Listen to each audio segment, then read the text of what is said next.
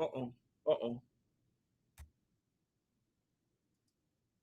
I think we're live, even though YouTube doesn't seem to be aware. Oh, there we are. There we are.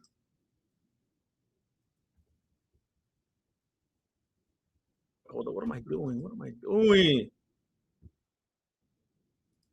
Hold on. I forgot how to use YouTube. Hold on. Hey, Mike Alfieri, I don't know if you're still here.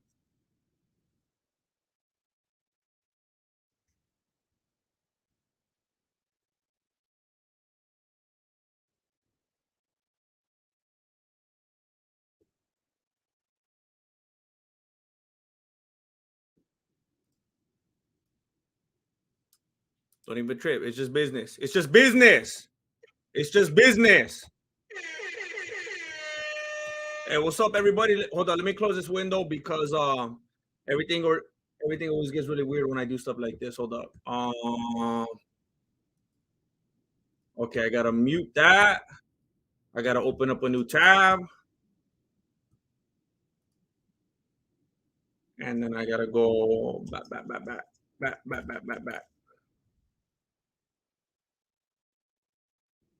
Oh, that was the wrong thing. Oh my goodness.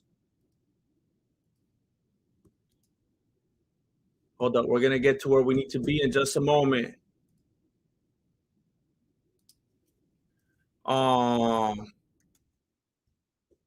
Hey, does anybody out there have a sleep number bad?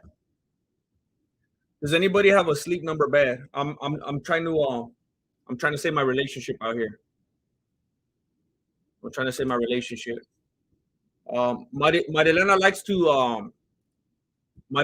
to have the pad at about 85 degrees Fahrenheit, about 85 degrees, and frankly, I perceive that as what you might call irreconcilable differences. But we're trying to figure it out, all right?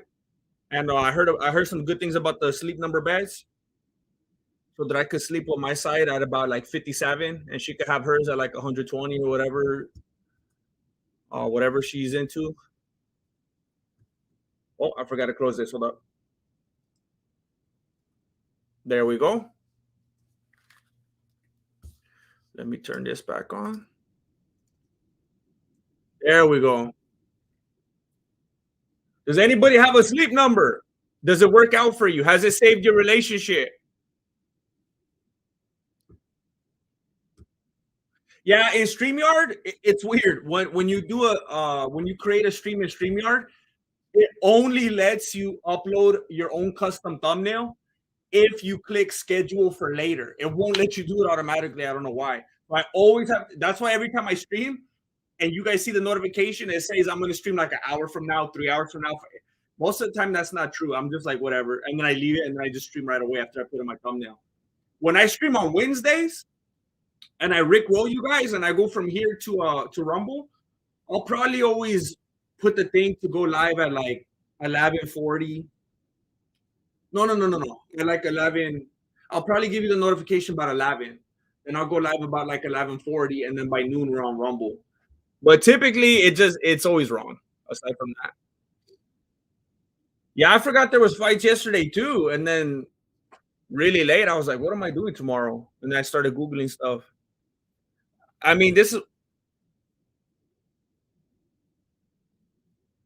I felt they got kind of annoyed right now because I was trying to get the mic from him. He's just trying to shout everybody out. Paul Felder's like, hurry up, shut up.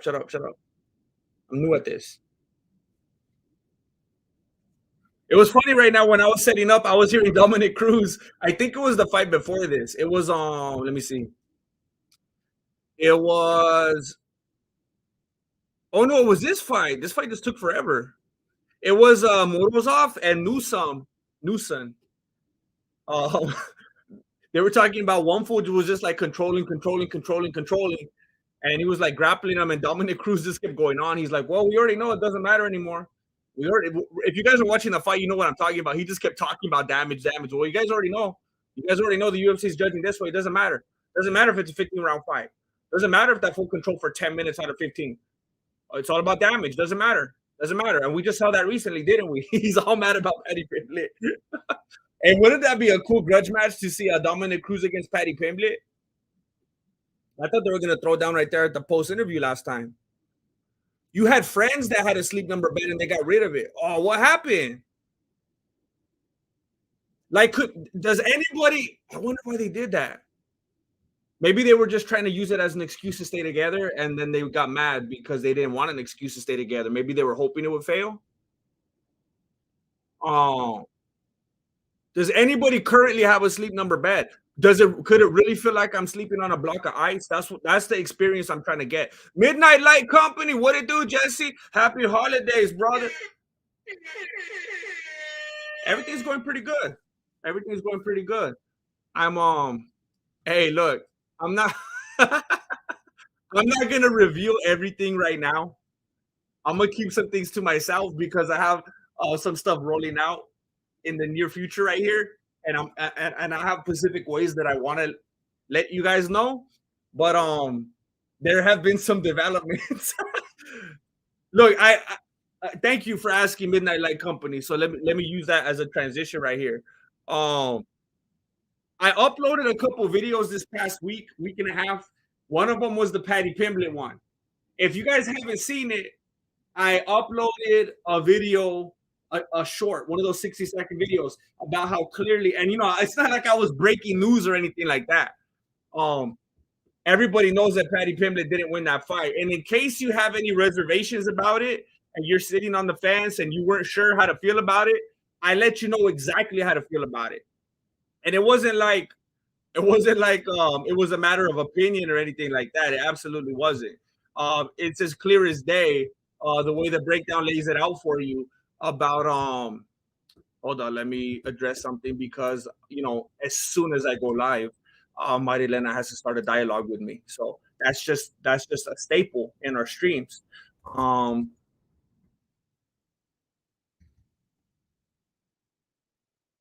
okay, I mean, as far as I'm confirmed, the way I laid out this short, everything was as clear as day. And if you have any reservations about that fight and you don't know how to feel, I addressed them in here. So this is a thing now where if you watch this video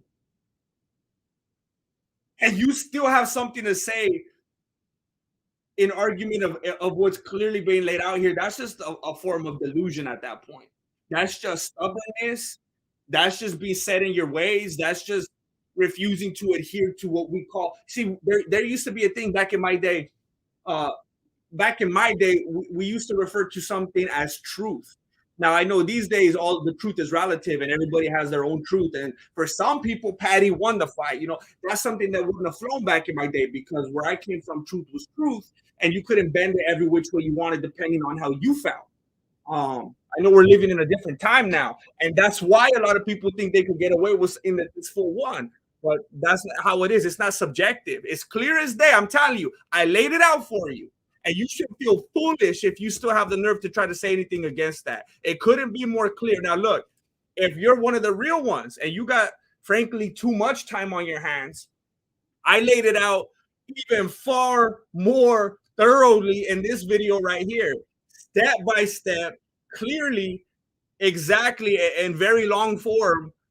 This was the case against Patty Pimblett right here. That laid out in way longer, more thought out detail exactly what went down that night. So I want you to see both of those. But the whole reason I even started talking about those was because in the last week and a half or so, I uploaded a couple videos that actually got quite a bit of attention.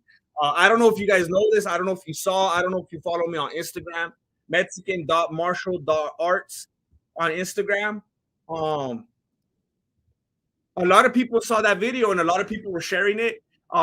Jared Gordon liked it and commented on it, and that was pretty cool. I've had fighters and stuff comment on videos and like videos and stuff before, but it was really, really, really cool to know that the dude that I was making the video about actually was able to see it and enjoy it and comment on it. That made me feel really good. I was happy that he was able to be a part of that.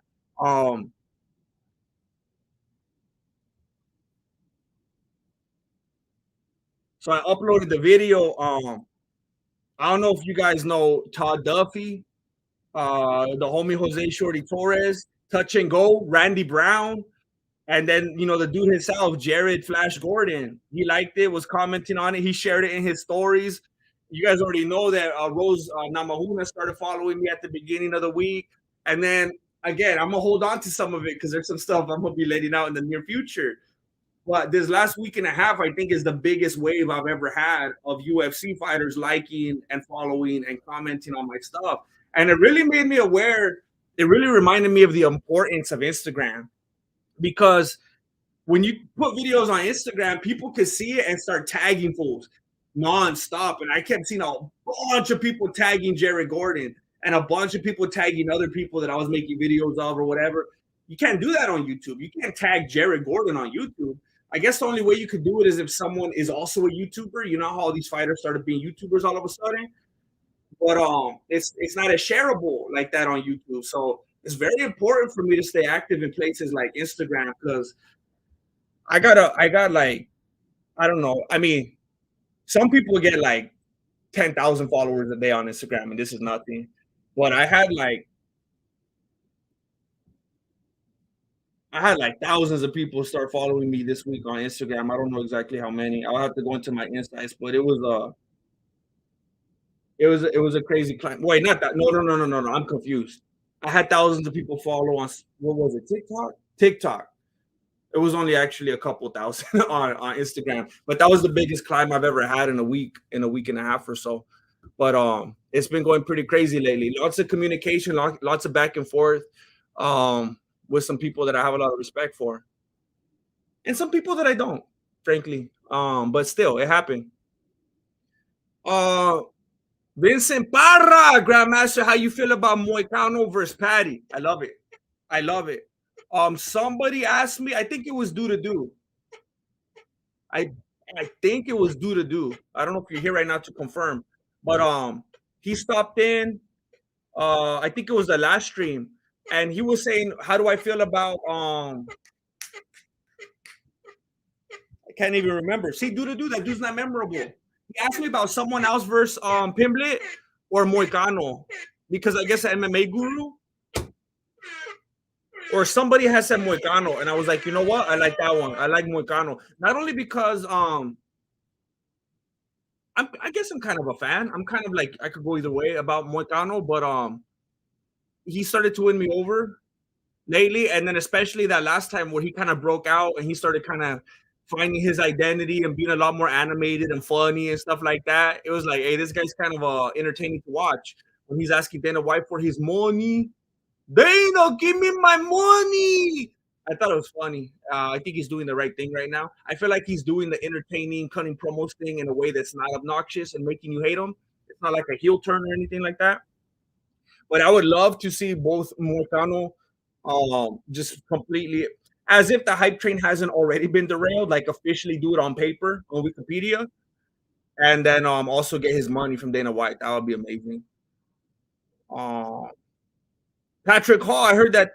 Hold on, let me give you this right here. I heard that Flabby Degenerate. Hey, you're trying to cause beef right here. Well, I'm not trying to badmouth anybody. Right here. You heard that Guru gave $100. Guru gave you my $100 dono, so I'll say your beanie's better. Oh, wait a minute.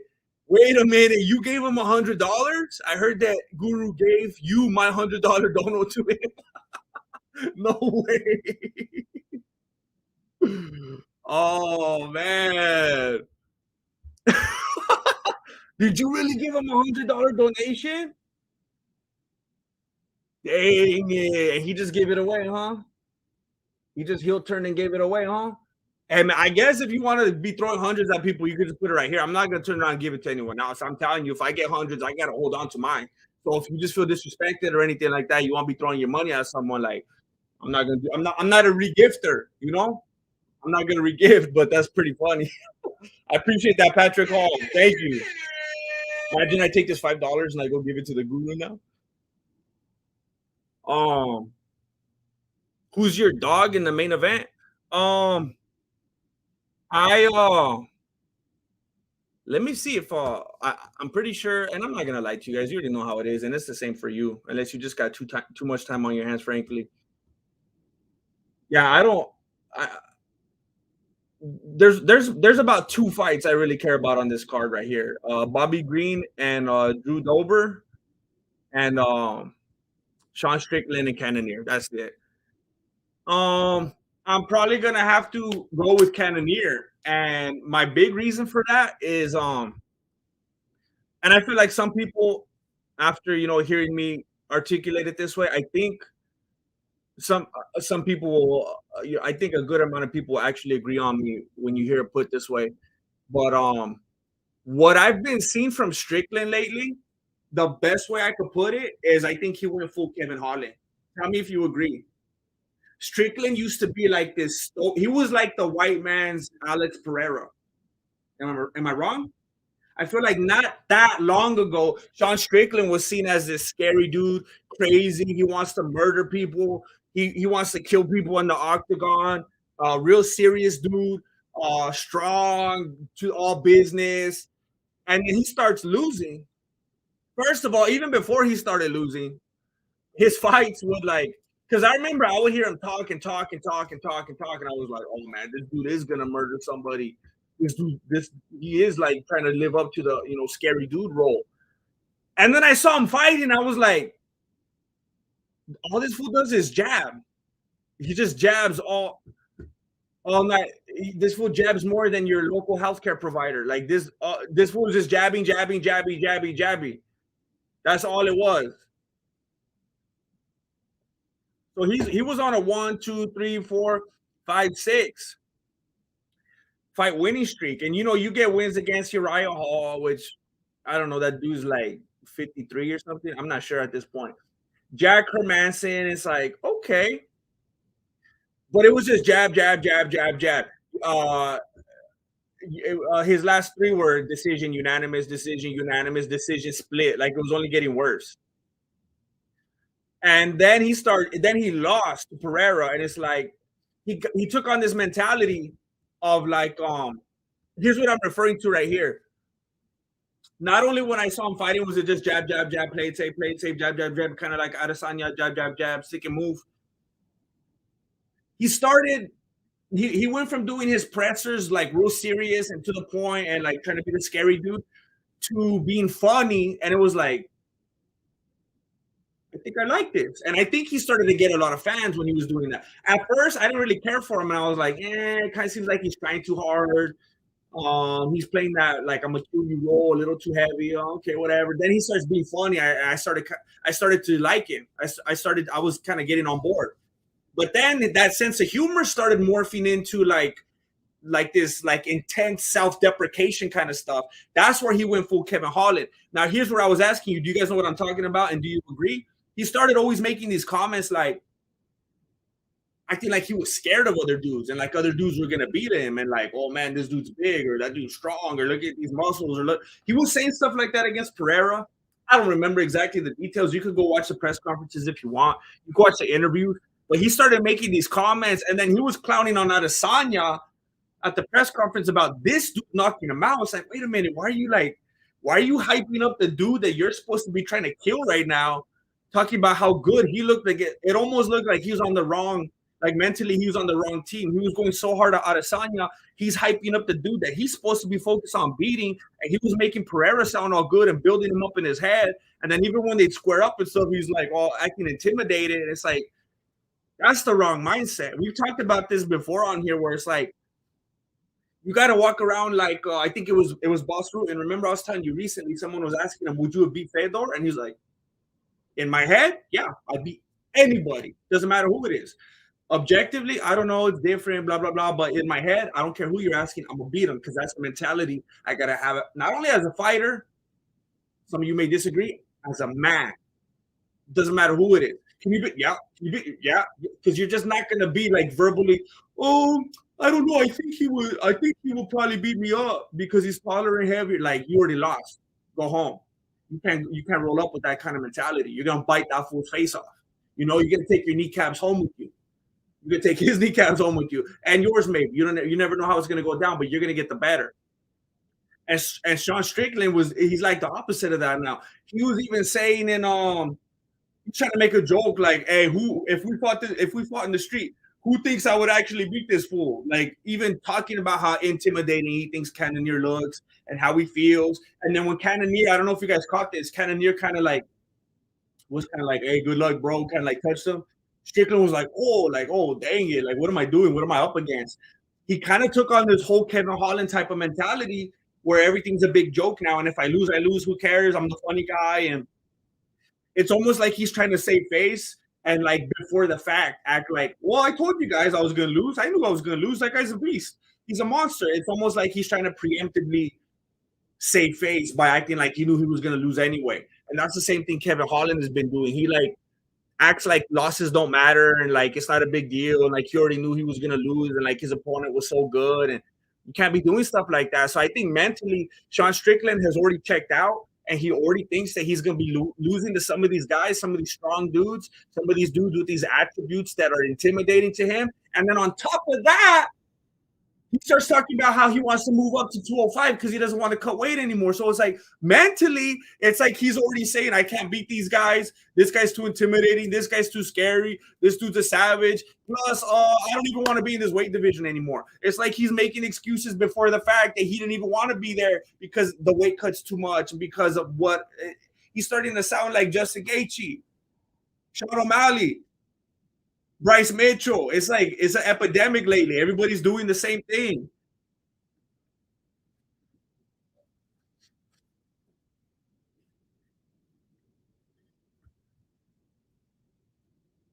Zayn and no love for Sarukian versus Ismagulov. I don't even, is that like Dragon Ball Z or what? What are you talking about? Oh, that's the co-main. Nah. Look, here's the thing. I'm telling you, you go watch like Luke Thomas, you go watch like MMA Guru, MMA holes, you go people like that. I'm telling you, like I got respect for people like this. Not Luke Thomas. I'm just saying that that's what he does.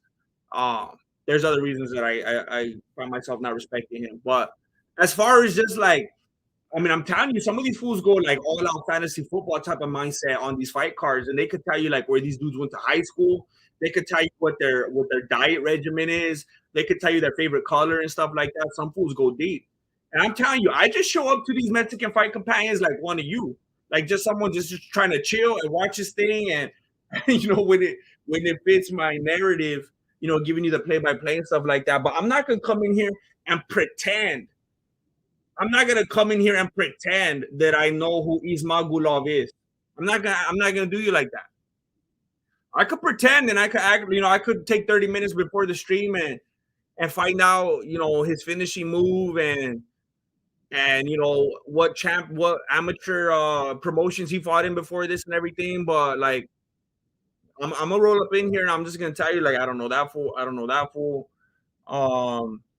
Caceres isn't he the dude that everybody likes and he's got the hair, but he always loses? Like I don't know. We just look at things differently. That's just what you're gonna get here, I guess. No disrespect to them. They're probably some of those savage fighters that look like they belong fighting in ONE FC or something like that. But I just up to this point, they haven't been on my radar. Tonight they might lace me up. Maybe I'll learn something tonight, and then maybe I got to be put on notice. I got to be paying attention moving forward. That's right. Never, never go full Kevin Holland. Never. What's up, Anthony Wisey?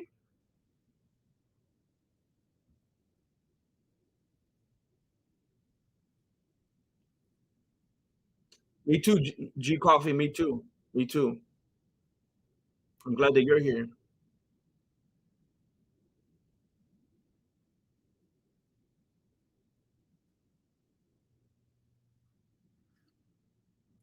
No, no. Yeah. If you're saying what I think you're saying, ordinary Pete, I agree. There is some fools that play that perfectly. They play it beautifully. If you're saying what I think you're saying, where they play that game where they're being goofy and having a good time and not taking themselves too seriously, and that actually ends up getting in the mind of their opponent because they just seem so casual and so like nothing's bothering them and stuff like that. Personally, I don't see Sean Strickland being the kind of dude that has the mental capacity to do that. He seems like he's either like all full one gear this way or that way. He seems like he wears everything on his shoulder, everything on his sleeve.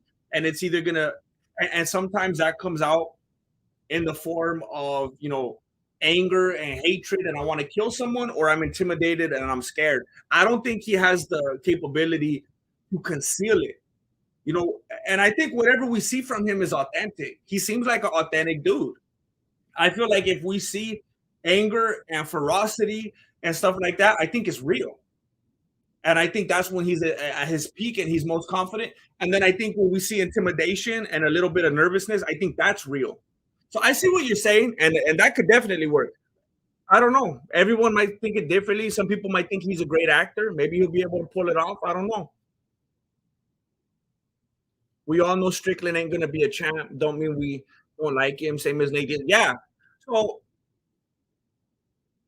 I ended up kind of being a Sean Strickland fan. I remember I even said that before, I think on Twitter, because he was tweeting the dumbest stuff, like funny stuff. And I was like, all right, I'm a fan now. I was seeing him like say stuff in his interviews and press conferences. And I was thinking, this guy's getting funnier and funnier. I like his style. What I don't like though, it's just like a big like, just don't do it. Again, the going full Kevin Holland thing. When fools just start with the deprecation and just talking themselves down and acting like everyone's gonna beat them, it's just like it's hard to listen to. It's hard to just listen to that kind of insecurity, especially from a fighter.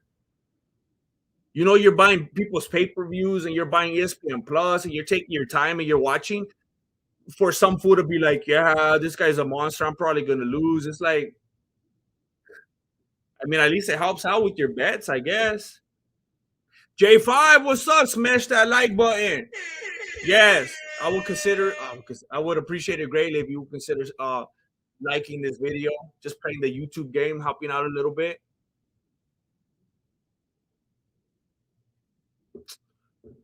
Oh man, Justin Mack. I'm trying to remember what that was from. Oh, oh my gosh. I think that was the video that I did with all the mixed the phone booths and all that kind of stuff, huh? Oh, it's when the hands were taped together, huh? I think it was that one. I wish more people saw that video.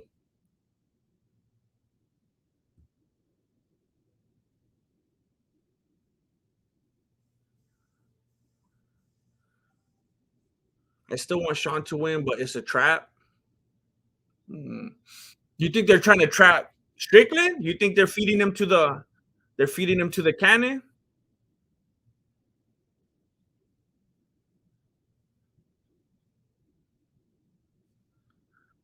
Oh, it's my pleasure, Ronnie P. I'll do my best. I'll do my best to step up the commentary and be letting you know what's going on since you can't be seeing the screens or anything like that.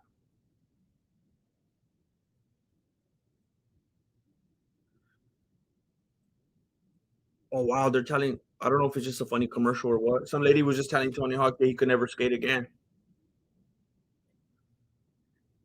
So now he's doing bean bag toss. I don't know if that was just supposed to be a funny commercial or if that's for real. Did he get hurt? Oh, he was doing the sting and bang.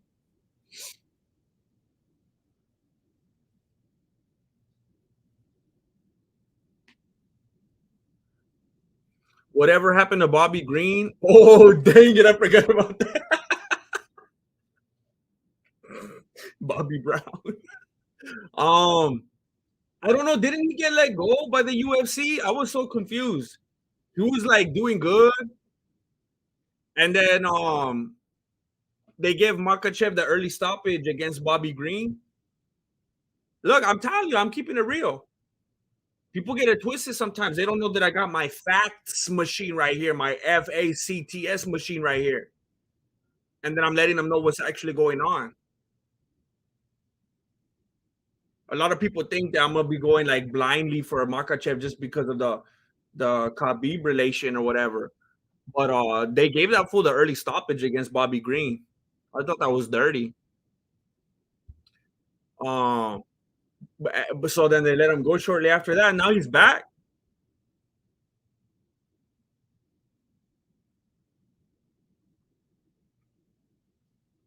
Oh, you notice? How could you tell, Ordinary Pete? I think I've been having too much green tea, and I slept good last night. I think it was the most I've slept in I don't know how many months. I slept for hours. Can't remember the last time I slept for more than about 4 hours. You like Sean and BKFC. I mean, that would be nice if he would do something other than just jab all night. I guess he could win just jabbing like off points or whatever, but I don't know. I just got spoiled. I've been getting spoiled going back and watching all those old school UFC events where fools actually wanted to sting and bang.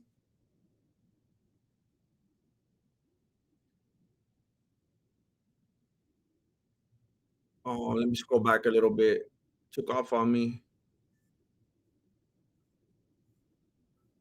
Dimchi Tazevsky, double champ. Hey, maybe if he goes down, you think he's gonna take it from Makachev? Strickland will get bucked in BKFC. That's what I'm thinking. I don't know. I don't know. He's gonna have to throw some more combos. Bobby Green gonna beat Drew Dober tonight? I hope so. I like Bobby Green.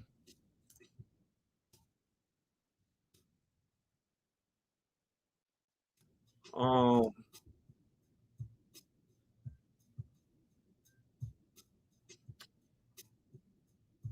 man, I'm trying to refresh my memory of their last outings, kind of the trajectory that they're on right now. Um, I mean, it's pretty crazy. Like listen to Bobby Green's record right here. Listen to this. It's crazy. Wow, I didn't even have any idea until I looked this up right now. This is actually really crazy. Oh my gosh. Um,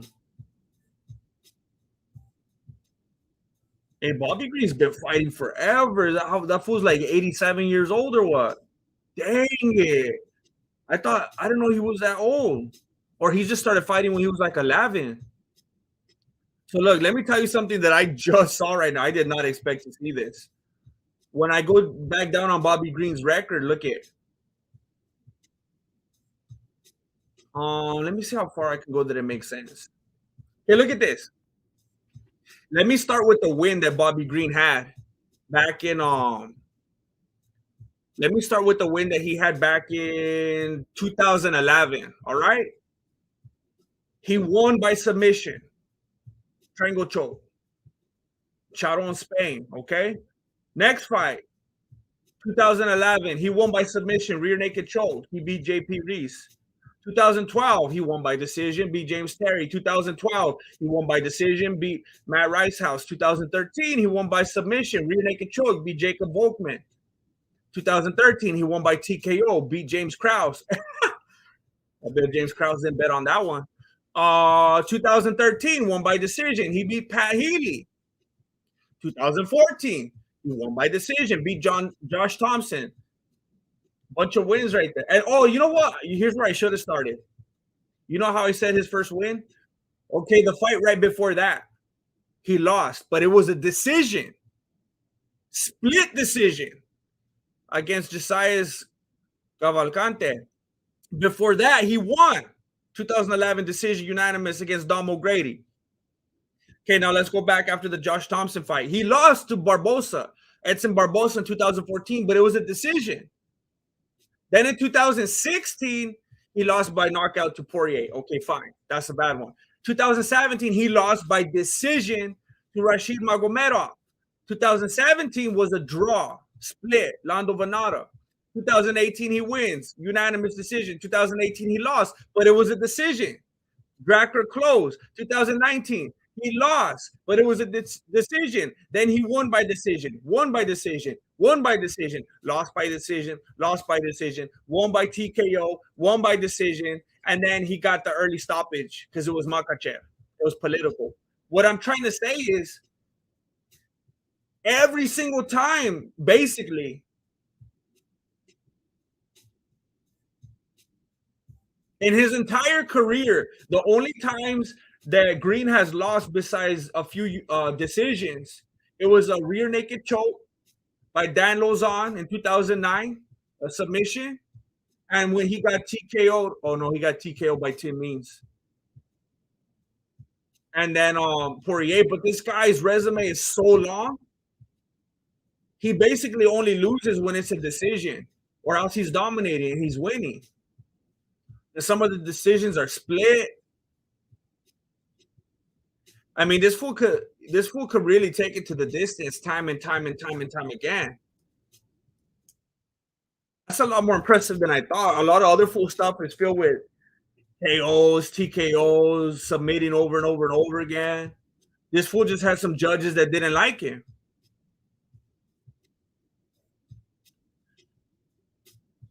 Drew Dober's over here getting knocked out, submitting left and right. That fool doesn't know how to stop submitting. I think that fool actually submitted more times than McGregor.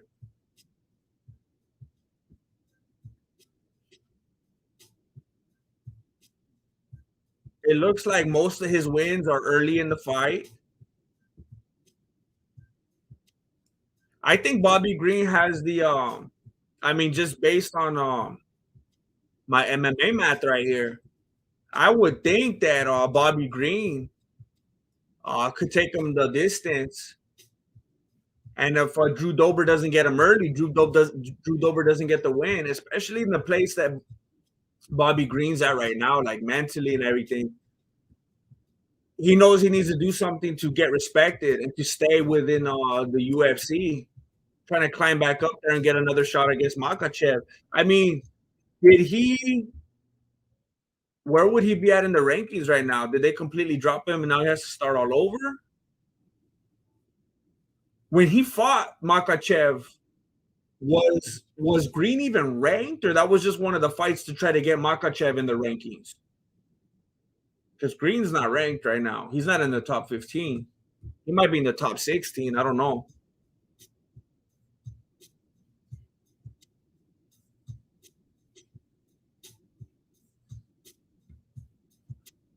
Bobby Green thinks that he's Tupac with Floyd Mayweather's boxing skills.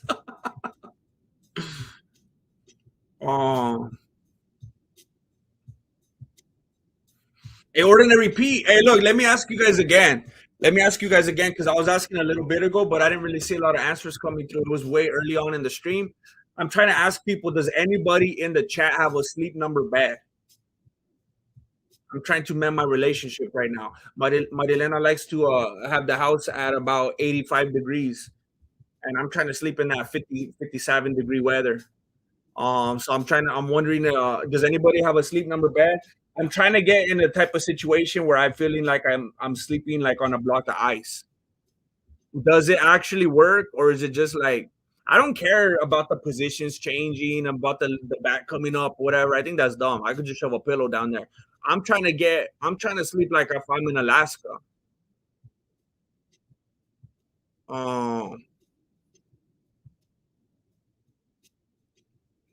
Zoomer loyalist, that's disrespectful. He's my guy and everything, but what are you doing? What are you doing?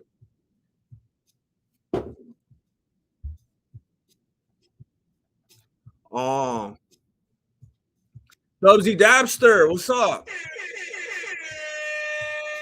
Thank you for being here.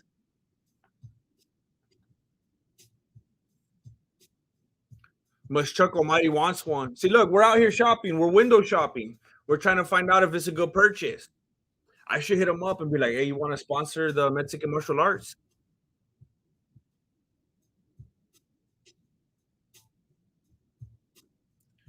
I have a sleep number bed. Get one. It's worth every penny. Does it actually get super cold? Will I feel like I'm sleeping like in Antarctica? How expensive are they? I need to get them to sponsor. Now, I understand Zoomer loyalists. I understand, but it's like,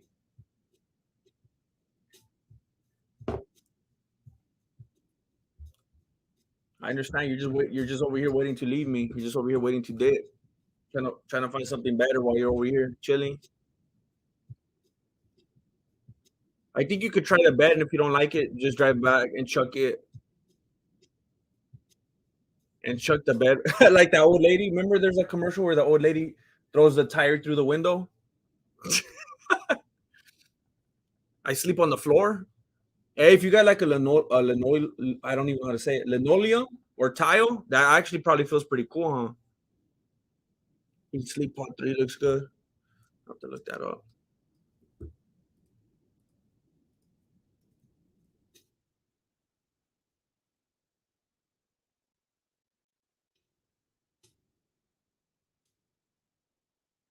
Oh snap! That's like an astronaut bed right there.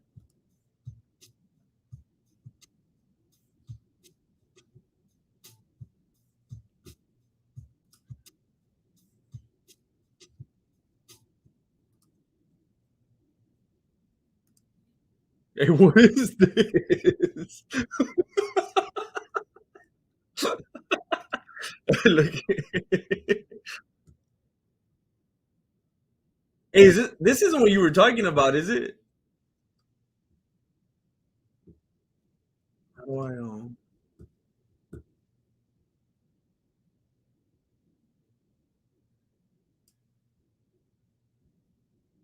I forgot how to use this. Hold up.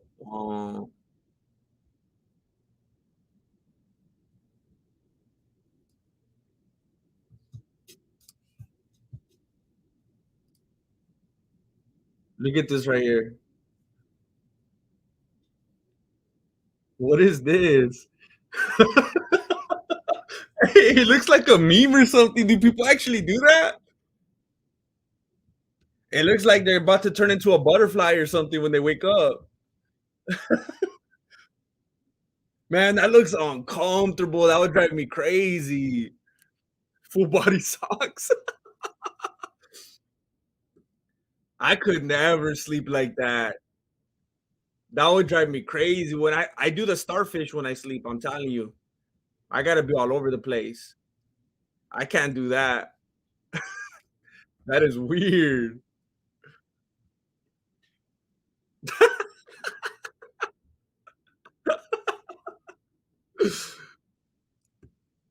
You get up to go to the bathroom and you fall over. They're rehearsing for their funeral. They're on Shark Tank. What's up? I'm on the treadmill at Planet Fitness, watching the fights as I jog. Hey, that's what's up. They haven't kicked you out. You're too savage for that place.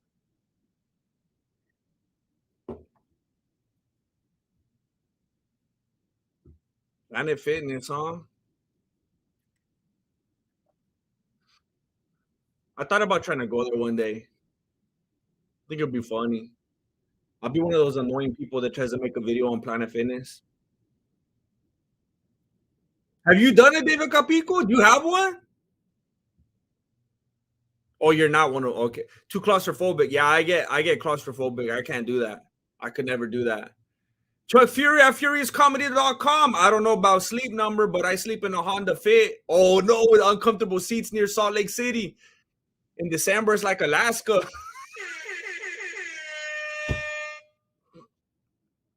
Oh man, Chuck Fury at FuriousComedy.com. And that's the life right there. That's the life of the comedian. You're doing it. You're doing it. That's how I hear it goes. That's the path right there. I in a way I envy you.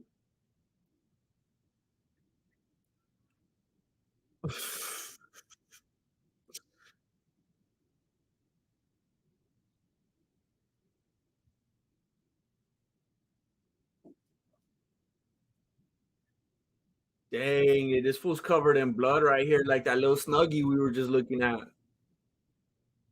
Wow, this fool's got blood all over him, but it's from the other fool.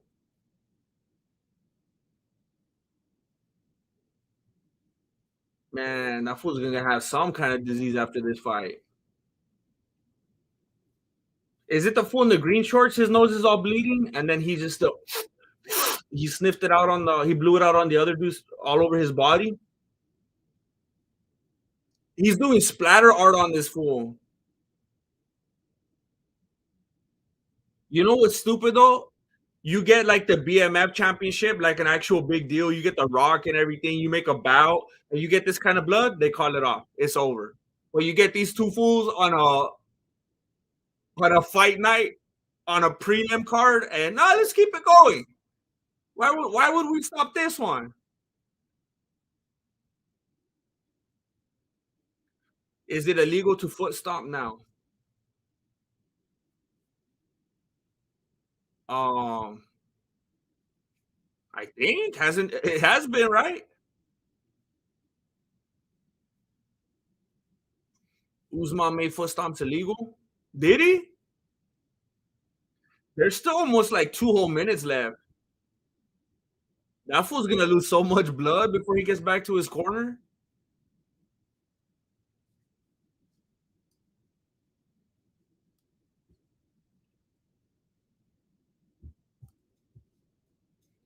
'Hey, they're straight up slipping on the blood at this point.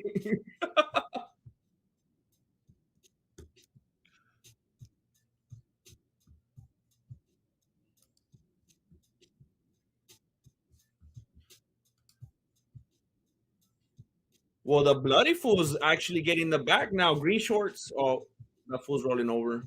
There's so much blood in the mix. It's easy to kind of just slip all over the place at this point.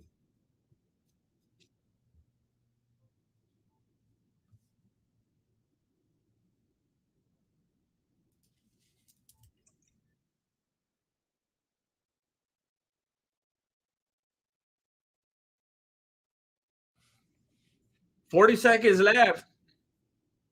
I don't know how much blood that dude has left in his body.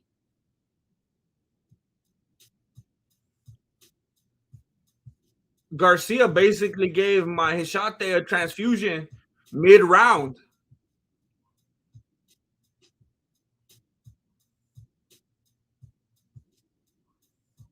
So now Maheshate is maybe bleeding, they said. He got cut with the elbow.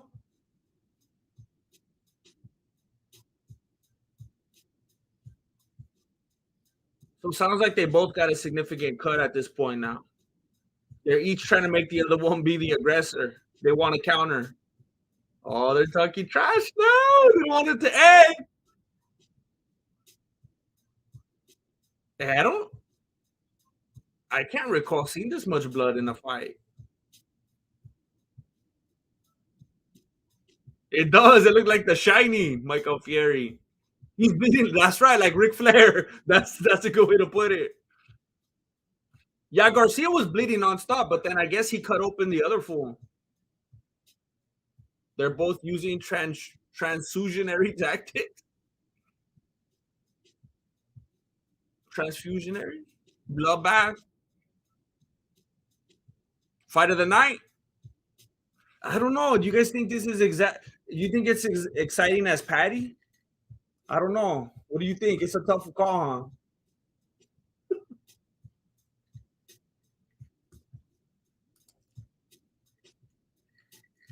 huh? Biological warfare.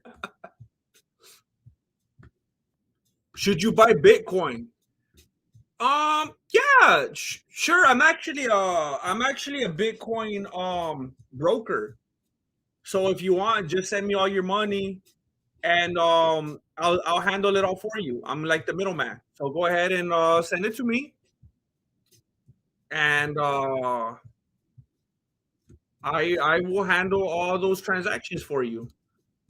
Um, I will definitely not buy fake things with your money, um, and act as if they hold more value than they actually do. I will definitely not treat your money as if it were intangible.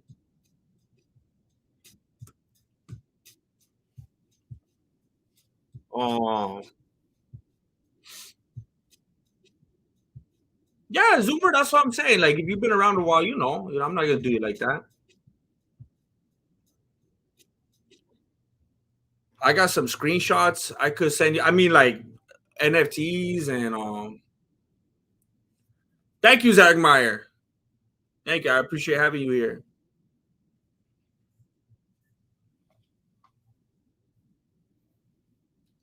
Grand Devils. I've been trying to get back into the garage. I've been trying.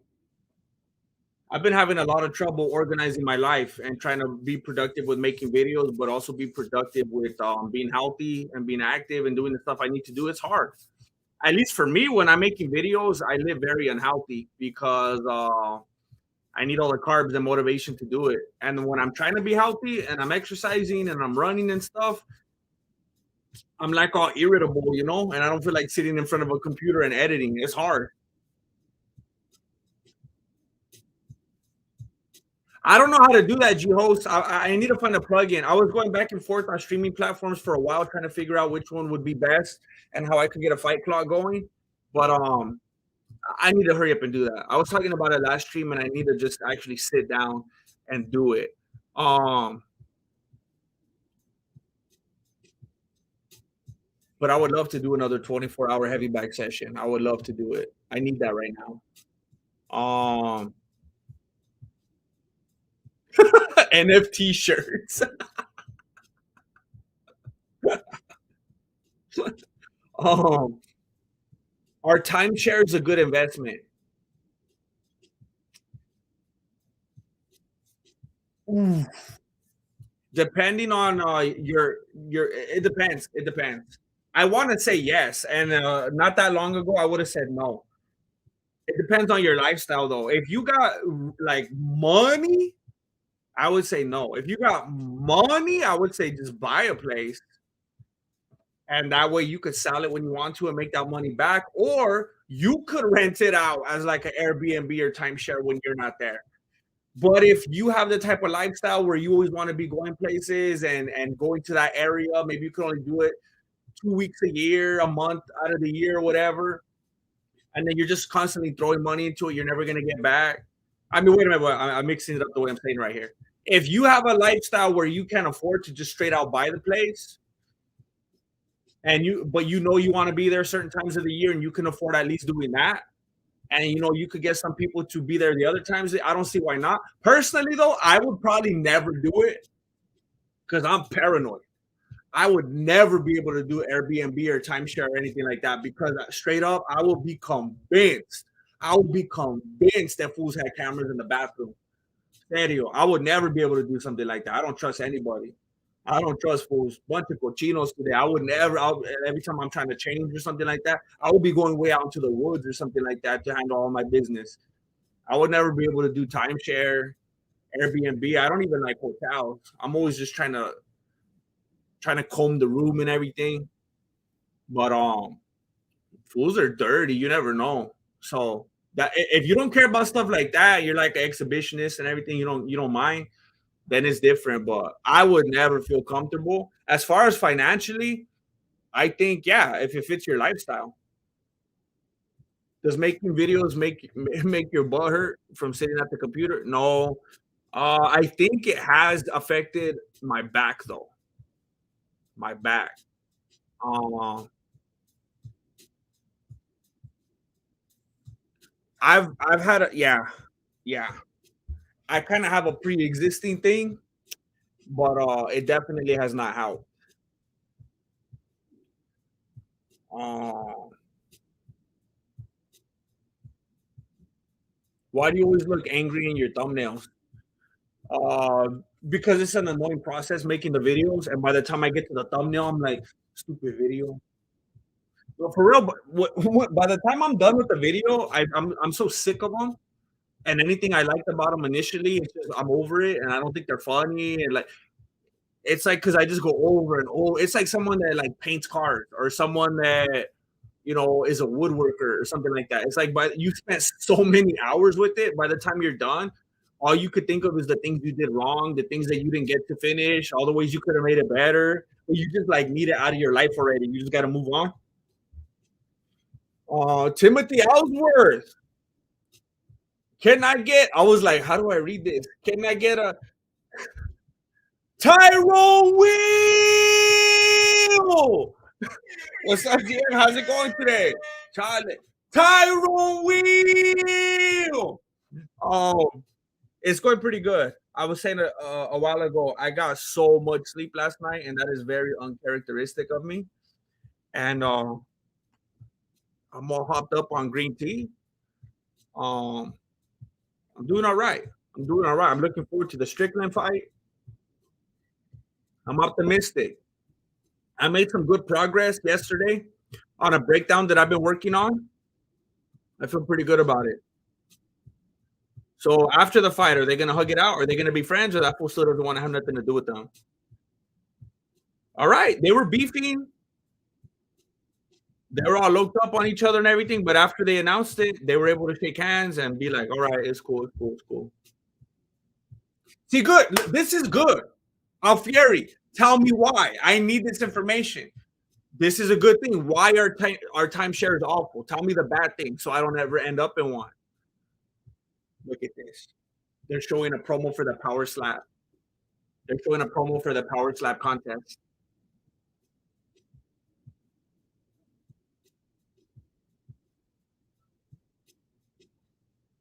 This is my intellectual property right here. Dana White power slap. You kidding me? You can't write this stuff. I mean, I could write it. I could write Dana White power. But the fact that Dana White actually came in and made his promotion Dana White power slap, that you can't write. That you can't write.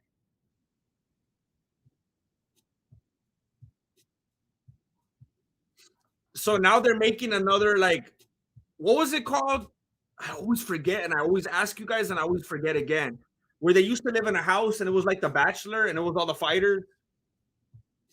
It's not Dana White Contender Series. It's Ultimate Fighter. What's the one where they actually lived in a house together?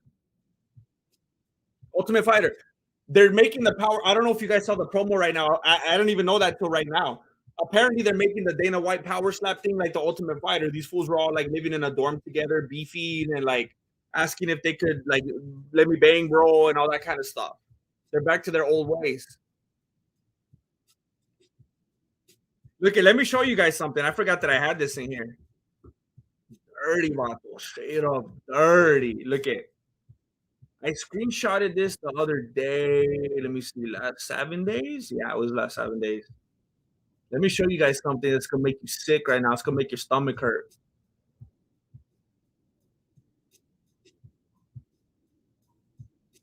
Okay, here it is. So let me show you a couple things. Let me show you a couple things right here. There's a whole storyline right here. So um so last week, some of you guys know, and I appreciate those of you who do. Some of you guys don't know. Um, we'll see how it goes. I'm feeling very good about it. I started this thing where I'm now doing like a weekly stream on Rumble. I've had videos on Rumble for a little bit, but I was like, you know what? I'm gonna make it a thing now. I'm starting this new thing. We're gonna do every single Wednesday. I'm gonna stream on Rumble, and it's gonna be something that you can't get on YouTube. And the reason for that is I'm gonna be streaming fights. I'm gonna be like breaking down fights, reviewing fights, and stuff like that. That YouTube would age restrict me for, block me for, demonetize me for. This is stuff I'd never be able to do on YouTube. So for those of you like, I want to just do it on YouTube, I don't want to go to Rumble. It's because it's extra stuff that YouTube won't let me do. So so look, here's what happened. Wait a minute. What? Did I run out of space or what? Oh, there it is. So I started it. This was the very first installment ever on Wednesday. And some of you were there for me, there with me. We had a good time. Why Rumble? Where am I going to do it? Odyssey? YouTube's tripping. They don't want me to do anything. Where am I going to go? Twitch? Everything disappears like after 3 days or something. That's crazy. I don't want my content disappearing. So I went on Rumble. We started on Wednesday. We're going to do it every week, 12 p.m. PST. That's how it is right now until further notice. So I was right here on Rumble, okay? I was right here on Rumble. The video got 10,545 views since it's been up. For me on Rumble, that's insanity. That's insane. I got other views on Rumble. They got like 30 views, 8 views, 15 views, 10,000 plus views. I finally hit my stride. Things were going well. Look, I only got 1,000 subscribers. 1,000 subscribers. If you want to come over and support me on Rumble, it's free. It's completely free. You could hop over and you could click subscribe, and there it is. I just posted my Mexican martial arts Rumble, but I got a bunch of views, and I was starting to grow. Right, things were looking good. Things were looking so good that I was actually on the trending up there on Rumble, something that would never ever happen on YouTube. YouTube, Susan Wojcicki would never put me up there. Never. I was training up there with Andrew Tate. Look at that. Andrew, that's a trifecta. Andrew Tate, Tucker Carlson, and the Grandmaster. Who would have thought? Who would have thought? Right? But then look at this. The very next day,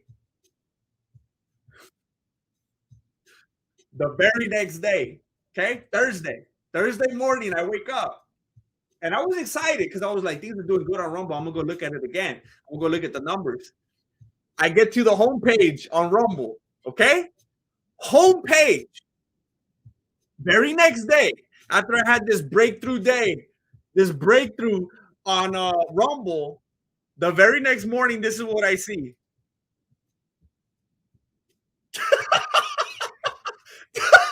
Dana White brings his Dana White power slap to Rumble. Homepage.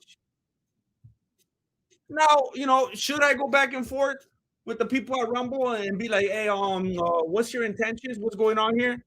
Was I used as like a negotiation tactic or something like that? Like, what's going on here? Am I a pawn? Am I a pawn in this game?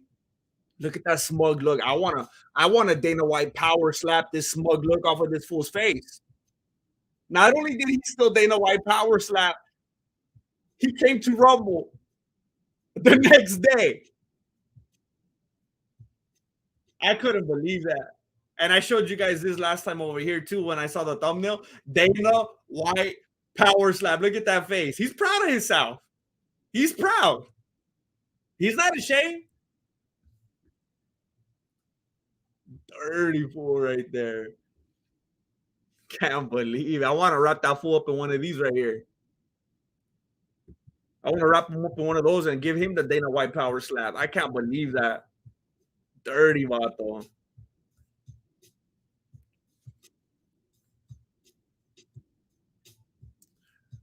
I think Michael Fury was telling me about. Hold up, I need to find out about these timeshares.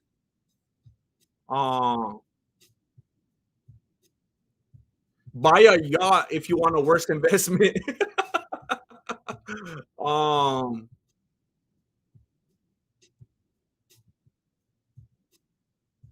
come on. I miss so much. Grandmaster, can you be on my best Philly sandwiches ever? I like the ever. Where do you even? Did you say you're from Fresno? Where are you getting all these Philly sandwiches at in Fresno? Is that real? Um. Okay. What?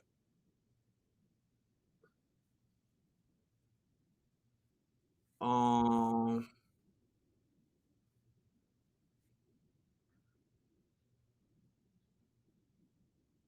You are stuck in ever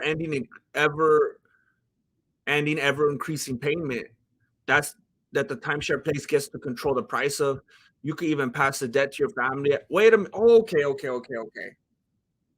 Well, that's weird. That's weird. So they got one of those adjustable. What do they call them? Adjustable APRs or whatever, where they just move forever. Are there no? Do timeshares just like across the board not do fixed rate? That's just not a thing ever. That's weird. Maybe I was thinking like everyone just go in on a house. How about that? If you want to if you want like a timeshare, just everybody go all in one house together. Or maybe you like already like forget timeshares, like because timeshares are like their own thing, right? If you want the idea of like a timeshare, just either go all in together like on a house, or you guys just all like pay the different like your own month of like an apartment. Just treat it like a timeshare. I didn't know like a timeshare was like its own thing where they like rip you off and keep raising the price and stuff like that. It's as bad as the free solar scams. You get charged with your property taxes instead. The solar company owns your house if you don't pay. Oh snap, that's crazy.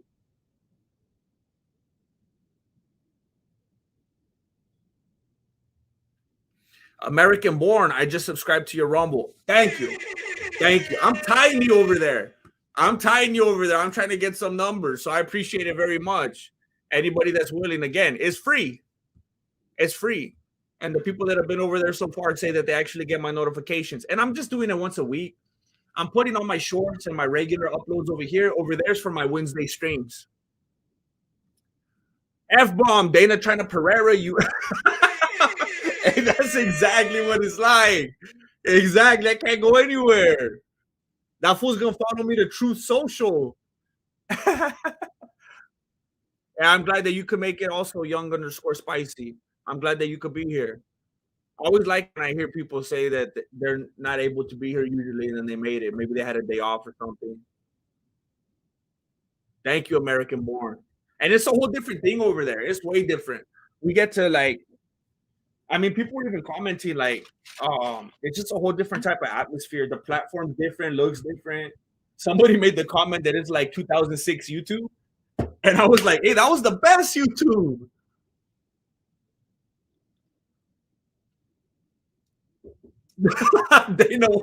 Dana White tweeted that I followed him to Rumble. What's the next fight? The next fight is gonna be Jake Matthews and Matthew Samuelsberger.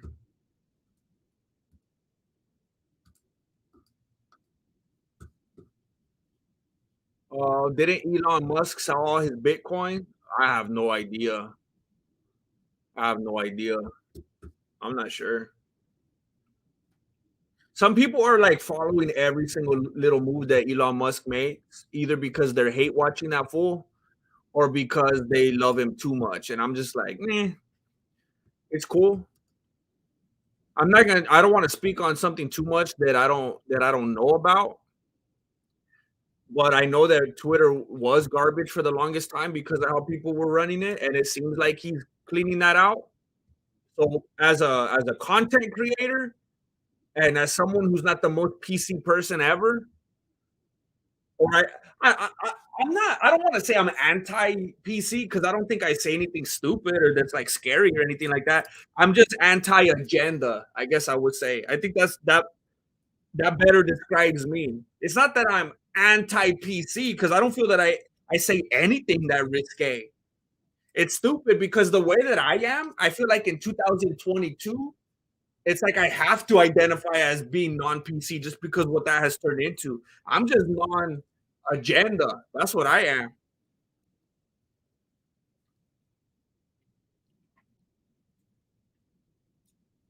Woo! You guys got these? You guys get down with these? Oh, I got too much. I got too much.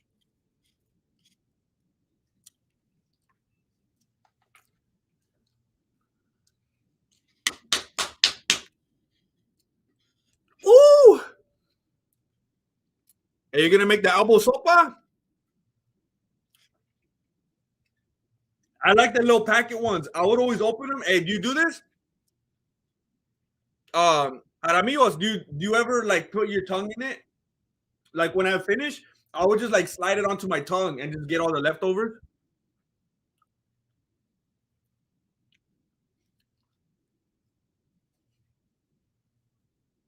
Do you think John Jones will fight Nogano for the next match?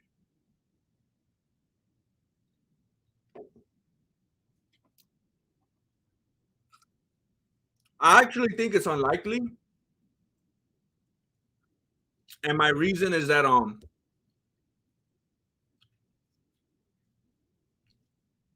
And this is probably the most respect I'm ever going to give John Jones.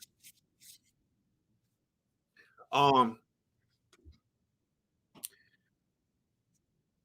Nogano is already like so much like for the last couple years with his foot out the door because of how the UFC's treating him. Just be marketed as is the biggest, scariest dude ever, and still not getting what he feels is enough respect. Like for the UFC and Dana White to be marketing him and using him the way that they do and they have, and still not treat him right and take care of him financially in the way he deserves. I mean, he makes more money than all of us right here. Like we could probably look at him and be like, "Fool, you don't have enough money for real." But from his perspective, seeing what other people make and how they market him and how they take advantage of his name and his image and stuff like that, I could see him wanting more. But with him already being kind of checked out, plus going up against someone like John Jones with those attributes and that skill set. Now, I will talk about how John Jones is a dirty vato. He's a bad human being. Most of the time, he's a piece of garbage. He's a cheater and stuff like that. He still has those attributes. He still has that skill set. And it's a skill set that up until very, very, very, yeah, people were. I saw people disrespecting Khabib's dissing his cousin. There he is with the win. He got the choke. He got the submission. He got the submission. He was getting choked, and then he turned it into his own thing. Apparently, I guess he was getting submitted, or the fool was trying to get the submission. Let me see.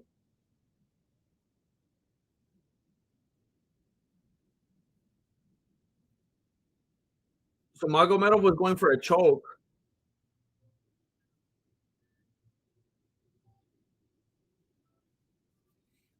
I'm being confused by this commentary because they were saying that there was like a choke and then he reversed it, but I don't see any reversal right here.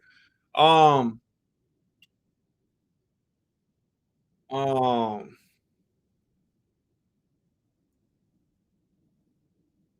would you ever collab with MMA Joey for a video? I have no idea who MMA Joey is.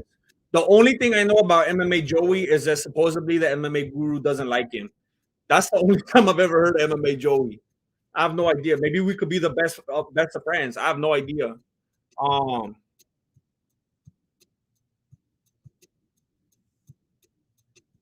man, I forgot what I was talking about before that. Um, man, if anybody remembers what I was talking about, let me know. I hate to not be able to finish a thought. That's gonna drive me crazy. I'm not calling him right now, Bong Bong. Don't be a Bong Bong. Um, John Jones, thank you, Bob Wheeler. Thank you. Um, yeah, John Jones' most recent wins were very lackluster, and I think his most recent wins were he had like Paddy Pimblett wins. His most recent wins were actually losses. Um, but I think that with Nogano already having the mindset that he has and already being kind of checked out, when he looks at someone like John Jones and what he could do. Oh, that was the last point I was making. Because up until very recently, Nogano couldn't even handle people with that type of skill set. I mean, look at what Stipe Muchacho did to him the first time. And look at what was happening in his career up until like he finally was able to start figuring it out against Overeem. So when he goes against what a lot of people with no morals or integrity consider the best ever, then that's a big, big, big gamble for Nogano that I don't know if he wants to take because he's already trying to get out of there. And how is it? It's not going to be as easy for him to get out of there and make big money in other promotions, boxing, whatever, if he were to lose that fight. I mean, think about it. Conor McGregor was going to leave the Poirier fight and go fight Pacquiao for maybe the biggest money he's ever made besides the Mayweather fight. And boom, just like that, gone. You can't get out of a loss and then go into something big like Nogano's trying to get after losing to somebody like that. It's not going to happen. I think that Nogano is probably either going to take. I see Nogano, either Nogano or Jones taking a fight with Stipe and Muchacho before Nogano or Jones fight each other. That seems the most likely to me at this point. I mean, we got Serial Gain up there, which he just fought Stipe Muchacho, which I think. I mean, is there anybody in this chat who would rather see Gain and Nogano again? Against, I mean, instead of Muchacho and Nogano. I think everybody would rather see Stipe Muchacho and Nogano again instead of Gain and Nogano. So I feel like it's either going to be Stipe and Nogano or Stipe and Jones because things are still on the just waiting and waiting with Nogano. If it happens, I'll be surprised. Grandmaster Flash, thanks for laughs, Grandmaster. One grandmaster to another. How should one of your students defeat depression? Don't start a YouTube channel. That's a preemptive measure. Appreciate what you've done for us already. And what's your favorite sport besides MMA?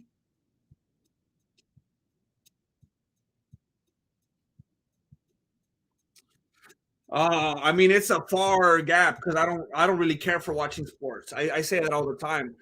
I actually lean toward thinking it's kind of weird. I like playing sports, probably basketball, especially when it was like players that I actually cared about. And for me, I think yeah, there will never be another era like that, at least for me. Like, and I say the names all the time: Shaquille O'Neal, Kobe Bryant, Tracy McGrady, Allen Iverson, that whole area, right? That whole era, Vince Carter, Tim Duncan. It was just a whole thing that could never happen again. They've changed the rules of basketball. It's all soft now. People are just shooting every shot from half court. I don't like that kind of basketball. As far as how to deal with depression, look, I'll tell you the thing that has seemed to work the best for me. Uh, it might sound weird. Exercise. I don't. There's there's two kinds of highs that I get that make me feel amazing.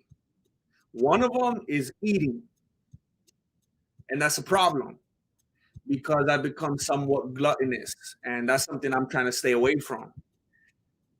And that'll start to catch up with you and make you even more depressed when you whatever your addiction is, whether it's gluttony, whether it's alcoholism, whether it's, I don't know, stealing purses from old ladies, whatever your thing is, your little secret, your little thing that you get your tickles off of or whatever.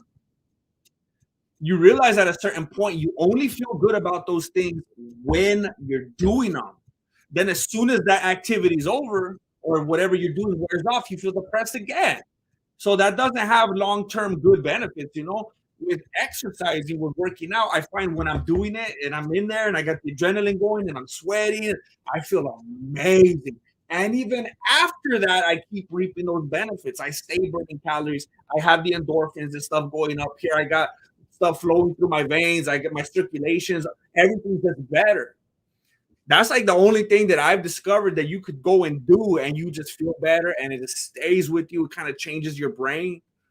I don't know where you're at physically, but I would say get out there, get some sun. I've seen so many videos. I mean, look, I've looked into this.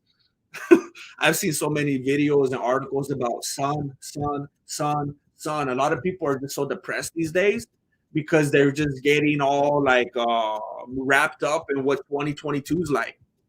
Be in front of a screen all day, be looking at Facebook all day, be looking at whatever device you have all day, watch TV all day. You got to get outside, get some of that sun, go for a jog, pump some iron, hit that bag, stay active, get some sun, eat the right things, and sleep. I've heard that sleep or the lack thereof is a gigantic contributor. Um, I hope you find some of that working for you. And if you find something that works even better, come back and let me know. I appreciate it.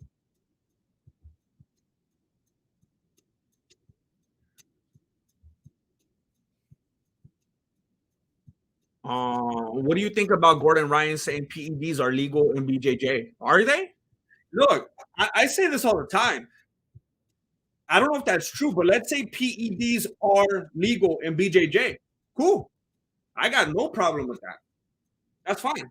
As long as it's as everybody knows, and it's legal, and everyone agrees, and you could do it or not do it if you want. No one's lying about it. That's it.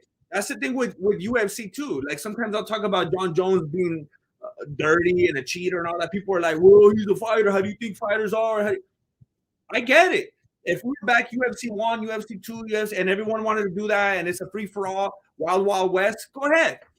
But when you got people saying you can't do it, or you're gonna get fined, or you're gonna lose money, or you're gonna go to jail, or you're gonna get kicked out, or you're gonna this and that, and then you got fools who just want to do the right thing and are willing to follow rules, they're skimping now while you're over there snorting your PEDs or whatever you're doing. Now that's messed up. That's dirty. That's not fair.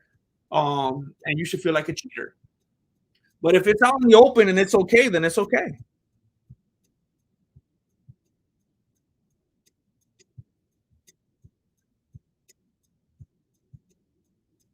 I didn't even know Sweet Baby Ray's made beef jerky. I get the barbecue sauce, but I didn't know they did that. Well, Goldie made Gold Face. Would you ever collab with Napoleon Blown Apart? You two are the only funny MMA YouTubers. I think I've come across his channel, and I can't remember. I thought I liked it. I'm not. I say it all the time. I'm not. It doesn't occur to me to collab. It's just not. It's, some people want to collab. I'm not a collabor. I might really, really like someone's channel and watch their stuff, but I'm not like a big collabor. Um,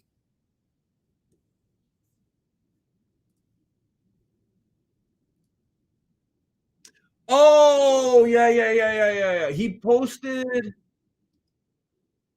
I think someone mentioned him in the chat before, and I watched. I was looking through one of the videos, and it was like, "Hey man, this fool like straight up makes movies on here. It's like he makes full blown documentaries." Uh, from what I remember, it was very, very entertaining. Yeah, like but here's the thing though, like I don't know how someone like me and him would ever collab though. Like he gonna make a documentary about me, and then like I'll make a breakdown of his documentary. I don't know. I don't know how that would work together. Um,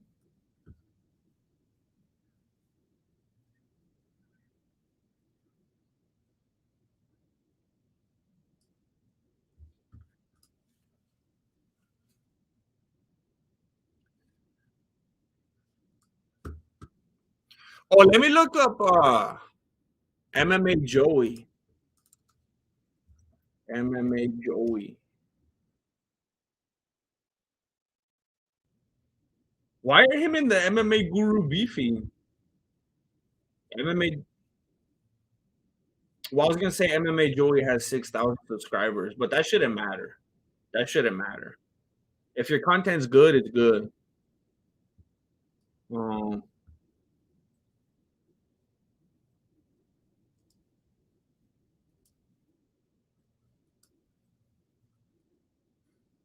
I mean, I can't really tell. I'm watching him talk on his microphone, but like, can't really just straight up play the audio and everything right now. So it kind of looks like he's doing like Luke Thomas or like MMA Guru. They're like sitting there dissecting the fights. I have to really pay attention to what he's saying later. Okay, he's throwing some screenshots in there.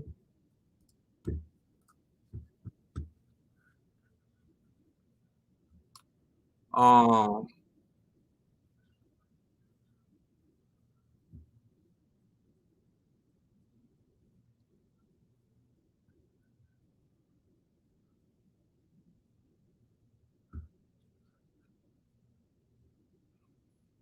um, is Nogano a late bloomer? He was definitely a late bloomer. Um, is McGregor actually running for the president of Ireland? Does Ireland have a president? I thought they had like a prime minister or like a king or something like that. Do they have presidents?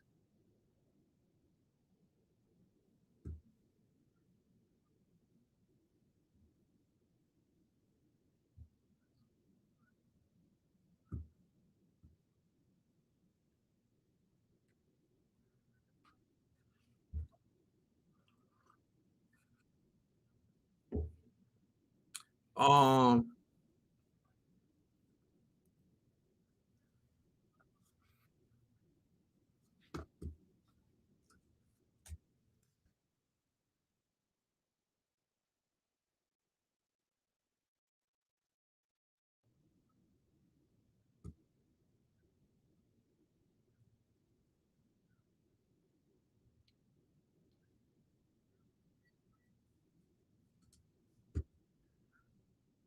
I see your point, Faiz. I see your point, Faiz, but like, I think that could get kind of scary because a lot of people get into the whole, uh, I mean, you don't want to go full Joel Osteen or anything like that. There was a lot of depressed people. King David, a lot of people would understand as being pretty depressed. Elijah,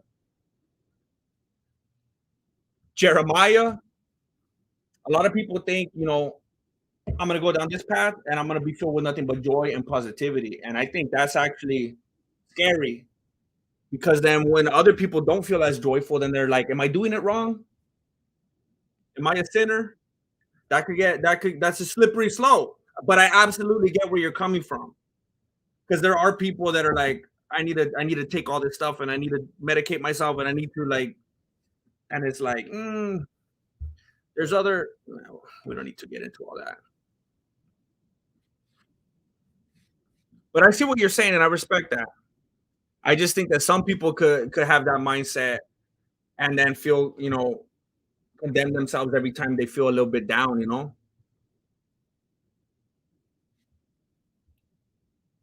Chuck Fury at FuriousComedy.com. Guru is mad because Joey likes black beanies better. Wait, that would be funny if MMA Joey started wearing a beanie. Solomon was deeply depressed. That's right, F bomb. After all those wives, after his fourth wife, he's like, I'm down.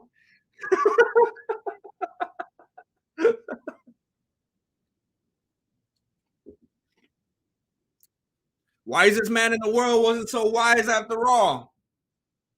That's the thing about being so wise. You realize how much there is to be sad about. People that are like oblivious and dumb, it's like that Nirvana song. I think I'm dumb. I think I'm dumb. He's talking about fools that like are happy to just come home after work and sit in front of the TV all day and just veg out. And he's like, I wish I could be like one of those people. Like life would just be so much easier. It's like the more wise you are, the more depressed. It's like you have a higher capability of being depressed about stuff because your mind's more open.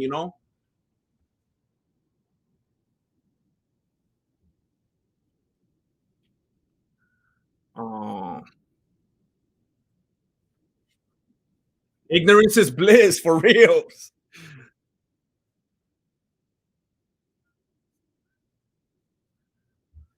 That's right. I'm not like them, but I can pretend. For real. I remember the first time I really listened to the words in that song, I was like, dang it. You know how many times I've said that? I told, I remember I told that to Marilena one we were having an exchange, because of YouTube troubles and stuff like that, and the lifestyle that it creates. And I gave her I wish I had it like, I wish I was like you. I could just sit in front of a thing all day and come home and do whatever I wanted. It must be easy. Sounds nice. That didn't go so well, but I've thought that so many times, like fools that could just do that. But it's stupid because it's like you look at someone like me saying that, it's like, well, then you do the same thing, fool. But that was always my problem. It always seemed like I don't know. It's like I wasn't able to do it, or like I could. I always wanted more. I always wanted to try to do something else, or pursue something else. I just couldn't be content. That's the difference. Some people are content with that. Like it doesn't even occur to them to want to do more. That's the thing. Like I wish I could be like that. I wish I didn't have any ambition.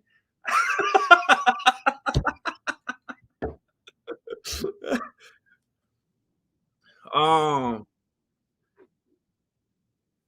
the more you understand life, the more you cry over it. That's what I'm saying.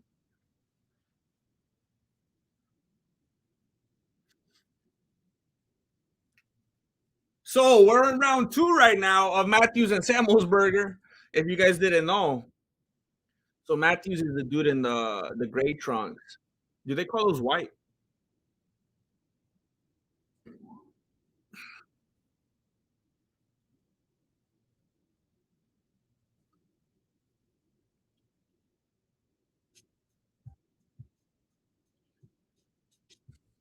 Yeah, I don't think it's folly to be wise, but it weighs heavy. It's not folly to be wise, but there's a lot more heartbreak and frustration. They're trading. Does every Muay Thai dude just automatically wear those foot wraps? Is that just like a symbol, like a symbolic thing?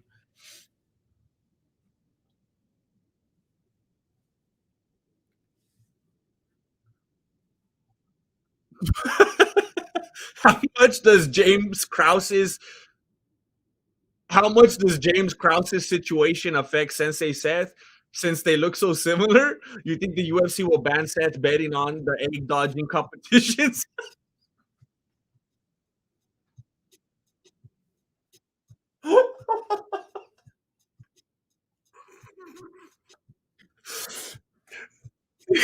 You think the UFC will ban Sensei Seth betting on the egg dodging competitions he has with Wonder Boy? Oh my gosh. I never even saw that resemblance. I never saw the resemblance, but I'm not gonna be surprised if he has Laura Stanko in his DMs. I'm not gonna be surprised.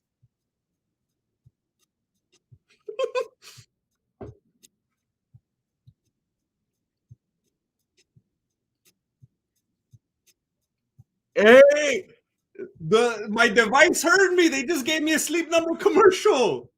They've been listening to our conversation. Oh man.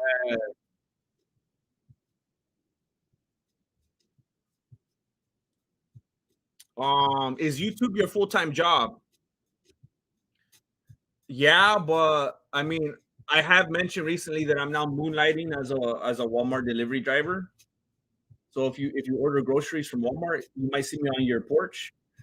But that's only because YouTube could be very hit and miss. But aside from that, yeah, all I do is write, shoot, and edit videos. SWAT and Bomber, thank you for joining the YouTube membership. SWAT and Bomber, scope the community tab for extra content. Scroll down to find the Discord link. You could get in the chat with the homies. Yeah, that's so weird. I get the sleep number commercial right after that. Crazy. Yeah, Samuel's Burger's on his back right now. He has Matthews. No, wait. Matthews was on his back. He had Samuel's Burger in the guillotine, but man, you need to have an easier name. Burger turned it around. Now they're back on their feet.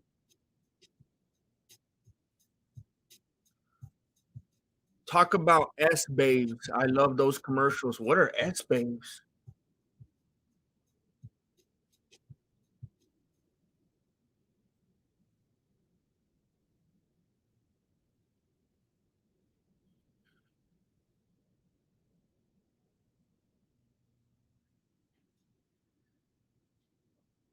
So I was trying to listen to what Paul Felder was saying right now. He was trying to give somebody a compliment that works at the UFC. I don't know what he was talking about. Matthews is pressing Semmelsberger against the cage.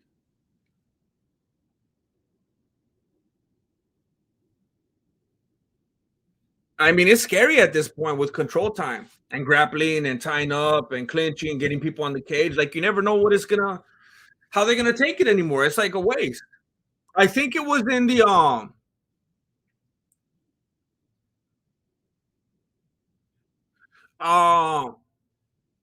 S babes.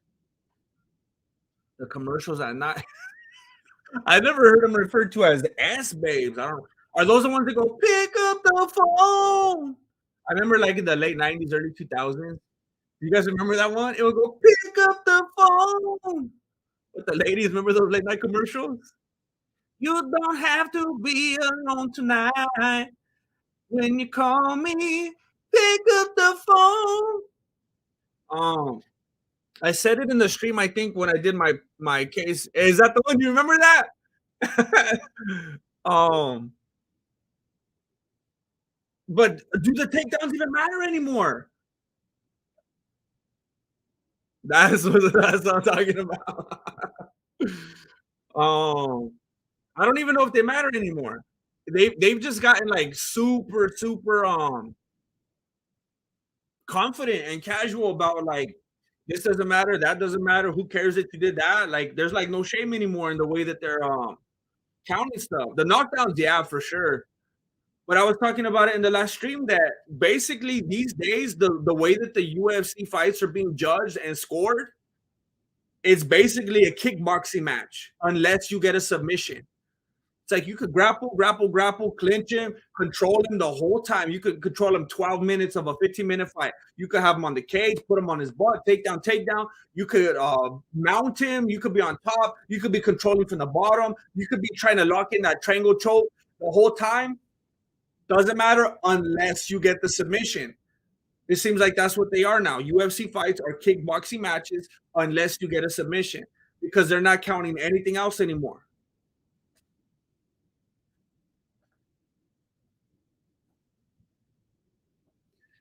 But here's the problem: controlling is staying safe, not fighting. What if you're like, when did we lose respect for this? Let's say that you're on your back and you are trying vehemently, minutes upon minutes, just trying with all your blood, sweat, and tears to lock that fool in a triangle choke. You're not stalling. You're not laying and praying. You're not John Fitching them. You're not just trying to be lazy. You're not just trying to be like Usman on the cage. You are trying and progressing and moving for a position, trying to get him in that triangle. Doesn't work right. I'm going to flip him over. I'm going to try to get him in a Kimura. I'm squeezing. I'm moving. I'm putting work in. You could tell this is arduous work. I'm not trying to rest. That doesn't work. I'm trying to get him in the crucifix. Like you are fighting for that submission. That's not at all staying safe. What about that? Like it seems like the judges aren't considering that at all. That's what I think is very weird now. Give an example, not hypothetical. That's ridiculous. Have an imagination. Why does that not count? I mean, if somebody did what I'm saying right now, that's how they would treat it. What's wrong with the illustration? If anything, I'm exaggerating the point to show you how dumb it is.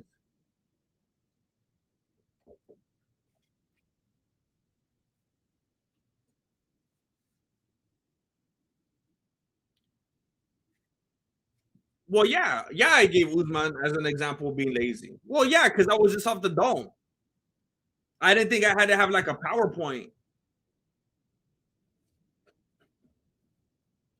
I see what you're saying, David Capico. Look, I've been one of the people talking for a long time about how the grappling is boring and how I don't want people just laying around on the ground hugging each other the whole fight because that's boring. I have no problem with people being more active in striking and stuff like that. I think the only thing that's been really frustrating is it's like they have press conferences and the fighters come out and talk. And then people will grill Dana White and ask him stuff. And it seems like for the most part, when it comes to like really important things that is new and that people are trying to find out about, Dana White either says that he thinks it's so funny. He's always like, I don't know. I never heard about that. Do you guys even know?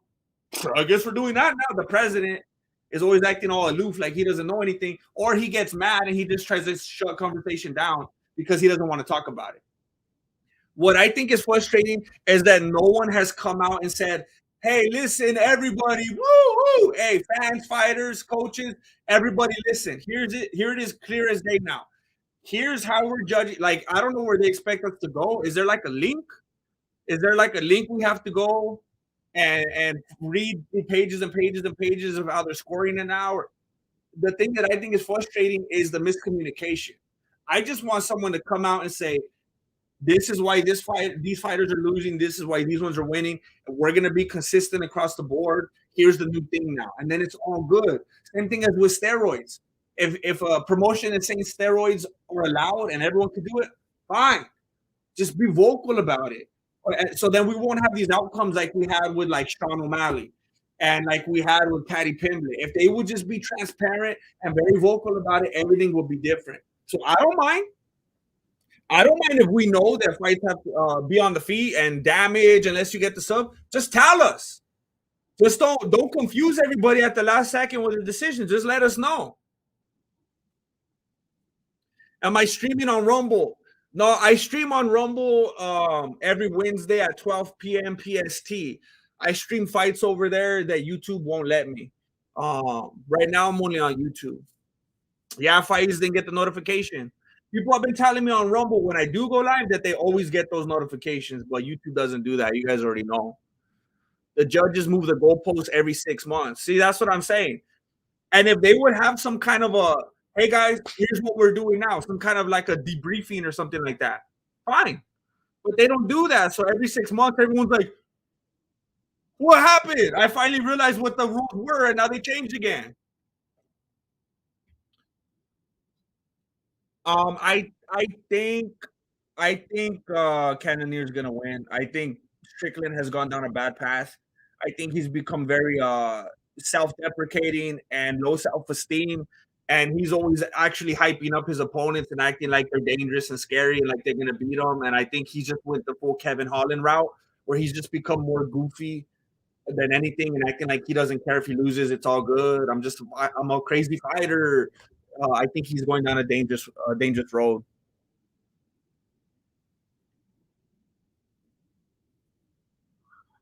Um, Stalling the action ain't hurting anyone. It's prize fighting, not bombs impersonating cops. Stalling. You seem angry, Spider Moose. Are we going political now? Look, Stalling's boring. I agree. Stalling's boring. Like, let's look at the last fight. It's I don't know. I would assume just the way you're behaving right here, Spider Moose, you probably thought Patty Pimblett won. I'm just assuming. I don't know. If you didn't, I apologize. I'm just casting a generalization here. But look at that last fight. A lot of people were saying Gordon shouldn't have done that. Gordon shouldn't have taken it off. Gordon should, and it was like, first of all, again, if you guys watch the breakdown I made on that video, both the short and the long dissertation breaking down like every aspect of things, you could see in the footage.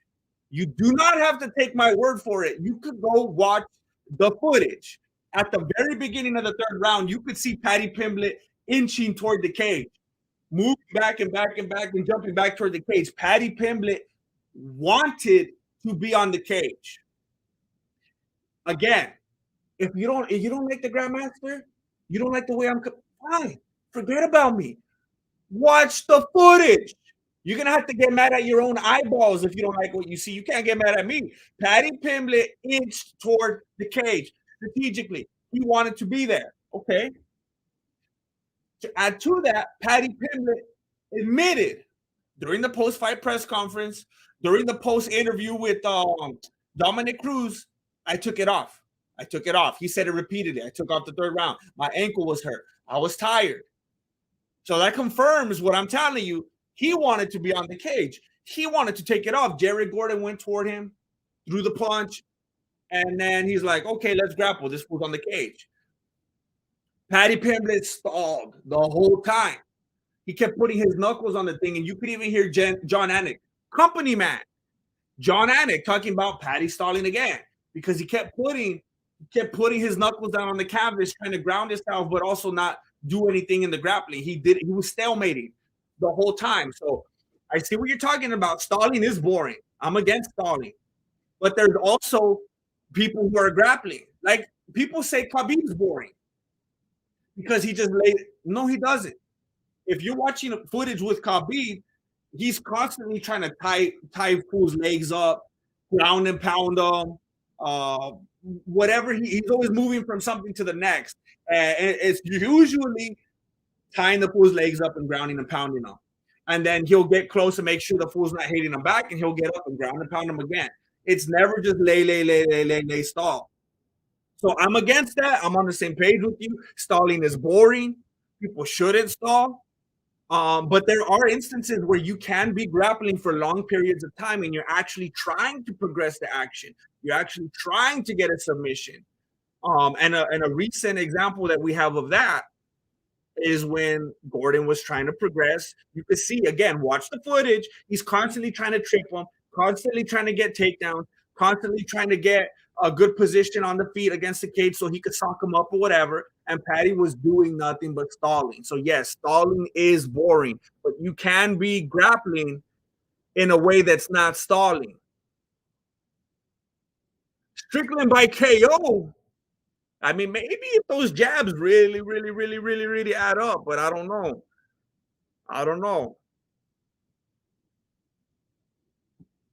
Patty was also fence grabbing like crazy. I do remember seeing, I think I saw his feet in the cage quite a bit. And I kept talking about it during the stream. Patty did not win one round because he was doing pad work. Everything that landed that they counted being significant in the first and second rounds were hitting gloves. Watch it again. Again, don't listen to me. He's hitting glove, glove, glove, all those head kicks. Gordon's hand was up here, boom, and then right after he's back in it. He's not getting wobbled. Patty would throw a kick, Gordon would block it, and then he's right back in it. Patty would throw a 1-2 on his guard, and then Gordon was right back in it countering. It's insanity. You don't like me? Listen to Big John McCartney. Listen to Ariel Hawani. Listen to Charles, whatever, Luke Thomas, whoever's your favorite. You know, we don't all get along. We don't all see eye to eye, but everybody comes together on this one thing. How ironic.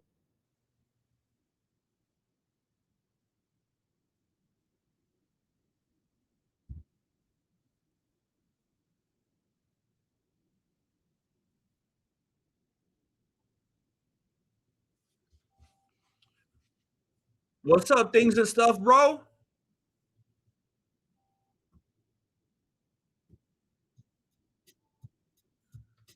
Um,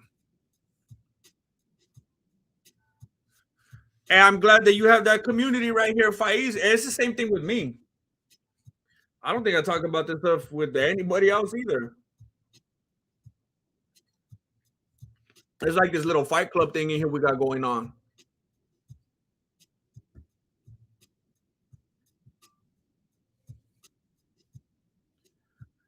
Opinions on Makachev on steroids. I don't. I heard or I saw some video uploaded. I saw the title say something about there was allegations. I don't even know what I was doing. I didn't even click on it. I don't know what the storyline is. I don't know. I would automatically say false, ridiculous, because Khabib would never allow for something like that. He would never allow for something like that in that camp. Like he has a different level of integrity. Like he would not. I mean, even if you don't believe in it, even if you're against it, even just like the circle that they run in, just the way that their beliefs are as far as what they put into their body and stuff like that. Khabib would not let that fly.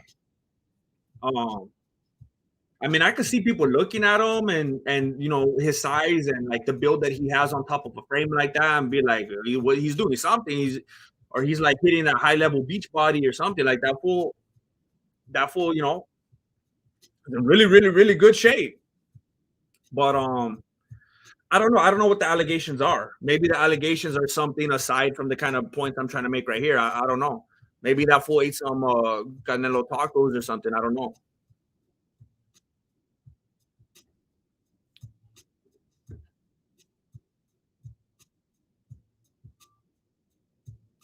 Um,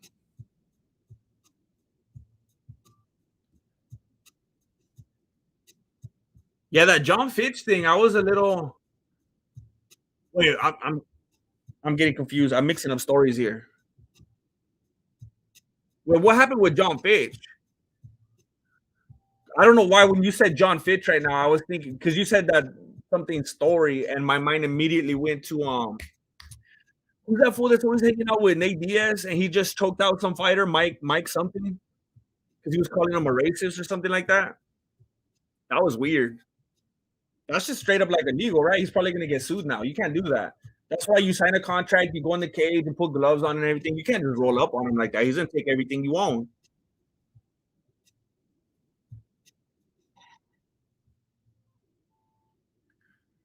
Um, White with Ketchum. There's a shot of Patty where he's completely facing the camera, and Gordon lands a perfect left hook. His positioning was just off for someone this deep in the game.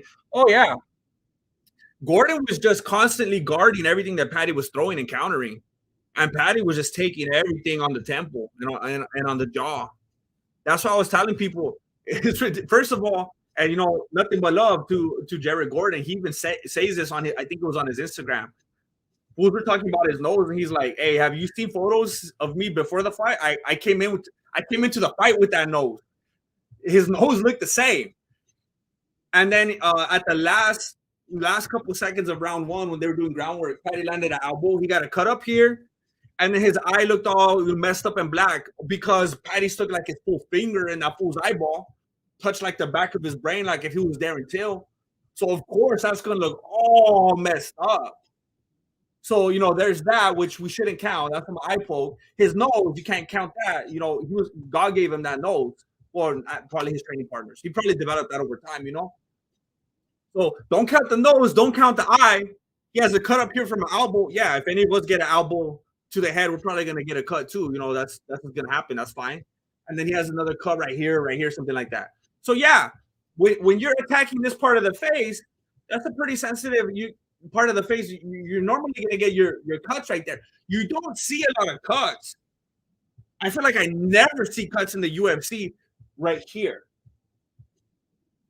They're always above the eye, below the eye, on the nose, on the mouth, cheekbones. They're always right there. Forehead. You don't ever see cuts right here. And that's where Gordon was landing the whole time. That's why Patty was all swollen. You could see his corner trying to put the swelling back. Plus, he got the Beatles haircut. So if he doesn't even have swelling after the fact, his hair was covering it. And Jared Gordon gets some cuts. He gets some artificial cuts right here. Patty gets CTE. The whole time he's getting rocked in the temples right here. Gordon has a couple cuts. He was landing like all night. He was countering him like crazy. Patty wasn't taking care of his face.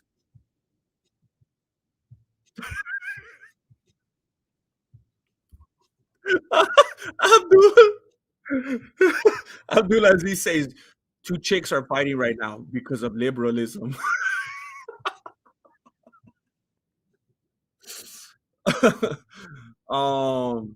What's up with Guy Nosanya? I don't know. That fool is still feeling the after effects of something. Did you see him roll up on Glover talking about how they're still at war? Glover almost choked him out right there. He's like, wait, what? What war? What war is this?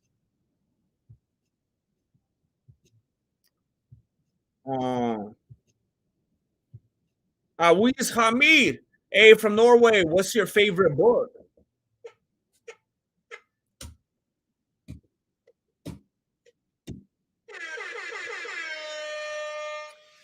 My favorite book.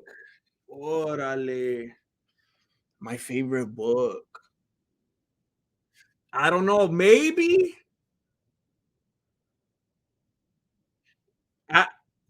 I love reading a lot. So this is actually a difficult question for me. My easy answer, my default answer, it might be Ecclesiastes, maybe, because it's this perspective of a dude that's like, what you got for me? What do you got next? I'm not impressed. I'm not impressed with your performance. I've seen it all. I've been through it all. I had it all. I did it all. Everything under the sun. What you got? You got something new? I didn't think so. Vanity of vanities. It doesn't matter. And this dude's like, I'm over it. I don't care. What do you got for me now? What are you gonna try to throw my way? I'm not impressed. And it's just constantly like, this ain't enough. There's more. I'm done with this thing. It's a game. I don't know. I've always been able to relate to that. That's probably my easiest answer right there.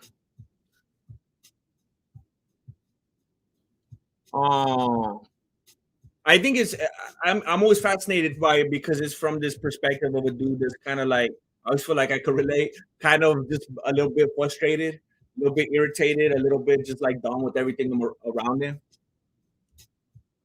Still trying to find the optimism and everything at the end of the day after all of that. Come on, petition to end tapping to submissions. Instead, we'll replace it with a verbal safe word. Mine will be blue waffle. What will yours be? Green waffle. Um, petition to end tapping to some. You know what would be fun? Look at Kaimon. I could get on board with that. I could get on board with that. Um, I would say, I would say, before you fight, before you start the fight, you have to tell your opponent. You have to choose the safe word for your opponent. That way, when they tap out, like it's just disrespect on top of that. When they tap out, they have to say the word that you've or the phrase that you've chosen for them, or else the fight's not over. They have to keep suffering. Their arm has to get broke. They have to go to sleep. Whatever it is, that will be hilarious. I could get on board with that. Um, that would be hilarious. Mine would be, I declare bankruptcy. That's a good one. Um, I gotta go with Cannonier. I'm not a big fan or anything like that. I don't really care, but I think that Strickland is defeated mentally. He's been really intimidated by his opponents lately. He's always trying to hype them up and act like they're beasts and like he doesn't have a chance. And now he's talking about going to 205 because it's too hard. So he's obviously just in a bad headspace right now. Cannonier's really gonna have to come in like with the wrong jewel or something like that to lose. He's gonna have to come in really messed up in order to lose this fight. Chef X Hyrule, GM, we need a Bible study live stream. You know, Ramsey Dewey was doing that for the longest. I haven't seen him do that lately. I haven't seen him upload on that. He was reading his Bible and stuff like that. I was enjoying those videos.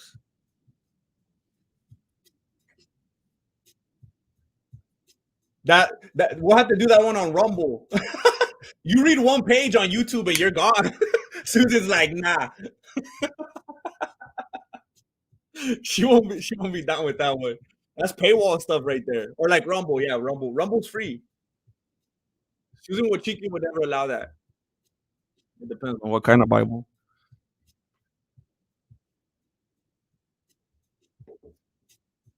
Um, Nearby crystals. If it don't have picture slash animation, get that book away from me. I was thinking uncle. I was thinking someone would go old school, make him say uncle.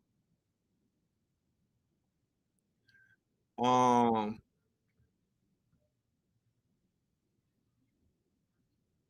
who do you guys have before the main? Do you think Sean will strictly land, or do you think the Cannon Man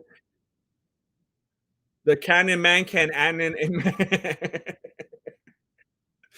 I think Canadier is. I think he's gonna. I don't know. I was gonna say something lame. I was gonna say he's gonna like pull blood diamond out of that fool or something, because he likes jewels and diamonds, but I don't know. I need a paper and pencil. I need to work it out better. Um,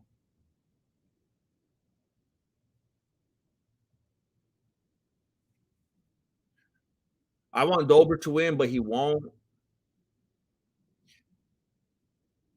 I'd be down for a Bible study. I like watching Jordan Peterson's videos about the Bible. He gives you different and interesting perspective on the scriptures.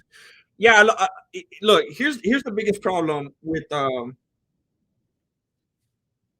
of the biggest problems today about people's perspective on the Bible is because they look at fools like Joel Osteen or that fool with the Jets, and they think that's what it's supposed to look like. Those fools are a bunch of charlatans, and it's not my place to say who and who isn't a Christian. But if you look at the biblical description of what a Christian looks like, it's not those fools. Um, but yeah, when you got someone like Jordan Peterson coming in and he's talking about the Bible from a perspective of someone that isn't like a Joel Osteen, and he comes at it from an angle where someone who wouldn't in any other situation care whatsoever about what he's talking about in He attacks it from angles where it'll appeal to people on a different level than if like a preacher was doing it. He'll talk about stuff that's like extra biblical, and they'll be like, "Oh, I never thought about it that way." Um, which is why he talks to someone like Joe Rogan, who's like anti all that, and then you actually got Joe Rogan scratching his dome. Um, so yeah, that fool has some pretty amazing insight. And I think it's very beneficial because again, he attacks it from a perspective that isn't some holy roller looking type of dude that people are just gonna write off as being crazy anyway. You get Benny Hinn out here talking about the Bible, and people are like, "You're a wacko," You get Jordan Peterson talking about it, and you're like, "I see." It's a little bit different. Um,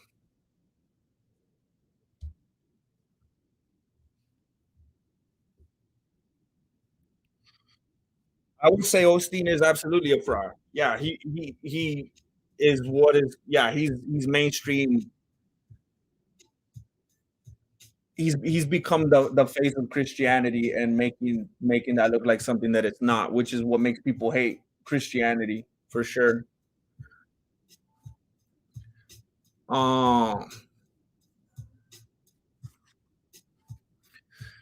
I agree with you, GM. So many people claim to be Christian, but their life doesn't reflect that at all. They think putting a Bible verse on their bio makes them a good Christian. Yeah, definitely. I know exactly what you're saying. I know exactly what you're saying. Um, yeah, for sure. Yo, yeah.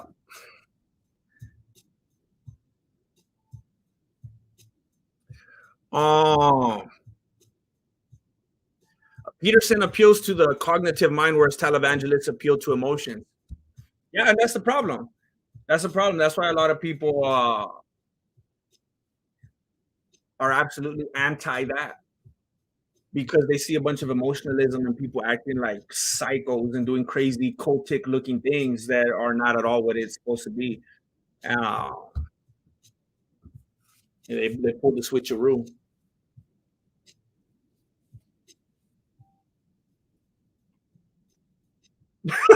F bomb for real, like a John Jones type of Christian. That's what we're talking about.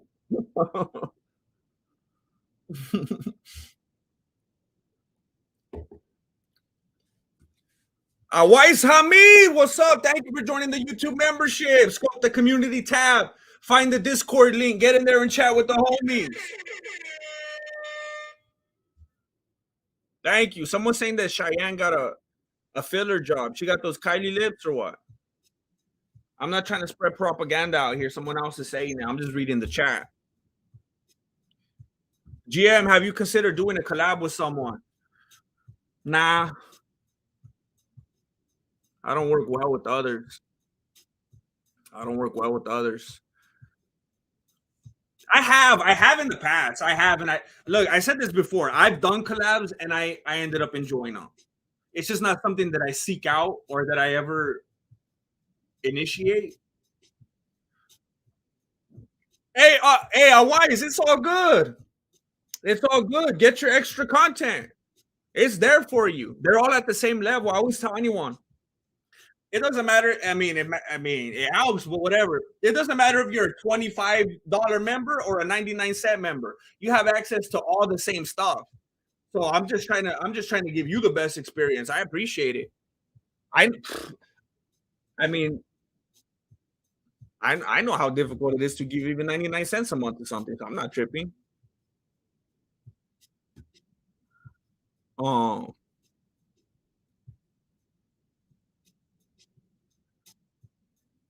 no problem, Sam. Jaramillo, I'm just glad you're here. I'm just glad you're here. I mean, I watch. There's YouTubers I watch, and I can't support them. But I support them by just watching and liking or whatever. That's all good. McKenna got it. McKenna got it. Oh, the red one, huh? That's the one that has the filler. I could see it.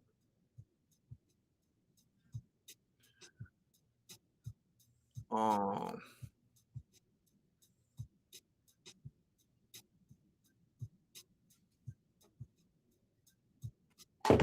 Oh, oh, oh, oh,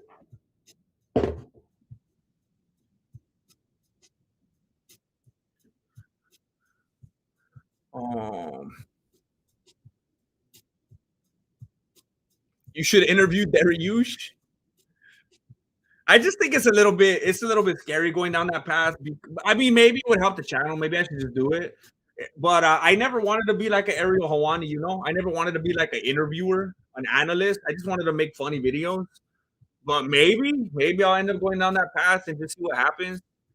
Um, but the thing with like Dariush is like if he was gonna do interviews with anybody, I mean, he's got plenty of major outlets that would want to interview him. Why would he come on my video? He'll get like 4,000 views over here. Light of truth. Thank you.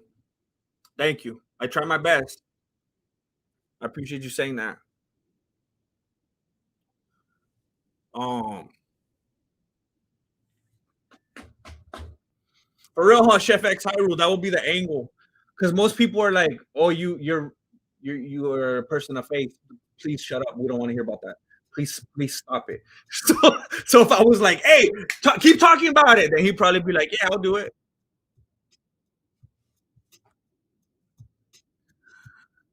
Um, interview with O'Malley. Interview O'Malley will get a lot of views. It'll be funny. Like first, like for real, like off the bat, interviewing just doesn't appeal to me because I don't want to have to talk to anybody. It's just, um, I just don't enjoy. How do you say? Like talking to people. But on top of that, I mean, I've said so much stuff about that dude. It would just be nothing but conflict the whole time, probably. The person would definitely have to have a sense of humor because it wouldn't be a real interview. You know, it definitely wouldn't be a real typical interview.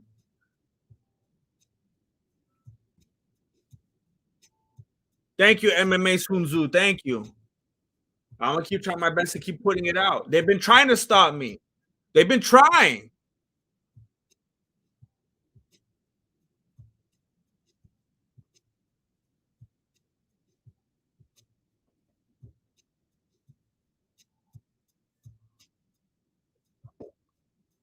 All right, the main card is starting.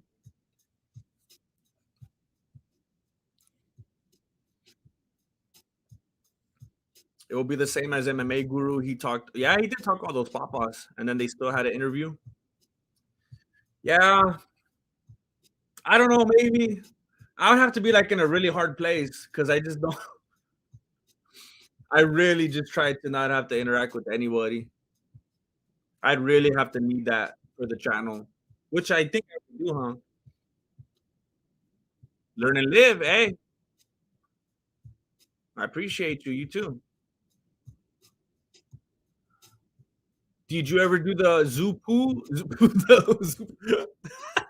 I did not do that. I can't afford it. It's expensive. I have every intention of doing it, but I haven't yet. I'm having a daughter soon. What martial arts did I sign her up to? I was thinking Taekwondo, so she could. Oh man, what martial art should I sign her up to? Oh man,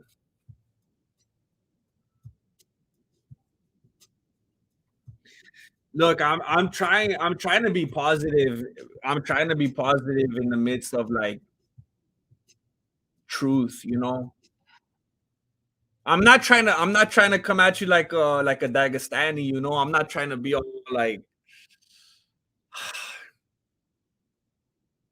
I know a lot of people aren't gonna like this. I know a lot of people aren't gonna like this comment, but this is me trying to be like look out for someone's well-being and not be liked. I'm not trying to be likable right here. I'm trying to help you in real life. I would say if someone's like, I want to keep this girl safe, my sister safe, my wife safe, my daughter safe, what should I train her in? I would say get her a gun. Because if a man is coming at her, I don't care what she knows. A lot of people aren't gonna like that comment. I understand that. What about Ronda Rousey? Well, everyone's daughter's probably not Ronda Rousey, all right? And let's say John Jones wants to attack Ronda Rousey. Is she gonna break his arm? Okay, thank you. So my thing would be like, get a gun, get some pepper spray, you know? Aside from that, because I'm assuming she's younger and you want to start a young girl training on something, here's the reason, and some of you might be shocked to hear me say this.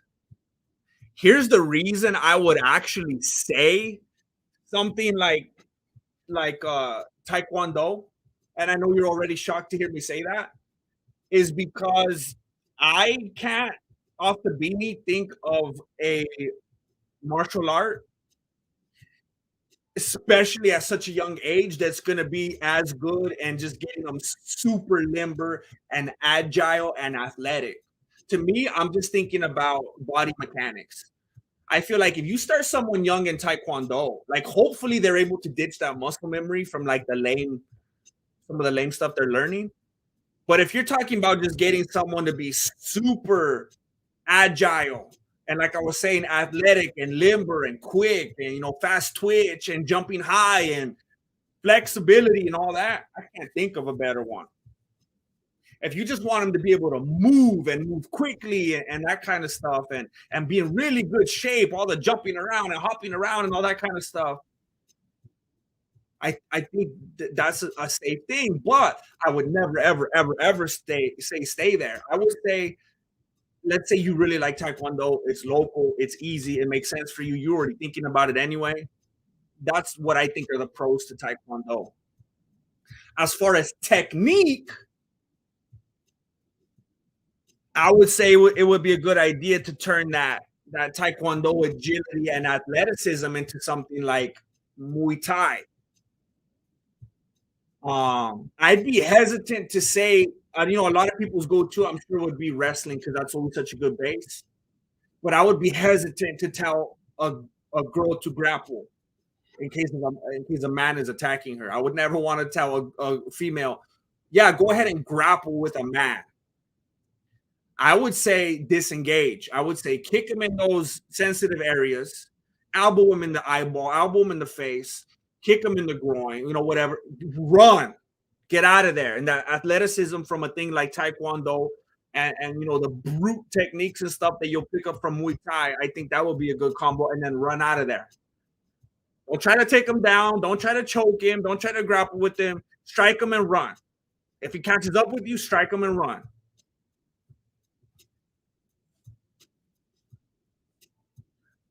Is Daniel Comer a UFC Shield propagandist narrative spreader? Yeah. I still got mad love for you, DC, and the only reason is because I know you're just trying to pay your bills, and I'm not gonna hate on that. And I'm okay with it because I can see right through it. He's not gonna foil me. He's not gonna throw me off course. It is kind of frustrating to see someone that I'm such a fan of go down that route, but people are trying to pay their bills. Oh,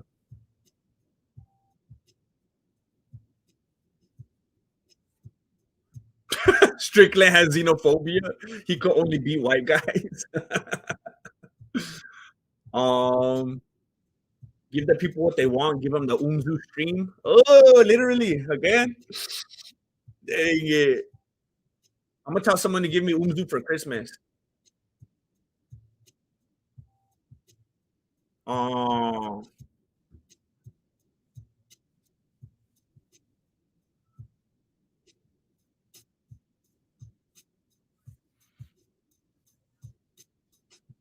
judo. um, you're right, and she's right, Sam. Sam C. Um,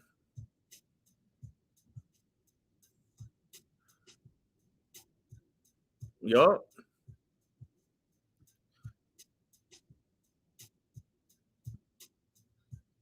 Yeah, and the reason I put Muay Thai above boxing is because it gives you that extra length, that extra distance.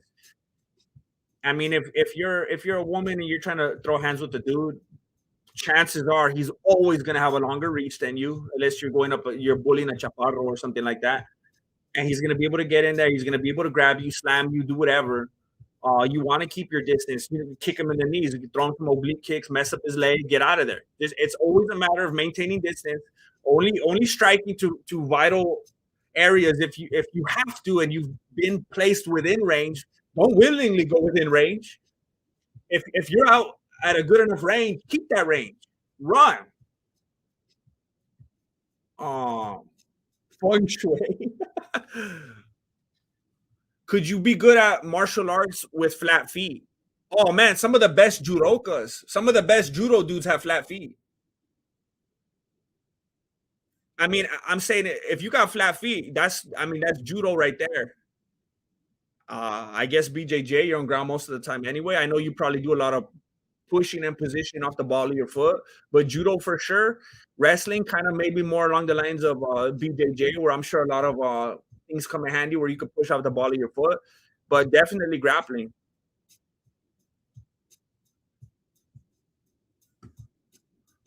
Um, how do you feel about starting training at 25? I say start training at 60. It doesn't matter. I mean, the bottom line is you're bettering yourself. Plus, I know when you're 25, you feel like it's old, but if you're older than 25, look, if there's some young bucks in here right now, you think 25 is old, I'm telling you. If you're a day past 25, 25, well, I'm exaggerating because when you're 25, you could feel old for a while. But if you're past 25, 25 ain't old.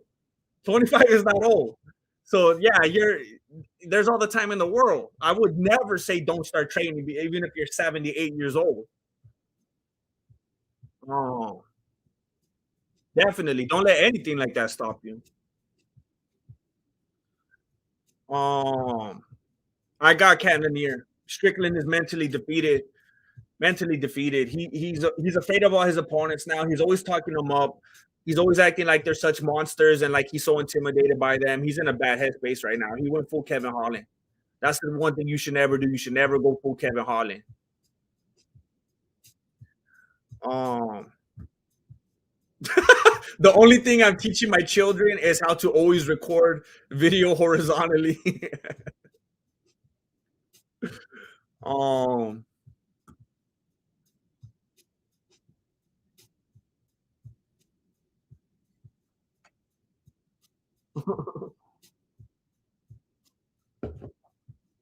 who wins? One Nogano or four Aljo Sterlings? Sterling. He knows how to steal a fight. He knows how to steal a fight. Plus, I mean, respect to Nogano where it's due, but like he's not invincible by any means. We've seen him be absolutely outclassed. Um, it might only take two or three Sterlings. Why is DC built like Patrick from SpongeBob though? Because that fool's living his life. He's living his life. He's gonna keep moving up weight classes as long as he's happy. That's what matters. So I think this is the very, very first fight of the main card, right? Um, yeah, we got quite a few to go. I'm already getting a headache from my hunger pains. Brahimit! I respect the dedication, GM. Merry Christmas to you, Marilena, and the kids. I appreciate it. I appreciate it, Brahimit. Thank you. Thank you. Merry Christmas. Merry Christmas to you and your family. Thank you very much for being a dedicated member and helping the channel thrive. I appreciate you. I appreciate your dedication. Yeah, it's a little bit weird, Thompson. You could get mad at both sides, I guess. You could get mad at DC. Like, why are you starting stuff with fools that you know can't be finished because you're not fighting anymore? What are you doing? It seems like you're going the safe route. And then for fighters, it's like, what are you doing? Why are you trying to beef with DC? He's not even fighting. How far do you think this is gonna go? Maybe you answered this. Do you think Darren Till will be back to the top of the division, or will he keep being a gatekeeper? I think he's going to keep being a gatekeeper. I think it's over. I think it's over for him. And I don't think that the UFC pushed him too early and messed him up. A lot of people like to use that excuse. Well, let me fix that. Yes, they did, but I don't think he would have had his downfall anyway. People think that's the only factor. He would have had his downfall anyway. I think he just never had the right mindset for this game long term. I don't know if anyone else is going to watch it. I don't care about soccer at all. Olachecha wins via ground and pound. That ref is not having it. He's trying to push that fool out of there. That fool's trying to emote right there, and he's like, "Get out of here."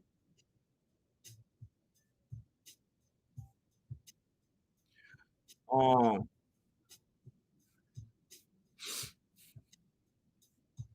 he's just hanging out. He's just hanging out with Chamoyev.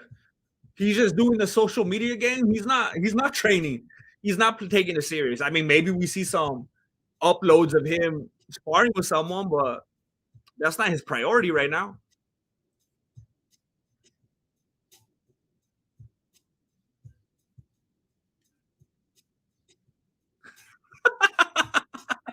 Otherwise, he's like he's I think I disrespected him right now. He's like it's called football. I remember the first time I ever heard someone call soccer football when I was like 14 or something. I was like, "What? I are you?"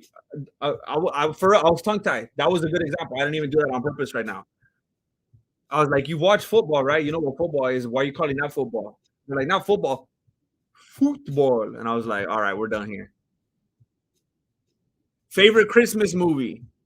I think I answered this last time. I think. I can't remember. So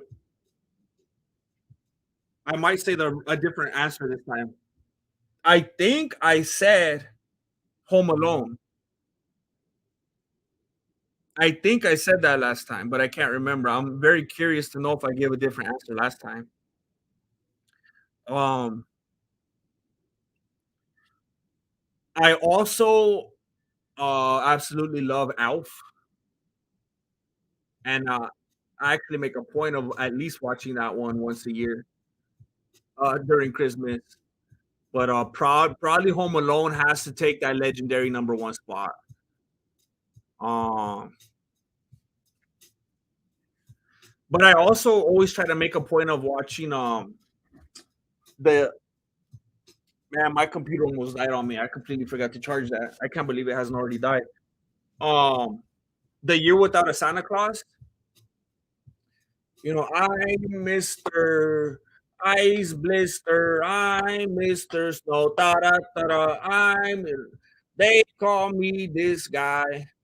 Whatever I touch. Da da da da. You guys watch that one?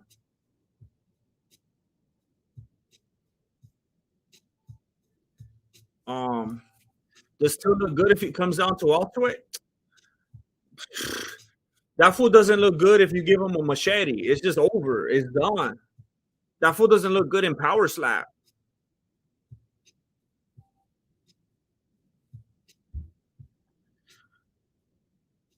The Jim Carrey Grinch directed by the dude who looks like Canelo is one of my favorites. Wait, who directed that?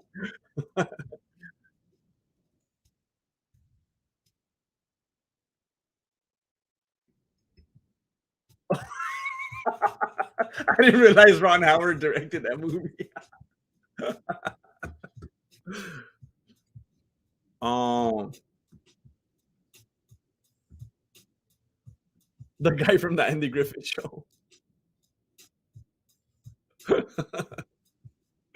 What do you train, GM? That's disrespectful. That's disrespectful. Mexican martial arts.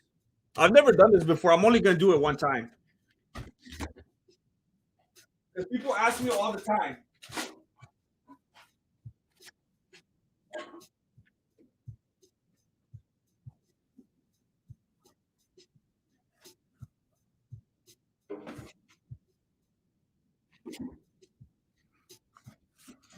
I'm only gonna do this one time, and then I'm never gonna do it again. So don't blink. Look, I've been in different things. I've been in different clubs. I've been in different dojos. I've been in different seminars.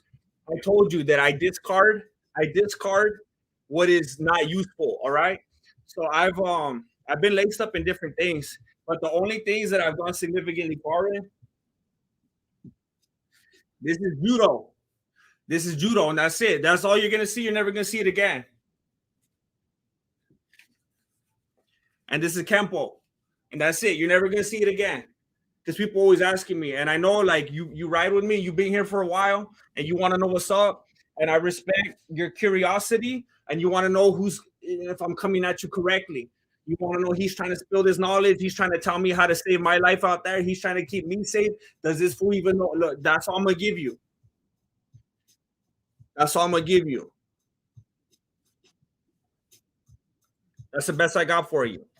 I've dabbled in other things. I wrestled in school, but I was gonna say I boxed with the homies. Who hasn't boxed with the homies? You know.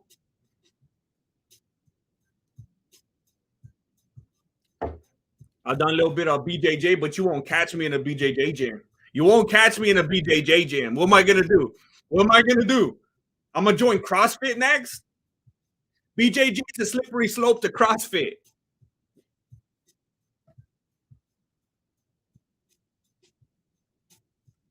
The super chat's not working. What happened? Well, if the super chat's not working, my PayPal link is up there at the top. You know, you could cut out the middleman if you want.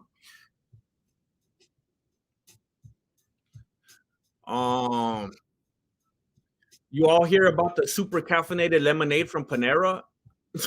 No, more caffeine. I don't think I've ever ate anything at Panera in my life. The only time I ever went, I sit outside with Marilyn. I get something. It's like again, it's a slippery slope. You're not gonna catch me in a BJJ gym because then I end up in CrossFit and eating at Panera. It's a slippery slope. More caffeine and sugar per ounce than a Monster. Oh snap! Maybe I will go. Home Alone is crazy. It's a Michael Jackson victim and a future president in the same movie. Those boys lied. Macaulay Culkin, not my lover. He's just a boy, and said that I abused him. I didn't do nothing. He always does that weird thing, like if he's choking. Um, I got Bobby Green. I got to stay with my guy JB Smooth. I got to go with Bobby Green. I think Bobby Green's going to take him the distance. Drew Dober has to finish early if he's going to win, and Bobby Green goes the distance.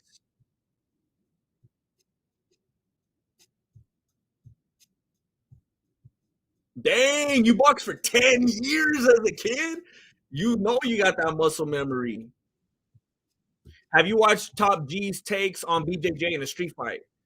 I think I saw an article or a title or a thumbnail that said that he says it doesn't work in the street or something like that, and I immediately had respect for him.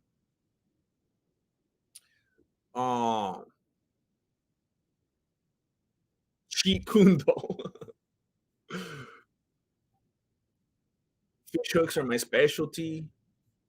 Panera is overpriced hospital food.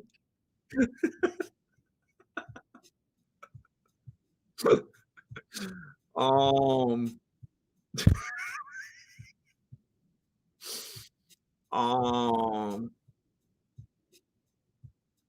Oh, it was Bobby Green. That's where the allegations came out.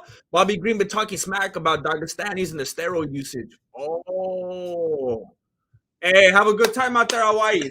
Stay safe. Stay safe out there.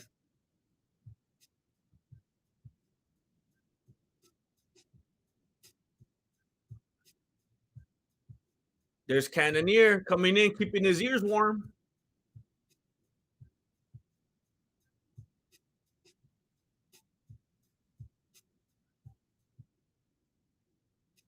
It's my pleasure, Elijah. It's my pleasure. I'm gonna give you the beautiful play-by-play for the main event. At least for the main event, right? There's Strickland. There's Strickland looking scared as ever. I'm telling you, look at his face. I'm telling you. That fool looks like he's walking to the principal's office. It's not looking good. It's not looking good.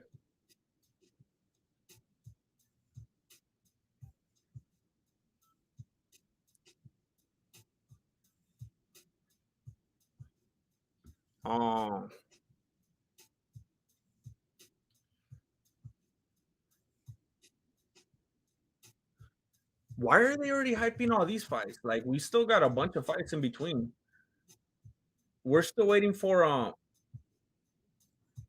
oh my gosh, they haven't even started the first. Oh gosh, I should have got some food before this.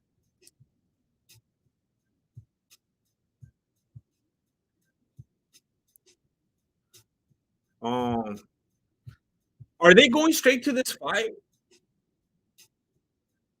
Are they skipping the Brundage one or wait a minute? Is that fight over? Didn't I thought that fight just happened? Didn't somebody already win that fight? I'm out of my mind right now. That fool got TKO'd. What am I talking about? Bobby Green is fighting next. Oh my gosh. Do you like Hasbullah? I like that fool a lot. I think he's funny. I don't understand people not liking him. I've seen fools hating. Oh, he's annoying already. It's like, dude, like you get it, right? Like,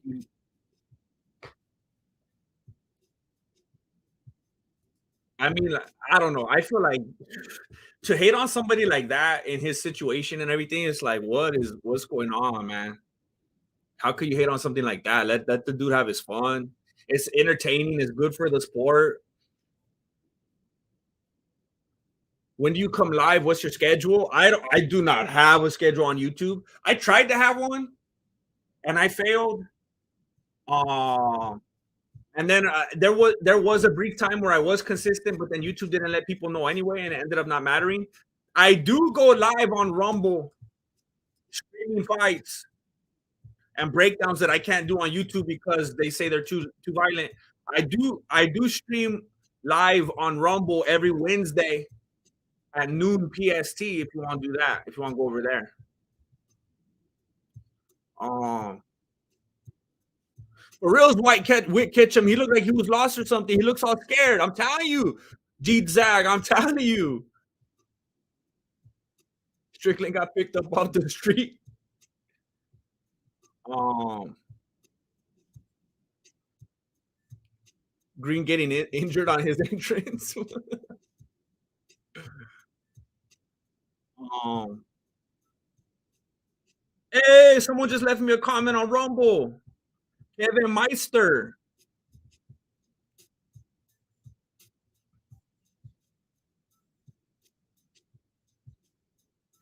Charlie, thank you for coming over. Hasbullah doesn't take pics with girls apparently. Or maybe he's married. I think that's like a thing. Like they're just trying not to interact like extracurricular with women or whatever. That's what I'm saying, young clueless. That's what I'm saying. Like, look, I'm telling you, this is not a joke, and I don't want anyone to act like it's a joke or like it's trying to be funny or perceive it in a way I'm not putting it out. And I want to put it in this very blunt way so people understand. People hating on Hasbullah. Oh, what the heck? That fool straight up poking his nose. Is that like a thing he does? Bobby Green? He went up both nostrils. He went as deep into his nostrils as Patty Pimblett went into Jared Gordon's eye right now. Um, People hating on Hasbullah is like if you're hating on some fool doing make a wish. Like you got to know that's where you stand right now. If you're hating on Hasbullah, I'm sick of this fool. I'm sick of this little guy. And what? Do you hate on Make a Wish fools too, or what? Like that's what's your problem? I don't understand anybody be like, I'm fed up with seeing him having a good time and people treating him nicely, like if he's one of them, and laughing and bringing joy into people's lives. I'm sick of him. There's something wrong with you. Um,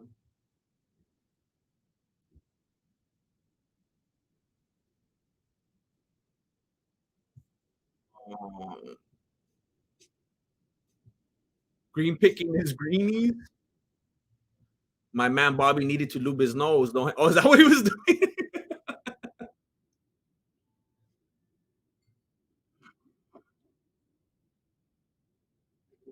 I'm suffering from chronic illness too, homie. I don't get special treatment. No, okay, look. Let me say this in a way where I'm not coming at you personally, honestly, because I don't want it to feel that way. I'm just gonna say it in like generalities.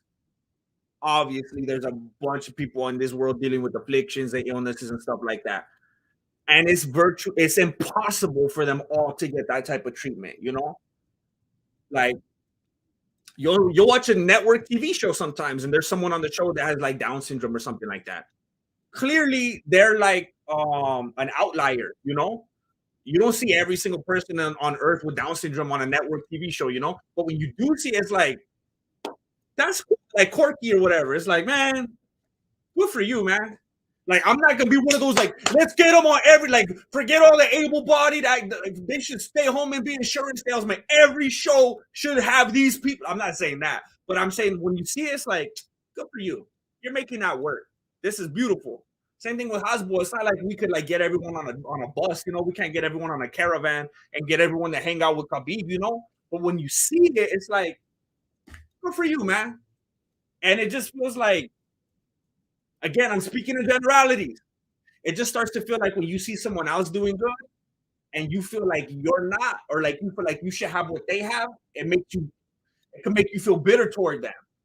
So that, I'm not saying that should happen, but I understand it. I could see that being the reason why people get upset about it.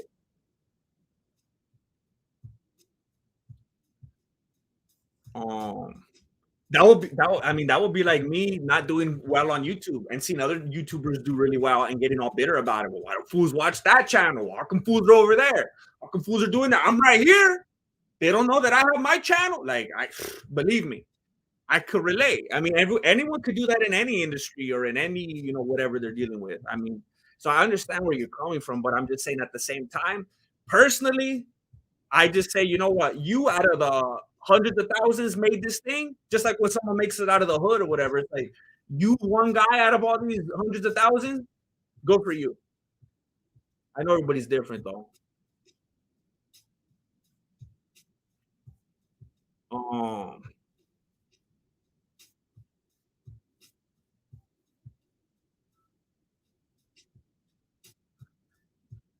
all right, here we go. Here's the fight. Drew Dober looks like a controversial police officer.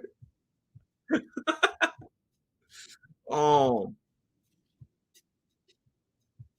All right, Bobby Green keeping him back with that teep, and he's keeping his hands down. He's not afraid of him. He's landing hooks. He's landing straight down the middle on Drew Doper. Another Drew Doper. Hey, has he ever been caught in USADA? That's a good one, Drew Doper.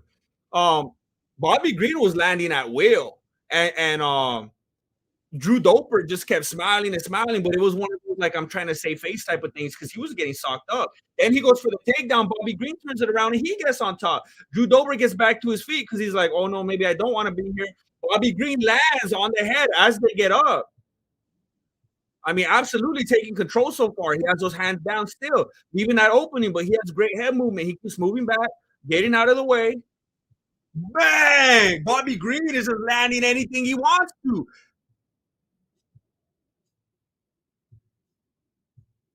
Drew Dober just can't connect with anything. He's throwing, but Bobby Green's getting out of the way and landing counters. There he goes again. Man, Bobby Green with that head movement. He's just ducking under everything Drew Dober's throwing. Drew Dober with the leg kick. Bobby Green backs up.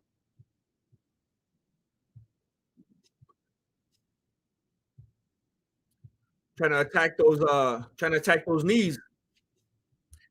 Bobby Green's keeping him back by attacking those knees. Zag, ESPN plus volume down, GM volume up. I appreciate it. I'm gonna be letting you know what's going on. I'm not gonna let you down. Bobby Green with the left hand. Drew Dober tries to throw with the left, but Bobby Green is out of the way. He hit him with that ding dong ditch. He's landing and backing up. Oh, Drew Dober landed something significant finally, and everybody went, oh, but Bobby Green's fine. He's returning. Thank you again, Jeet Zag. Drew Dober trying to throw that head kick. Bobby Green there. Left hand. Bobby Green, he backs up. Drew Dober can't connect. Kick to the body from Green. Left hand, right hand from Bobby Green. Drew Dober's bleeding. Beautiful counter shots over and over again from Bobby Green. Every time Drew Dober throws, Bobby Green gets out of the way. He's slipping everything. Man, that fool slipping and sliding out there like it's July again. He keeps countering. He's not missing any opportunity. There's a teep. Spinning stuff from Dober. You think that's going to work? Even your straightforward basic stuff ain't working. You think you're going to catch him going all the way around? Bobby Green's too fast. He's got those cat-like reflections. Okay, little left hand landed by Dober. Everybody goes crazy. Nice left on the as Drew Dober tries to close the distance, and then a big right hand from Green. We're under 2 minutes left now in the first round. Dober trying to land some mediocre stuff with those leg kicks, but Green's not there. He's getting out of the way every time. Little body shot from Dober. Keep from Green. Dober throws a kick, and Green catches it. Looks like maybe he's going to go for a takedown, but Dober backs up, gets out of it. Man, 1-2 from Bobby Green. He's rearranging that fool's face.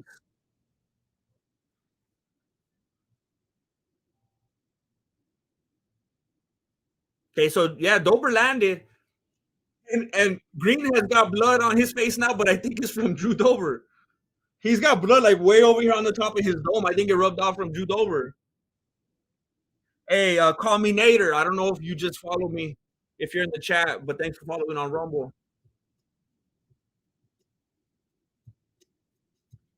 We're under a minute left now.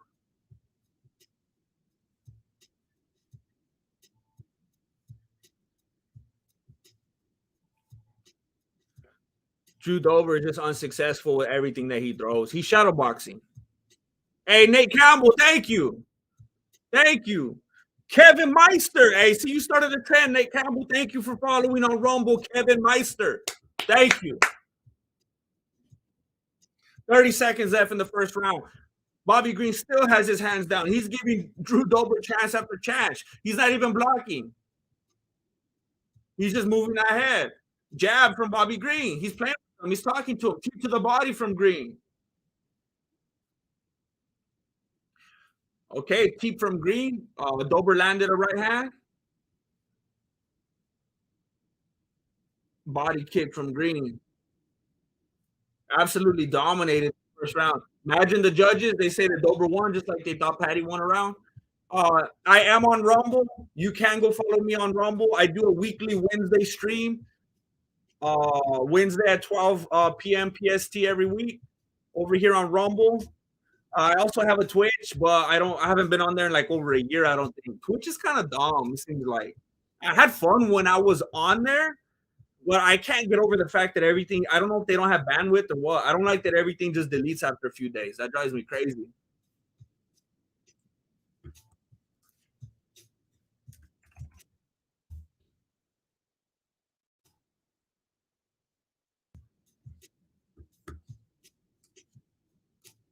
I'm looking at a PlayStation commercial right now. Yeah, I have over. It's funny. It's funny. Like the littlest things excite me on Rumble now. I have. I finally have over 1,000 subscribers now. I have 1,100. I have 1,000 like 170 subscribers on Rumble, and my first video to pass 10,000 views on Wednesday. So big things are happening. All right, here we go. Is this the round where Dober gets TKO'd? Okay. 1-2 from Green, but Dober landed a left hand of his own, and it was very, very loud.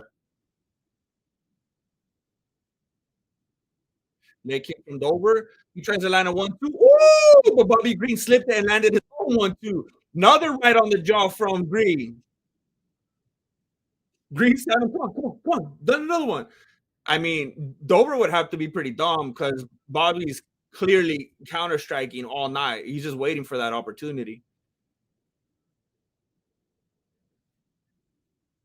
Left hand from Green, teep from Green, left hand, overhand left from Dober, left to the body from Dober, right hand right down the middle from Green. They both kind of throw a leg kick. Dober, Green said, "You got me in the groin, but it's okay. Let's keep going."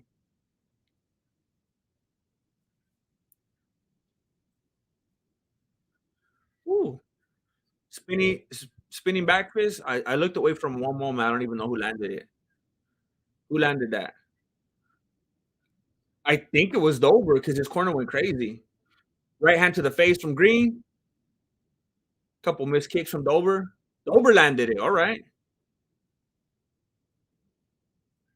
All right. 1-2 from Dober. Shot to the body. Green lands a left to the face. Green catches Dober with the jab as he tries to close the distance, but he does clinch him up, has Green against the cage. Green's like basically turning around, giving him his back. What's he doing? Dober tries some more of that spinning stuff.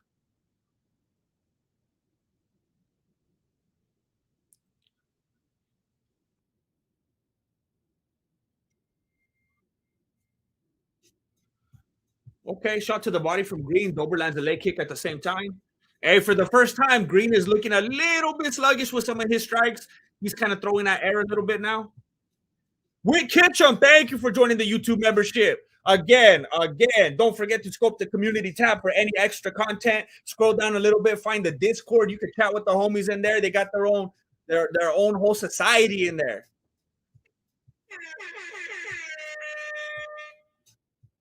We're under 230 now in the second round. Nice body kick from Green. Left hand from Green. Dober misses a couple, but he lands one. Puts Green back a little bit. Green lands a right hand. Woo! Dober lands. Oh! Dober landed a big left hand and knocked him out. Dober landed a gigantic left hand and put him to sleep. Oh no! Bobby Green's going, oh no! Oh no, what happened? Oh man!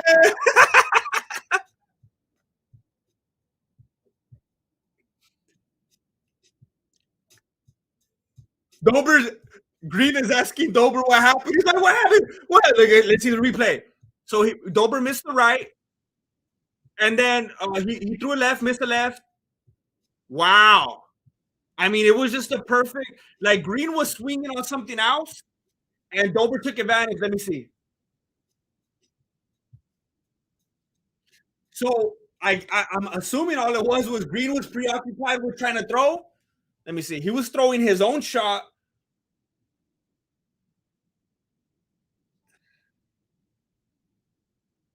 Okay, so it looked like he was trying to land a left and then a right. And as he was in the middle of his swing, he wasn't paying attention to what Dober was throwing. And honestly, at that point, he probably had no respect for what Dober was able to do because Dober wasn't doing anything. Dober was shadowboxing. He was missing everything. And Green was landing at will. So I don't think he expected that. Man, that was clean. Combat report. They were in a little back and forth trading, and he just caught the wrong timing. Right when Green was trying to load up for his right, Dober went over it and caught him first. He was faster. Man. Fun fact, Bobby Green has only been TKO'd by current champ Islam and former interim champ Poirier. Yeah. Yeah. Dang it. I really wanted Green to win. But Dober did take him out early in the second round. He won the way that he could win early. Green wasn't able to take him the distance. Yeah, he underestimated him. He didn't think that he was going to land that. Man. He did get cocky. The thing about being mismatched like this, I mean, Green could have easily won this fight if he would have had a little bit more composure. He got way too cocky. And he was acting better than he was, which, I mean, he's really, really, really, really good. But the way he was acting, the discrepancy is like, this is what happens. You can't just be straight up clowning like that with no respect for your opponent. Man. Green doesn't know how to fight anything but cocky. Yeah, that's all we've ever seen, right? That's Green's style, and it bit him. Yup. Man. He was getting sloppier and slower. Yeah, I mean, I'm not just trying to hang on to my prediction, but I think he could have won easily if he wasn't being dumb.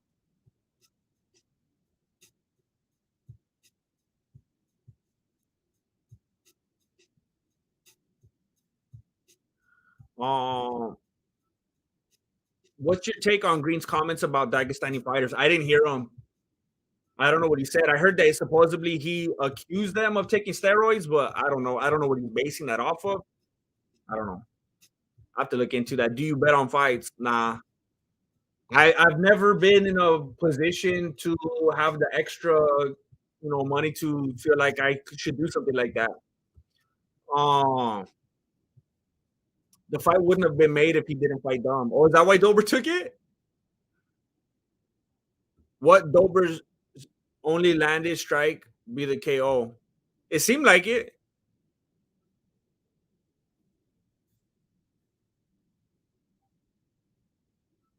Yeah, Green just did not see that left hand coming. Um, so he threw the right. Oh, he touched him like in the underarm. Did you guys see that? Look at the replay. Dober, it wasn't a right hand. He didn't go right left. He like touched him like straight up under the under. He went like, and then he punched him. That was weird. It was almost like a weird like feint. Like, let me touch your body right here and make your tension go that way. That was a really weird combo right there. Dober's a power puncher. Green, a hands down counter puncher, not a big hitter. Yeah, I mean, Green was putting them together beautifully. It looked good, but maybe they didn't have the most power. Yeah. Green was saying Dagestanis are strong because they take steroids from really young. Oh my gosh. Come on, Green. Come on, Green.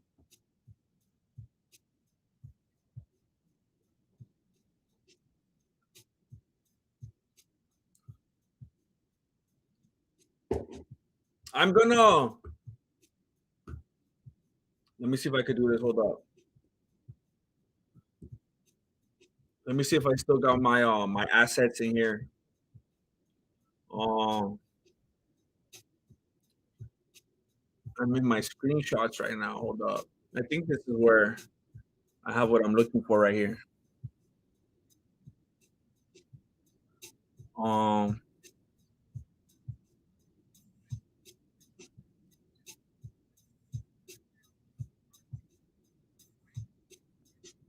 Maybe this will work. Let me see.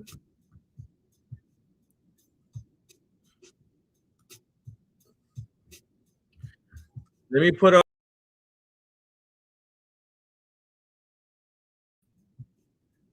This is a clip right here from Paul Felder.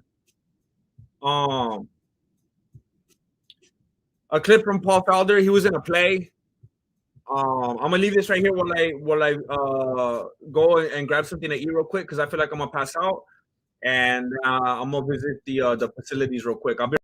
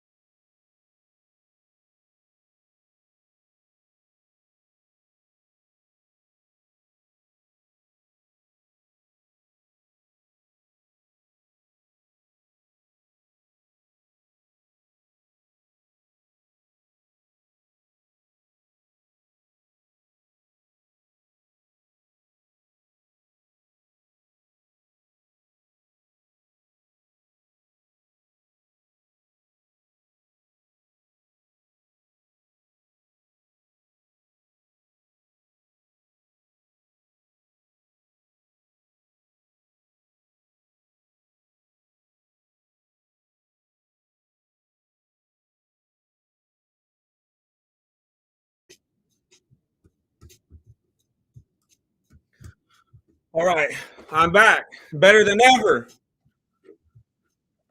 This was I found this a while back when I was trying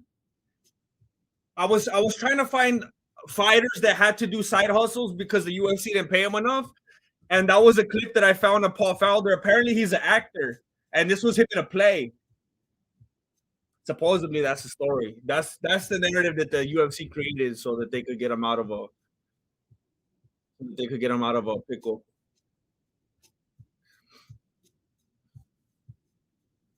Um,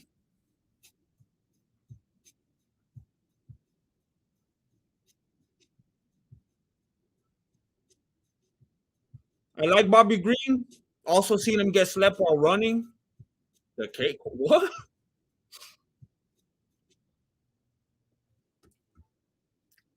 You know what was funny? Yesterday. This is something I never expected. This is something I never expected. Hey, Robert Lee, when's the last time you watched ESPN? That's like what it is now.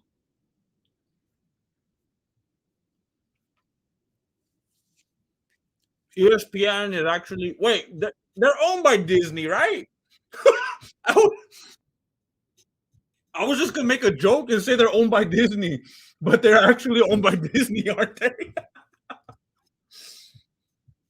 Who owns ESPN?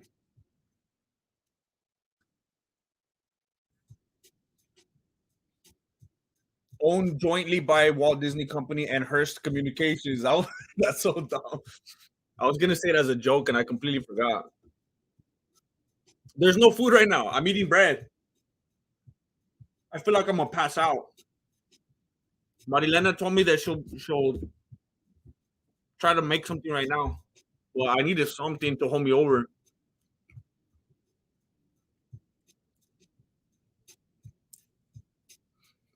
Um, you gonna check out the karate combat event after UFC? No, I got things I gotta do after this. Um, I got a video I've been working on for like 3 weeks already. It takes me forever to get anything done lately. I need to stop. Like sometimes I forget. Like it was like, wait a minute, when did I become just like a streamer? I used to edit videos. Sometimes I gotta get out of the streamer phase and get back to editing. I wish. I wish.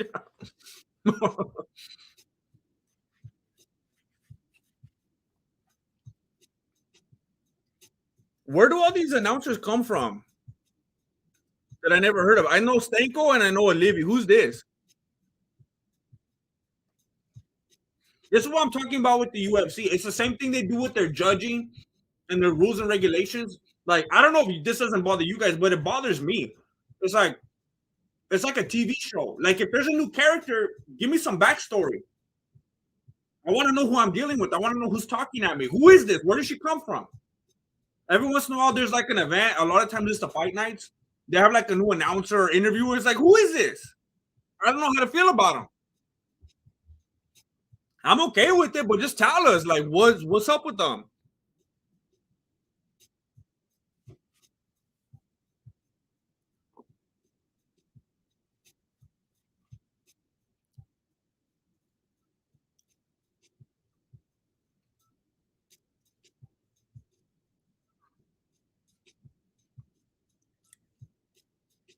Oh, I forgot what I was gonna tell you. Thank you, Gerald. Thank you, Spurgeon. That's what's up. Uh, Chael Sonnen like one of my he liked something I put on Twitter yesterday. I was like, what the heck? Let me show you. I was eating dinner and I saw Chael Sonnen liked your tweet and I was like, what? That was unexpected. Let's look at let me find it. Um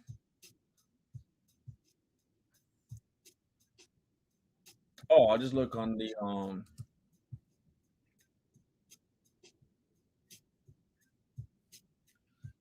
I was like, what am I here? That's Blackbird. I was like, how come that it almost sounded like Paul Simon at first, but it was ironically Paul McCartney. So look,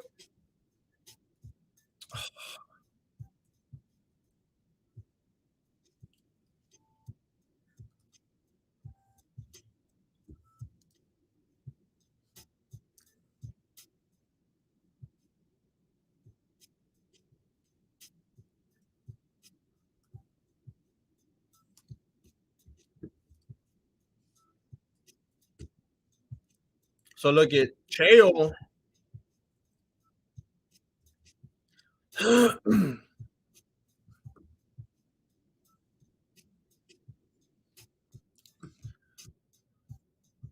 Chael Sonnen posted this. He said 75% of Twitter was fired.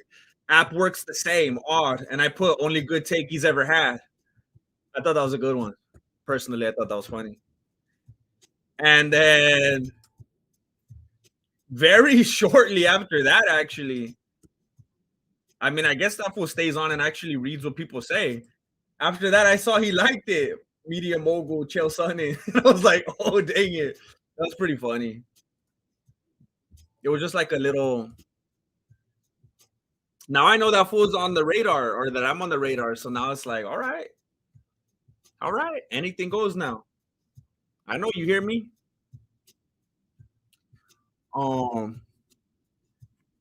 Combat report. What's up? What's up? Come on. Show respect. Show respect. Thank you. Come on.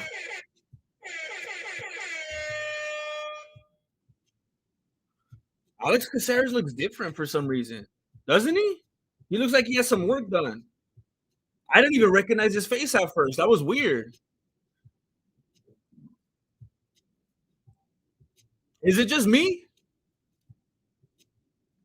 Has Patty shown his face since the fight? Now he's waiting for all the swelling to go down. Jerry Gordon left him a bunch of swelling on the side on his temples.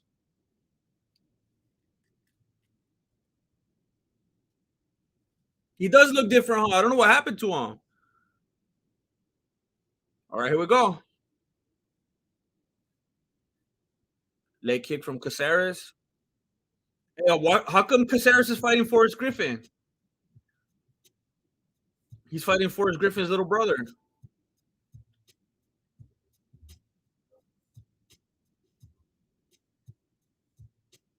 Bunch of kicks from Caceres trying to keep him back.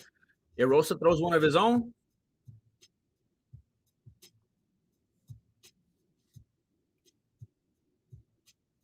Hey, it's so quiet in here.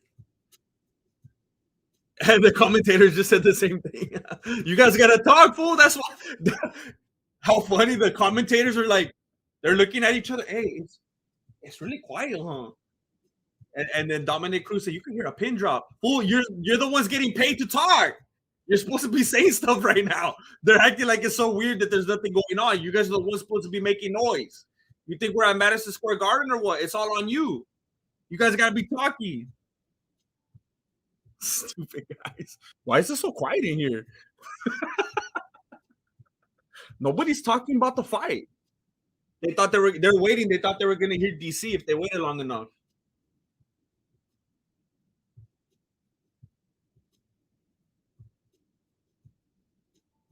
Forrest Griffin just trying to Erosa just trying to find the entry. Because Harris just keeps backing up, backing up, backing up. Like if it was Patty Pimda trying to find the cage in the third round or something.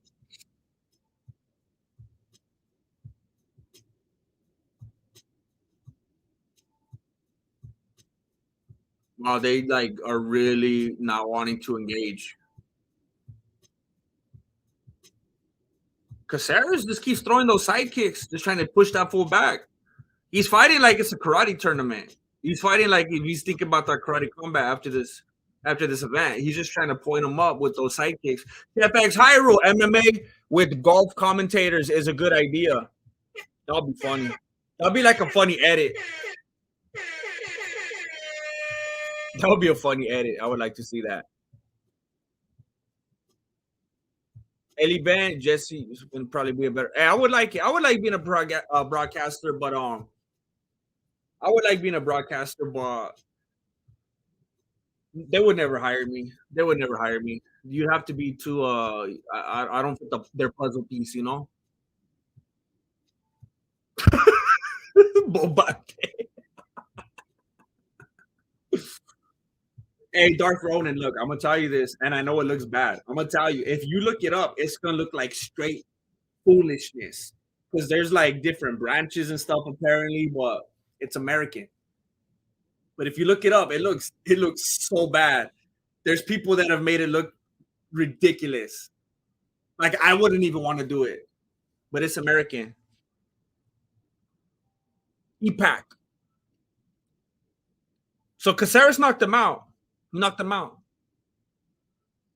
He's on that karate combat.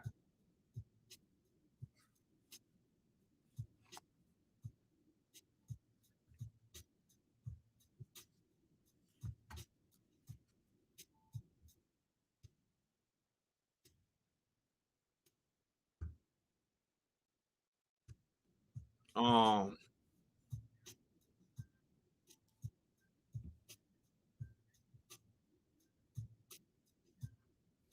so he oh dang it. Hey, that setup was almost so perfect. It looked like it wasn't on purpose. You guys think he's that much of a genius? He did that on purpose? Oh my gosh. Did you guys see that replay? Oh my gosh. Did you guys see that? In case you were not able to see what happened, um Caceres had the dude in front of him. And Caceres threw the left hand and missed it like badly. But clearly he did it on purpose. So they're standing here, and keep in mind, Caceres is a southpaw, so his right foot is in front. He misses the left badly, so that the other fool would be distracted by this and be like, "Haha, you missed." And Caceres took that opening to kick him in the head. Now, because he's in southpaw stance, it was a step through kick, so it had way more behind it. So he faked it, and that dude was looking at this like, "Oh, I got lucky," and then he kicked him in the head. That fool was completely unsuspecting, left it wide open. That was a crazy one, man. I don't know. See, everyone has a different opinion right here. I kind of think he did it on purpose. I mean, these dudes are professional fighters. They do this day in, day out. They plan, they train, they work on stuff. Does anybody think he did it on purpose? Because I see a couple people in here thinking, like, no, he didn't do that on purpose. He just figured it out after the fact. Looked like he did it on purpose. He was in that flow. He was in that mind match. He was in the flow state. Some people think it was quick thinking. Some people say it looked purposeful.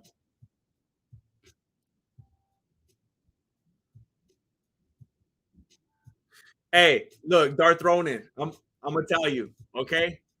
I see exactly where you're coming from, especially if you were studying in the 90s. That was for real back then. Fools went at it back then. I know exactly what you're talking about. Um, and then you say Kaju, and I know what you're talking about. I'm from the same camp because you look at Kaju Campbell online, it looks exactly like American Campbell. I know exactly what you're talking about. You see fools on there, it looks ridiculous. It looks like fantasy land.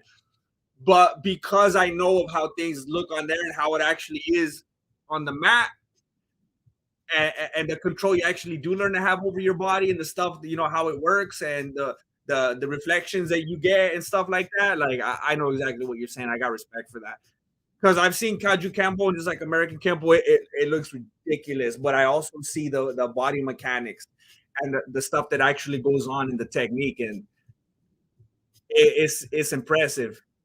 There was a time I was actually actively trying to find a place to do Kaju. Like that would have been fun. It's so similar to Kempo in that way, very similar.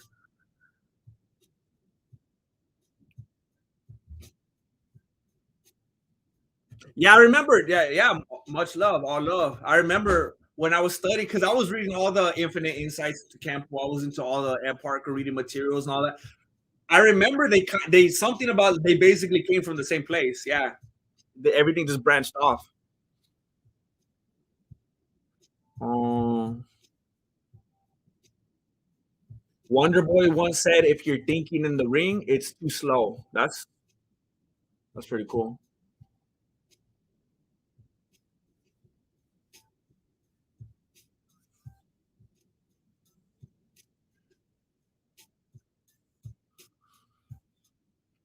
Enjoying.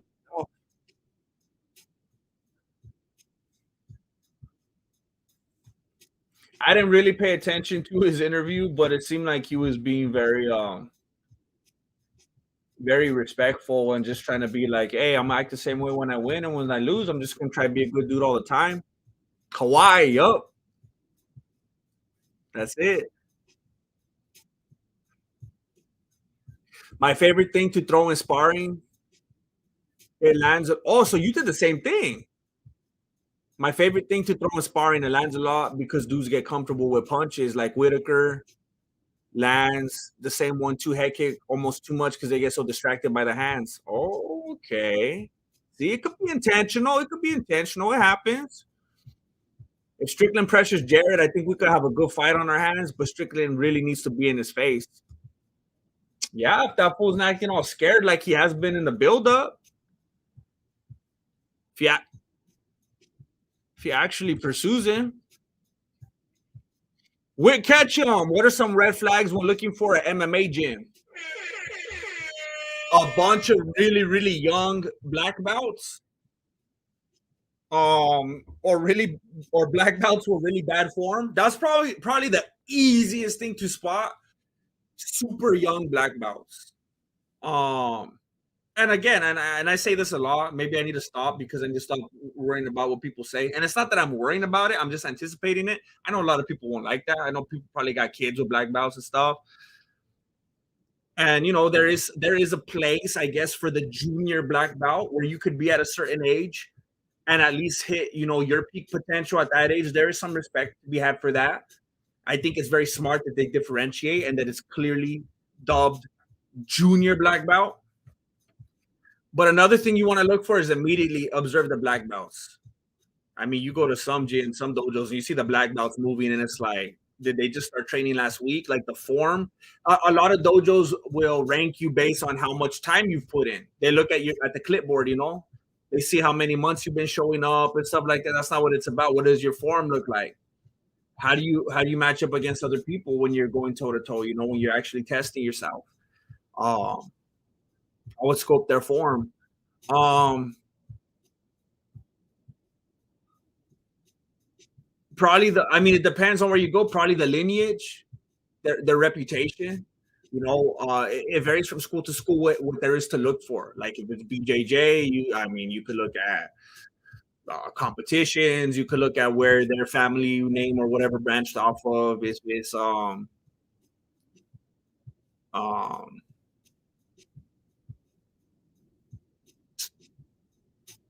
I mean, I guess it's pretty similar from dojo to dojo as far as I don't want to put too much weight on that because a lot of dojos don't put a lot of emphasis on competition, but when and where they have, how have they fared? Do they have a reputation of winning and having good form and taking what they do seriously, or are they just losing, losing, losing, losing, losing? Everybody's black belts. Um, a lot of the time, location has a lot to do with it. A lot of the time, unfortunately, if your dojo is between a Baskin Robbins and a Panera, chances are, not always, but chances are, it's a moneymaker. It's a big dojo. You're just trying to rake in the money. You got a lot of young black belts. In my experience, the best dojos are holes in the walls. They're in ugly, musky, dirty, mold infested garages and sheds and carports, or they're sharing their building time with like a group of Jehovah's Witnesses or something like that. It's usually something like that. That's your best bet. It's like finding good Chinese food. You're not gonna find it like in the mall. You're not gonna find it on Park Avenue. You're gonna find it next to the bowling alley, between the bowling alley and the thrift store. Um, You want to find a place with an instructor where you could kind of look them up and see their background a little bit. Make sure they're not listed on McDojo Life. Make sure they never did anything predatory or anything crazy like that. You want to be at a place where both the place itself and the instructors are very Googleable. You can find out a lot about them.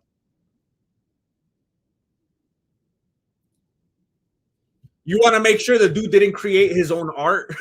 Make sure it's not a dojo where the fool said that he created this art and that it's the best art. He put all the other arts together. You know,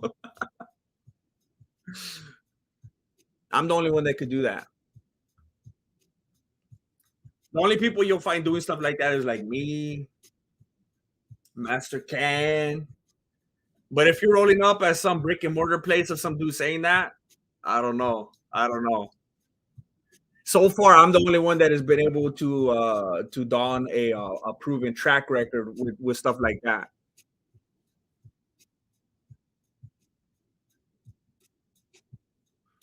Um,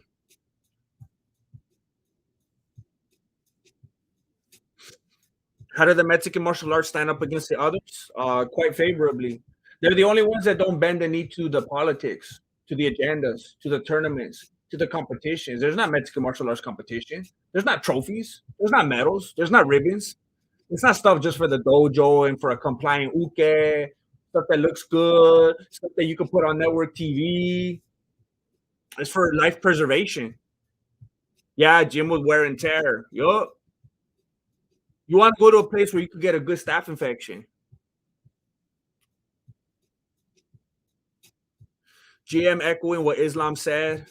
We have to cancel many black belts because they make jujitsu look bad. Serio. For real. Just like when Alex Pereira beat Adesanya. They gave him, what did they give him? Did they give him a black belt or did they just give him whatever the next level was? I can't remember. Well, but that's what I'm talking about.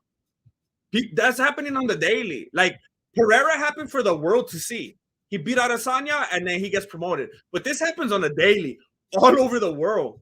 People, they have a good rolling session. They win a tournament against other people who weren't even that good, and they get ranked. It's like, what's happening? People are gonna get hurt like that. They're gonna think they stand in a certain place when they really don't.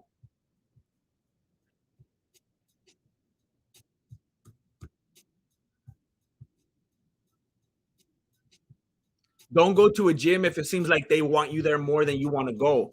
If they're calling you and whatnot, it's all about money. Definitely. Definitely. It's just like fools. They get the wrong idea about like Jesus and whatnot. A lot of people trying to follow him. He's like, hey, no. I don't need you to follow me. If you're not willing to give it all up and stuff, like you just go the other way right now. People think he's coming out here on media and whatnot. He's like, no. I could already tell you're not gonna do what needs to be done. So just go on and do whatever you were doing. If they come at you too greedy and they're like, give me, no, we're the best, and we're gonna do this for you, and we're gonna help you with that. Nah. It's too much. It's like fools trying to sell you trying to hit you up for your car warranty or I always got people calling me and texting me. I don't even know how they got my number. Always calling me and texting me, telling me, hey, we want to buy your house. And I'm like, I don't even know who you are. I told them next time, give me 2 milli, send it to my PayPal. Then we'll talk. No one ever follows up after that. They're always trying to get me on WhatsApp, trying to give me a virus. Who's on WhatsApp?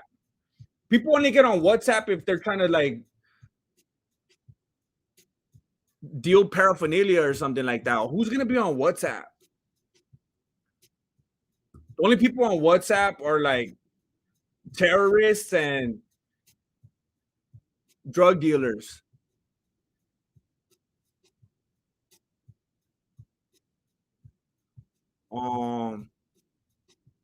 We catch them. Thank you. Just starting out, so we'll use the info. Absolutely. I hope you have a good time, and feel free to update everybody as you look and as you start finding places to consider. I hope your journey goes well.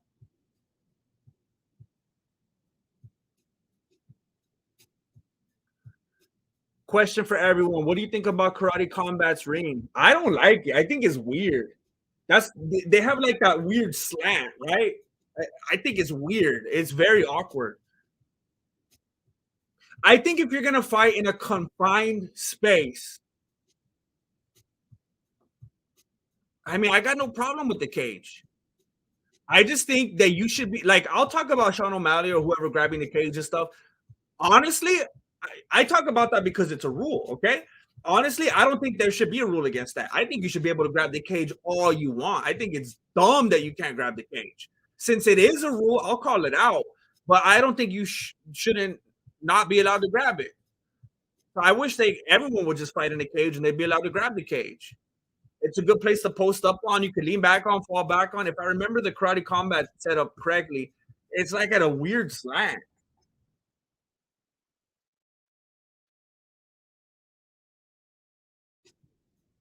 Yeah, it's weird. It's like he was gonna fall back and be leaning back against the thing. Like, why not just make the wall straight up? I don't get that at all. It's awkward. Um,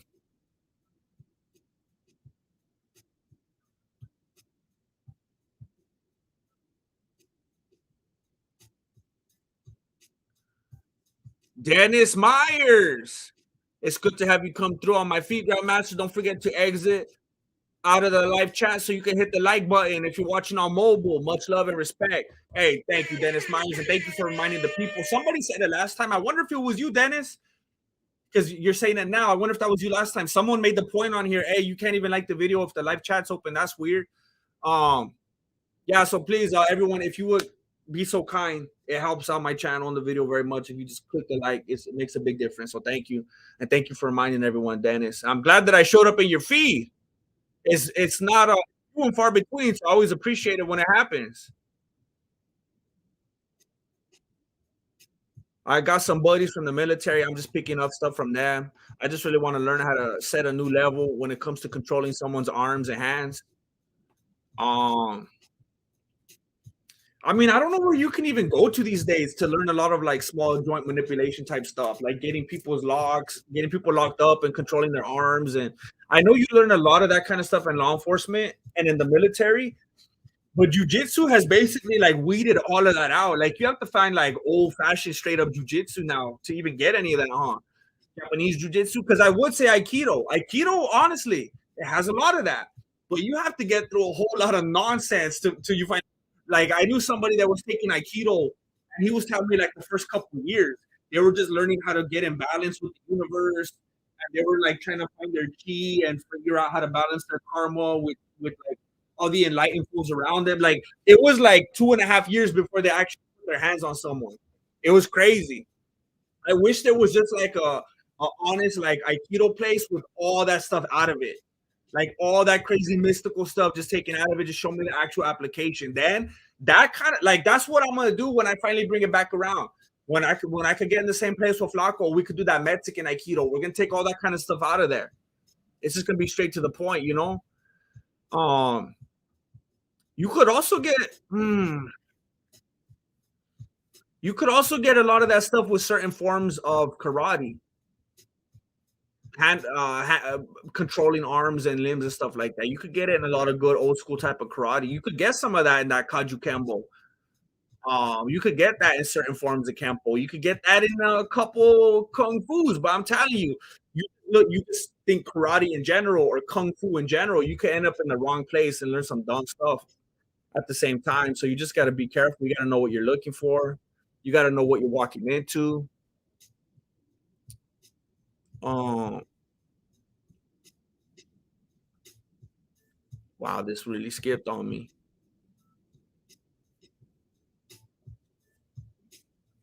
John Jones on that WhatsApp. I use WhatsApp for communicating with foreigners. My grandma uses WhatsApp. Trucha. I don't know if Karate Combat's on YouTube. Probably because that was the only place I would have seen it.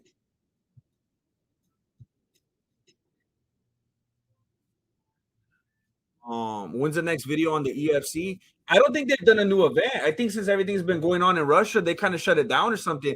I kept looking and refreshing. I didn't see anything.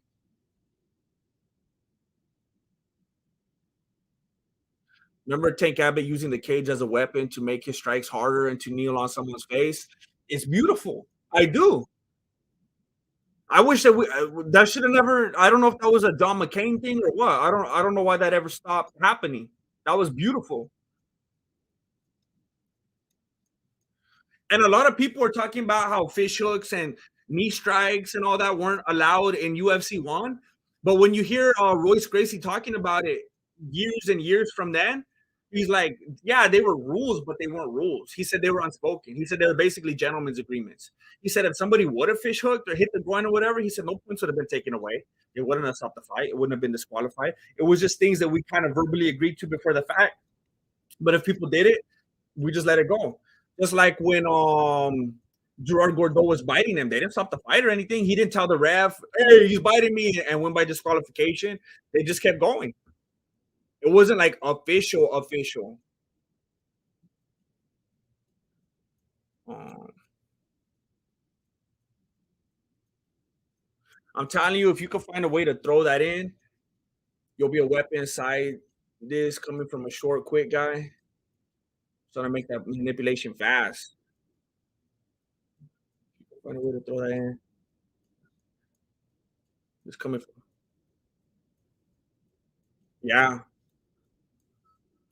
I mean, especially if you're fast, it takes a little bit of time. Like if you're not straight up grappling, it's not the easiest thing in the world to go from striking to manipulating someone's wrists and arms and stuff like that. I mean, you gotta find that moment, that open window in which to grab it and then start putting it where you want it, and you got to do that all in the midst of him still trying to throw strikes at you.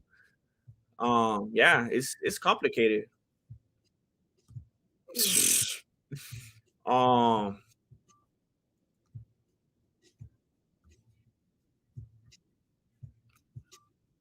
um,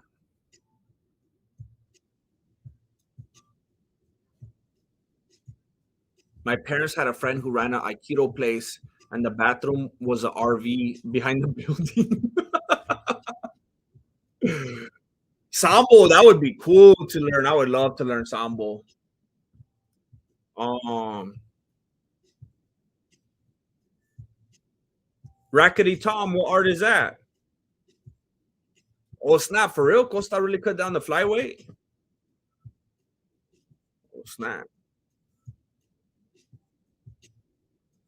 He got that umzu.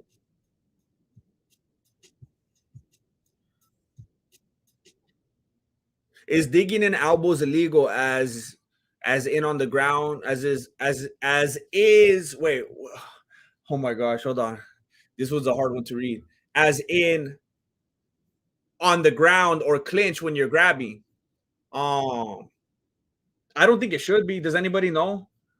Clearly I'm not the person to be talking about the there's been so much confusion lately about what exactly the rules are in the UFC.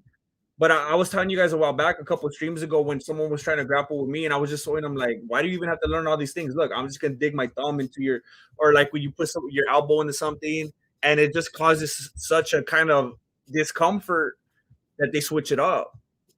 I don't see why not. Um, oh, they're like, oh shoot, right now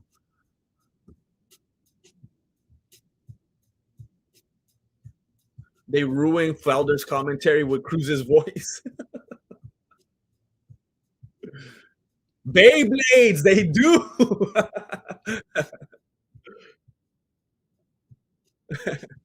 You play Beyblades? Um, where would you draw the line though? Could I just bring brass knuckles? I would say if you're referring to what I think you're talking about just being like the old school fights and you could grab the cage and do anything, I would say you could do anything, literally anything, but no weapons. Like if it's a fight, okay, it's a fight with no weapons, because then how far could you take that? Someone could bring a gun, and it's like, oh, this ain't really a fight anymore.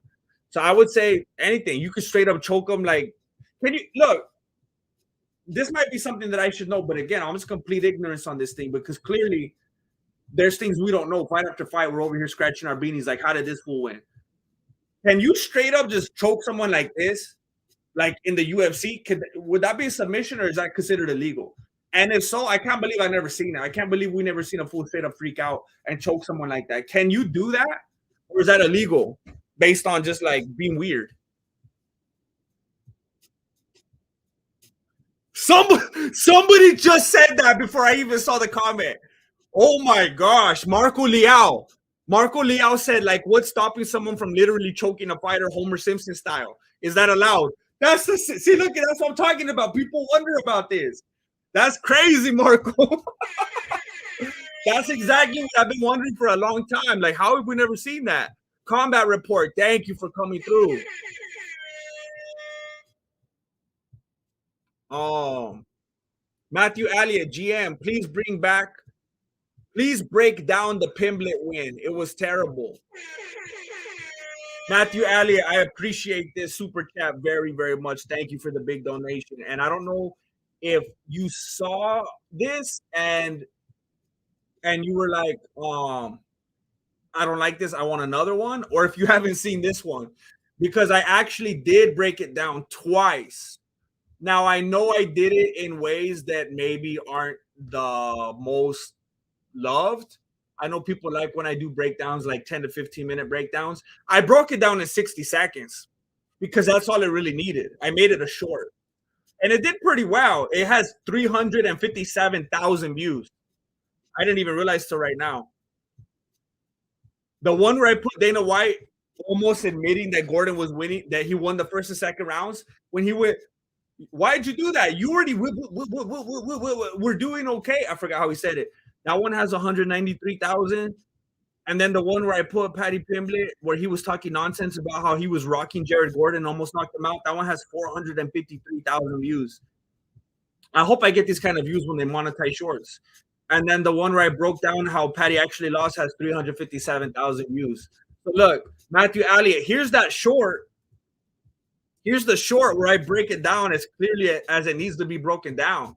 But then I also did a full like 2 hour stream breaking it down ad nauseous, like thoroughly, case by case, the case against Paddy Pimblett right there. So I hope one or both of those works for you. I mean, I definitely went through it with the fine tooth comb. So thank you very much, Matthew. Should soccer kicks make a return? Yes. If it's a fight, it's a fight. It shouldn't be called Ultimate Fighting Championship if it's not going to be the most ultimate form of fighting. What do you want to call it? Ultimate Exhibitions, Ultimate Sparring Championship, Ultimate Fighting but not fighting too hard championships, Ultimate Fighting as long as you don't do this and that and this and that and this and that kind of championships. I don't know.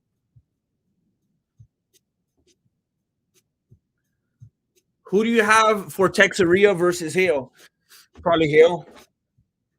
I mean, I know Texeria proved himself and he surprised a lot of people when he won the title, but I mean, do we really think he's going to do it time after time after time? I hope he wins. I would like him to get the win. I like that fool. I don't know. I'll do my research. I'll look into it more. I'll look at what they've done. I'll look at where they're at. I'll look at their most recent training. I'll look at their most recent wins and losses. I'll try to do it better before we get to that event. What's the date for that? Maybe I'll change my mind. But right now, I would say Hale. Um. Oh wow, they're not even. It's not even on the Google thing. Like on the maybe I have to go to the actual UFC website. It's not even on. You know how when you Google it, it just shows you the schedule, and you can just click the different tabs for the upcoming events. It's not even on there. Is it on the website? Or they're just not showing anything for the new year?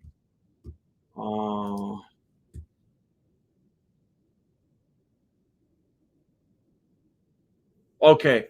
So January 14th, that's Imamov and Gastelum. Texeria and Hill is January 21st. Okay. I'll try to do some research between now and then. I can't believe Lewis is still fighting. He's still gonna try to come back.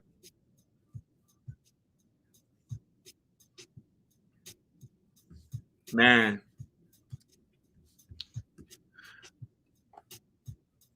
Costa got rocked. Oh, someone was talking about Costa cut to flyweight earlier, and I was like, I thought you were talking about Palo. Grandmaster Flash, GM. Thanks for the kind words.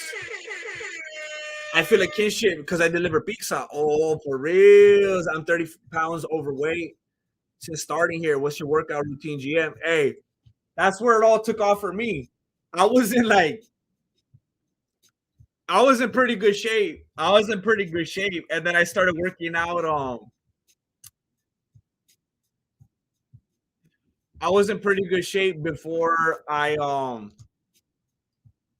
started working at the pizza place. And then when we worked there, it was a pretty casual place.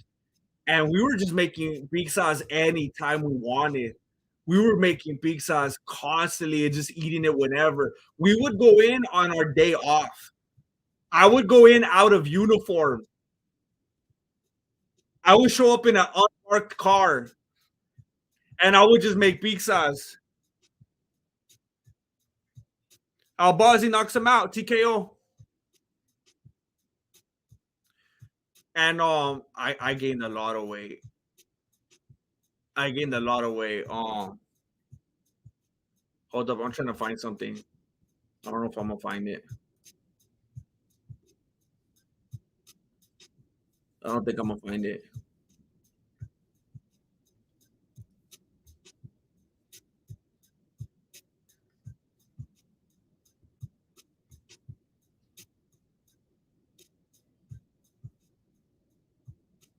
I think it's probably too far back. I don't think I'm gonna find what I was thinking about. Um,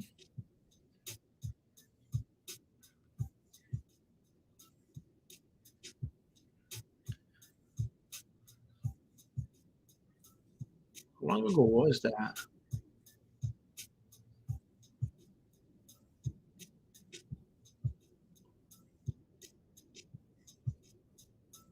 Does anybody watch Pool? They keep talking about this Jeanette Lee, the Black Widow. They called her.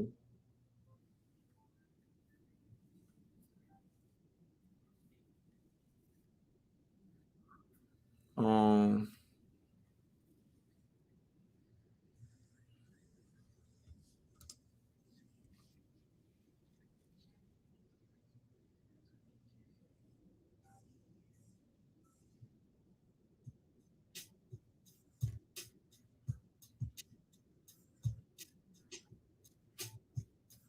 nah.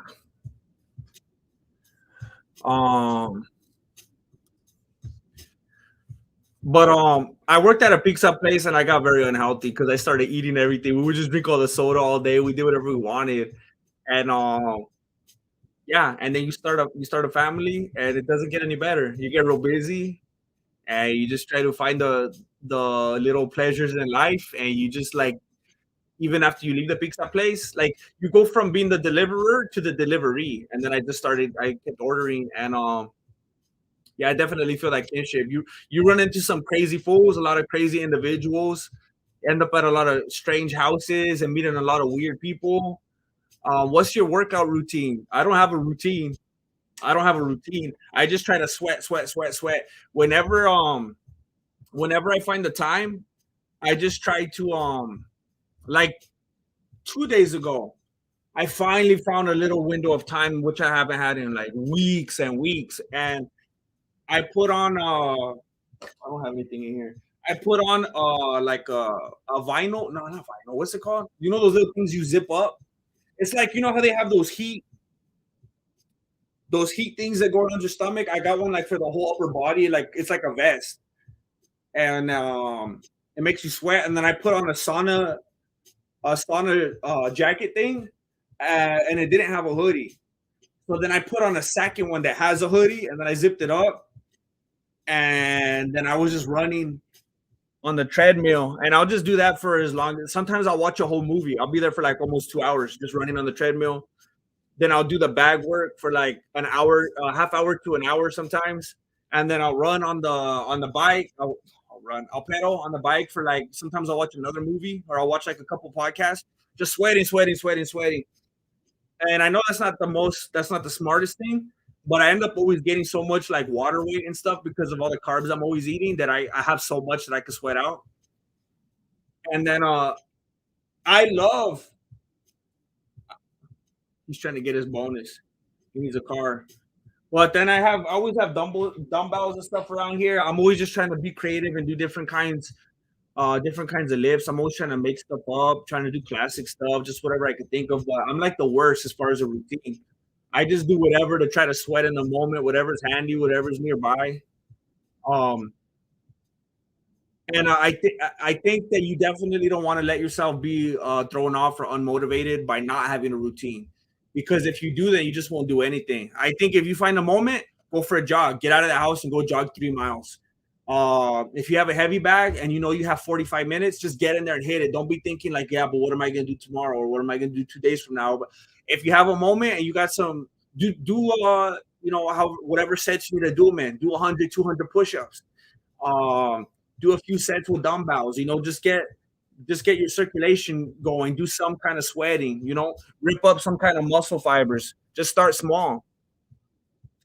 I'll tell you the biggest thing you could do, Grandmaster Flash. The biggest, most motivating thing you could do. Take a bunch of pictures of yourself and or video and just keep looking at it, and it'll make you be disgusted with yourself, and then that'll motivate you to exercise. So the best thing I could leave you with, look at a bunch of footage of yourself, and that'll motivate you.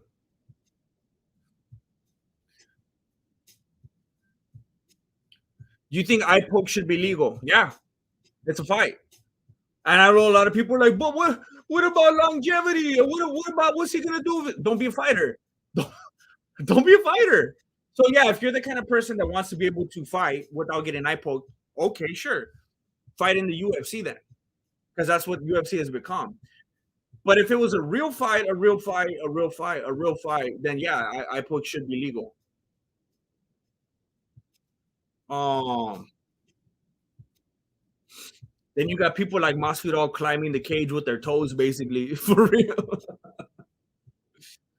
Um, and what about doing a dude dirty like the guy in the wheelchair fight as we watch? Should that be allowed under the unified rules? When you sit on his face like that, hey, yeah, anything goes.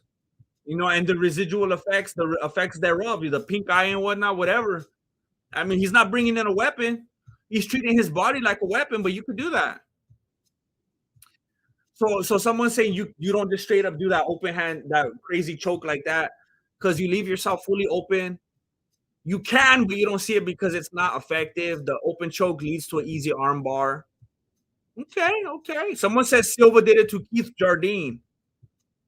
Dylan Dennis. Dylan Dennis just started following me on Rumble. I appreciate it, Dylan Dennis. Thank you. I've seen fools. Thank you again. That was unprecedented. I've seen fools use forearms but never straight grab the throat. Also, why no 12-6 out? Why is it illegal? Does it actually make a difference?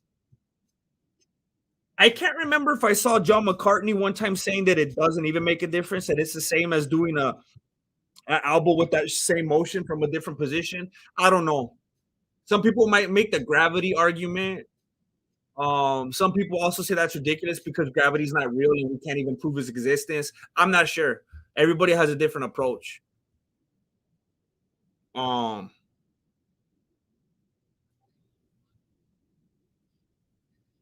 if everything is allowed, Wing Chun will become popular again.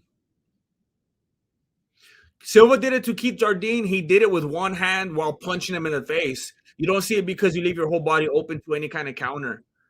So it might be a decent thing that you could try against a 100% striker that doesn't know anything at all about moving at all on the ground.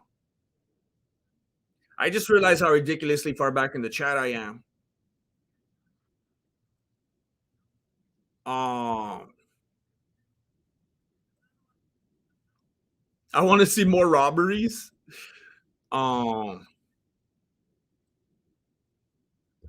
Miss Chuck Almighty, dang, GM, I left the chat earlier to take my kid out for the night. Now I'm sitting here stranded in the parking lot in the cold. Give me warm vibes. This is whack. Oh, are you? Oh man, did you have to play chauffeur? Oh no! Are you sitting in the? Are they like in the movie theater right now? Oh man! Yeah, I know where you're at. I did something like that a while back. I had to take some books with me. We were talking about it earlier. I'm a big reader. I had to take some books. I know you guys probably thought I would just be sitting on my phone the whole time, but I like to read. I hate being on my phone. Um, Dang it. And are you low on gas and everything too? Can't even run the heater? That's like the worst.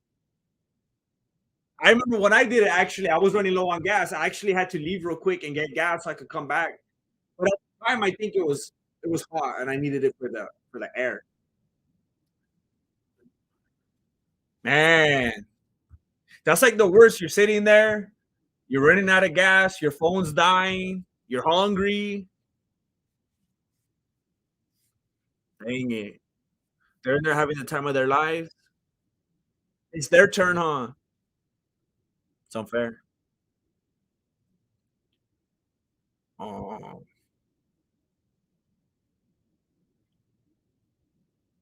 Ronda Rousey. Why is she talking? She went to the Olympics, she failed. Went to the World Championship, she failed. And then she started fighting in MMA, and then it went right.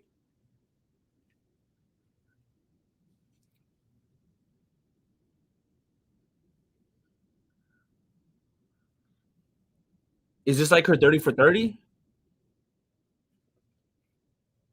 Um,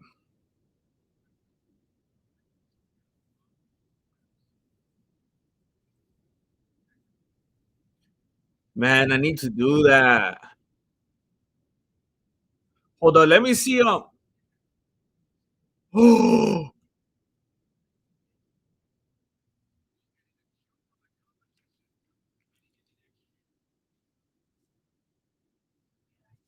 You're at a theme park and he's sleeping in the car. The car won't start. Oh no!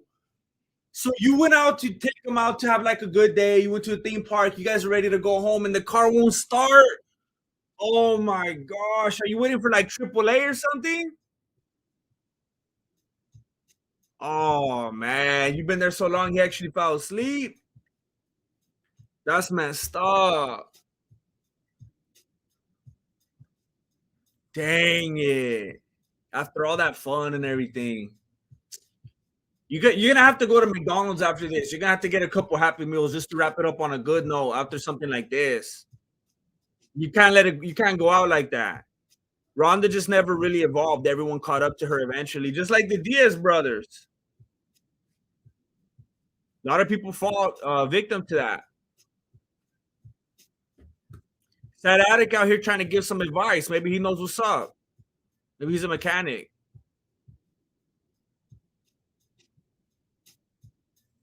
I can't remember how to. Let me see if I could. I wonder how quickly I could figure out how to get a new emoji in the chat. I can't fully remember how to do it. Let me see. YouTube Studio. Membership, maybe? Membership. Where's my emojis at? Um,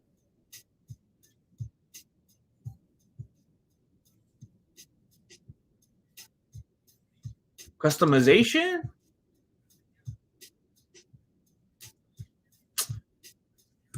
Hold on, I'm trying to figure this out for you guys. Oh, wait. No, that's not it. Customize default perks? Emojis. Emojis are fun graphics that members could use in live chat and comments on your videos. Upload ones that help fans express emotions, reactions, or share inside jokes. Your emoji will appear in the emoji picker. Your members can also use emoji in the comments. Okay, so how many more can I upload right now? Let me see. Supported formats. Minimum size. Okay, let me see what I could do right here. Hold up. Um,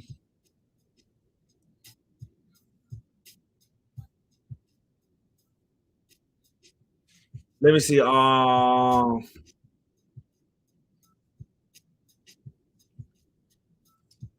might let me just do a test one. Let me do a test. I might take this out later and redo it better, but I just want to see if I could do it and how quickly I could do it. Um,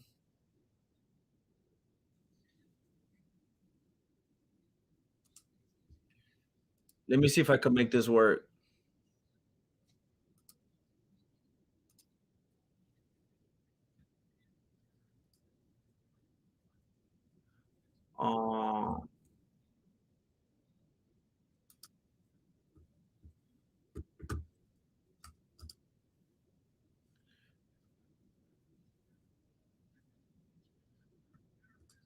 All right, let me see. 32 by 32.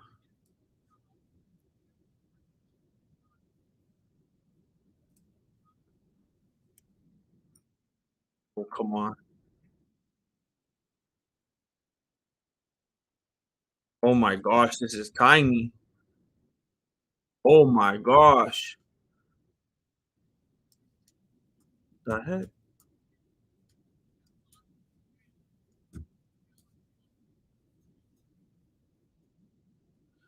So a lot of fools think that this guy beat Gamrot?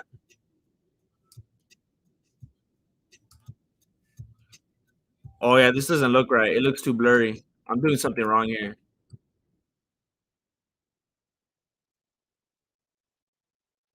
That doesn't look right.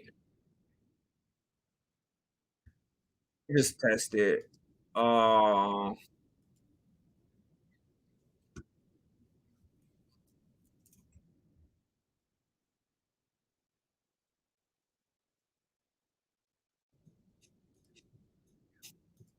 can I make that? Let's see. Then I go back to add another emoji.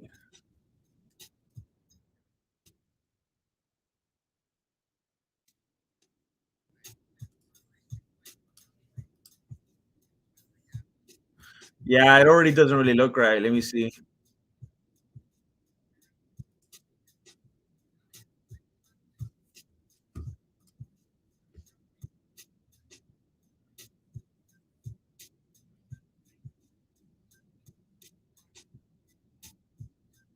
Sound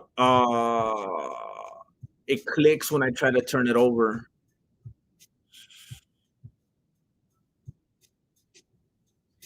Yeah, because before I was having that burr, burr, burr, burr, burr, burr, and that's the starter, right? I think if it just clicks, that's the battery. Is somebody coming for you? Did you call AAA?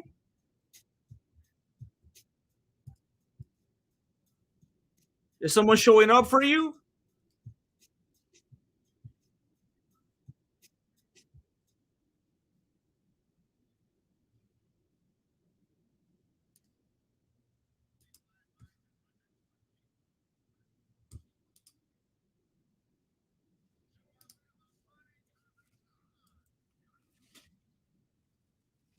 It's a little blurry.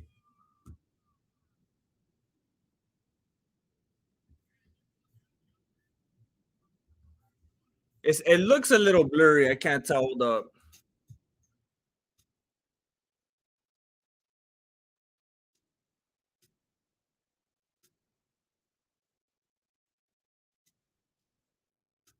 Yeah, I just wanted to see how I remember the last time the process when I put them in, it was like it was like annoying, but I know how to do it.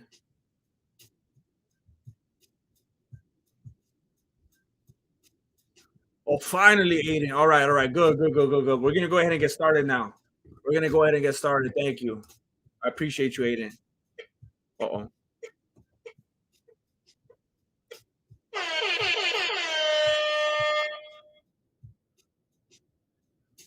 Jump your car off your phone battery. I don't think you can do that unless it's an Android, can you?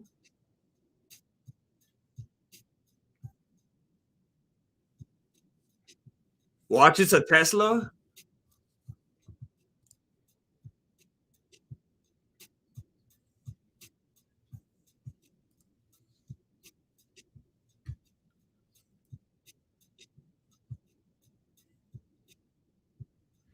People calling this the real main event. Always late, never wait. What's up, GM? Hey, you just get out of work. You made it. Armenia versus Kazakhstan. That's how people are looking at this right here.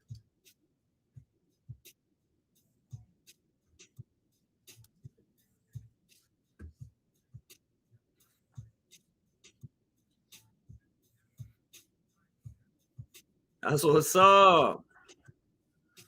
Long day. Man, you must get out almost 6 o'clock. Put those hours in.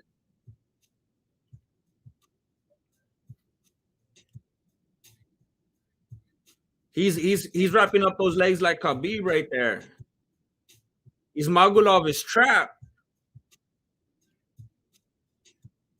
It's weird how loud you can hear the corners when everybody's not going crazy. You can just hear the whole game plan. Ismagulov gets back up.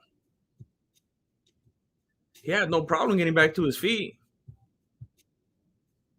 But Sarukan better be careful because you can't win a fight like this anymore. You could hold him like that for 3 rounds and he punches you in the face once and he wins the fight. Tow Truck says it's my starter. 2012 Nissan Rouge. Been out here 45 minutes. Just needed to vent to someone other than myself. Oh, wait a minute. The tow truck said that 45 minutes ago. So where's he at? Did he say that over the phone or did he actually come out? Man. Starter, that's annoying.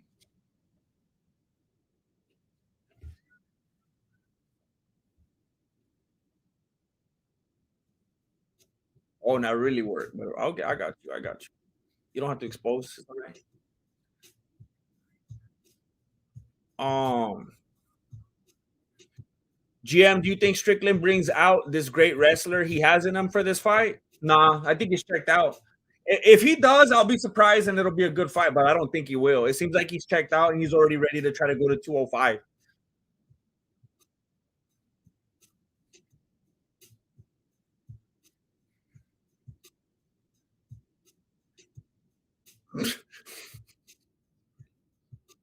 That's what I want to know. That's why this guy's not helping.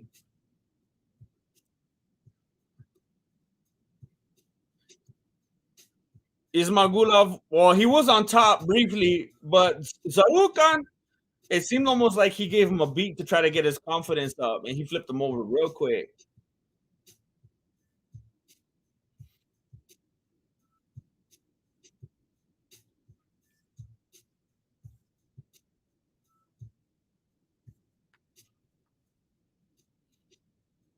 Sarukan has Ismagulov up against the cage right now.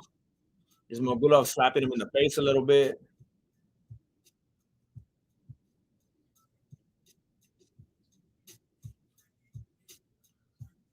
Sarukian just wants to get back down, reset on the ground, try to implement his game plan. He's trying to trip Ismagulov, but he stepped around it, didn't let him follow through.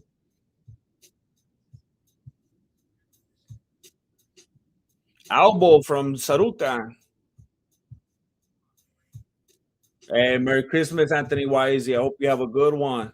I hope you enjoy very much. I hope it's relaxing and peaceful. Strickland's abandoned wrestling, just how Ronda abandoned her grappling. For real, she out there trying to throw haymakers. Thank you, Pushy Killer. Thank you. I've been slowly chipping away at an edit. Slowly, I'm gonna be releasing a full length breakdown pretty soon here.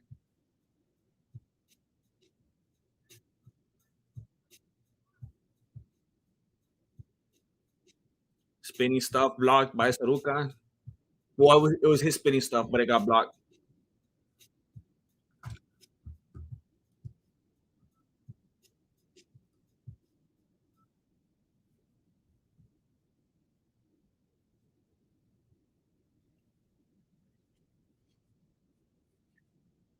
Is that guy that was Ronda's coach coaching anybody anymore? That Edmund guy?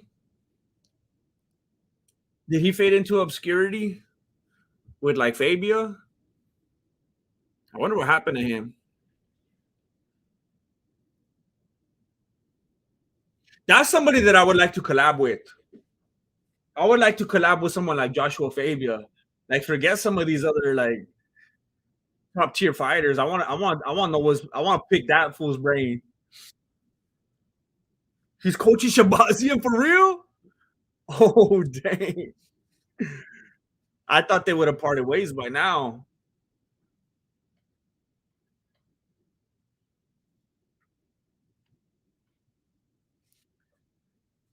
Fabia and Edmund in a sitcom. He will stab you. Oh man! All right, round two.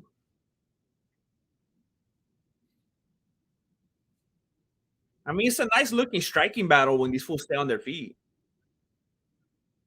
Nice combo leading to a solid body kick from Sarukan.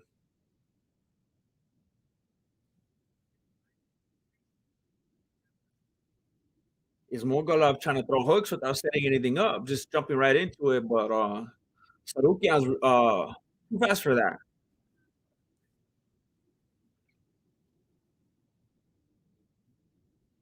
Yeah, I thought I heard the commentators talking earlier. Is that what they were referring to when they said they had like a gentleman's agreement?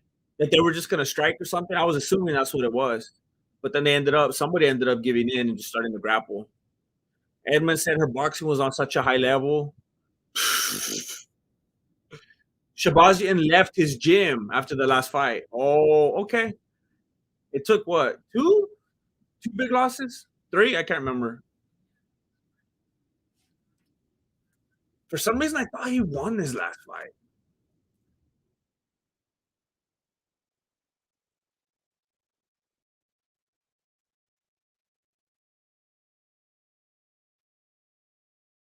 Um,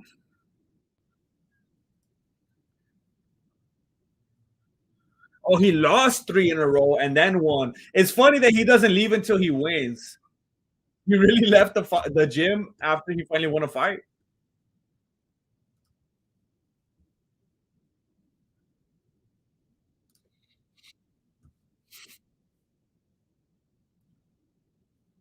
Oh, before the last fight. Oh, that looks even worse for Edmund.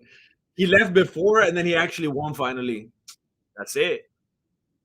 Sealed.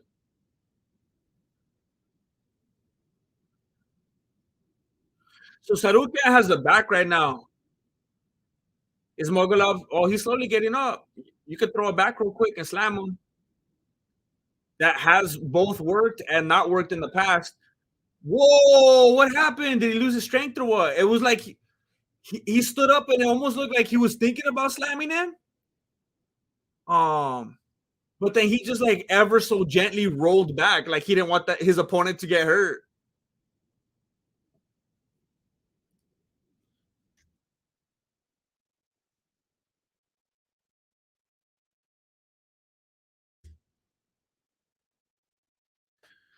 Yeah, he shouldn't have done that. He should have slammed him, give himself a fighting chance because now Sarukan has the back. Oh, he let go of the rear naked. He had it. It looked like he had it pretty threatening in there, but it's gone now.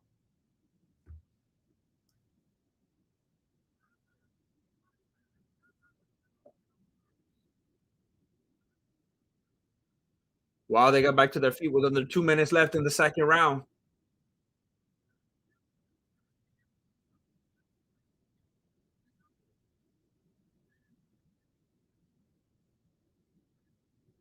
So Sarukan's trying to keep him against the cage. He's asking his corner something.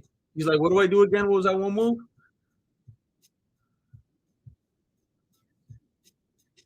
I don't know what he's trying to communicate to them. There's some kind of miscommunication.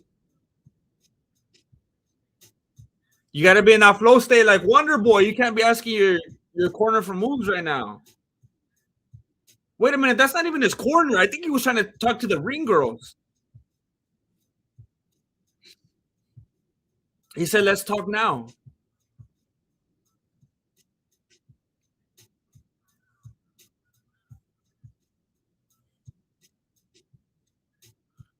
Under a minute left in the second round. Leg kick from Ismagulov. See, I could handle one of these last names like per fight. One per fight. But like both fools, Ismagulov and Sarukian. It's like, come on, man. Give me a Smith. Come on, man. Give me a Jones. Ismagulov to the Sakurayan. Come on, man. This is how we're picking fights now. This is how we're setting. At least he's repping. At least one's repping Street Fighter for real. That one makes it a little bit easier. Saruka. 10 seconds left, second round. Yeah, give me a Lopez.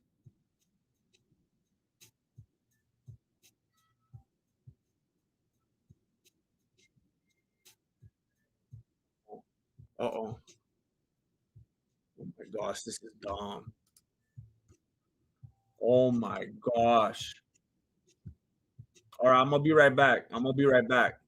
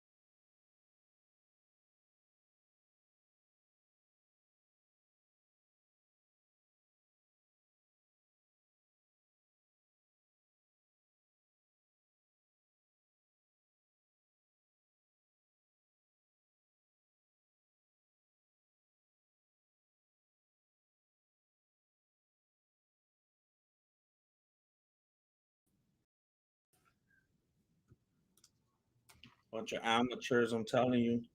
I'm dealing with the amateurs. I'm dealing with amateurs. Insanity. Doesn't make any sense.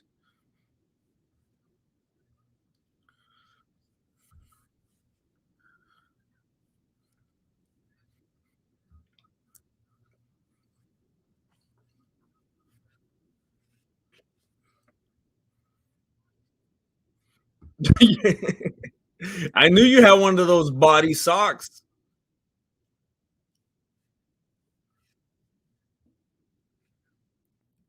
Friend zone blankies.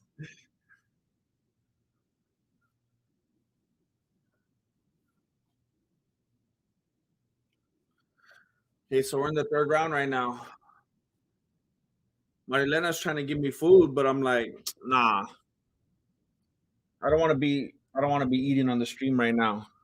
It's a bunch of like meat and rice and hot links and stuff. And I'm like, nah, that's not the kind of stuff I want to eat on stream right now. It's gonna be all nasty. I don't want to hit you with the ASMR right now.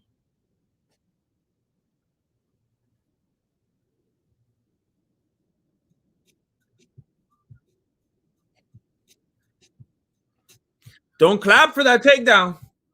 Don't clap for the trip. They're not gonna count it. It doesn't matter. This is a kickboxing match. Unless there's an actual submission, it's a kickboxing match. Sarukan's trying to get the choke again, but I mean, even though Asmagulov keeps doing a bad job and getting himself into that position, he is doing a good job of fighting the arm every time and not letting him pull it off completely.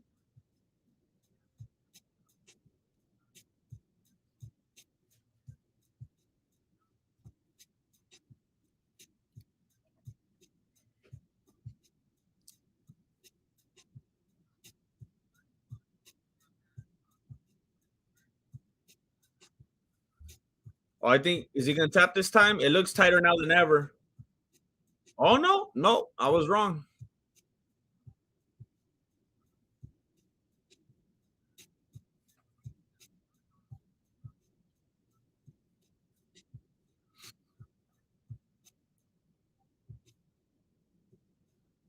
What hard does a takedown on its own do? It's just an abrupt change of position, no different than a clinch or eggs. Look, Spider Moose, look, you're going hard on this. Like you're invested in this. Look, I'm telling you, it's all about the communication or lack thereof. That's it. That's it. Like back in the day, if I would have been watching fools punch each other like UFC one, punch each other in the head, kick each other in the face, elbow each other, and all that, it looks crazy.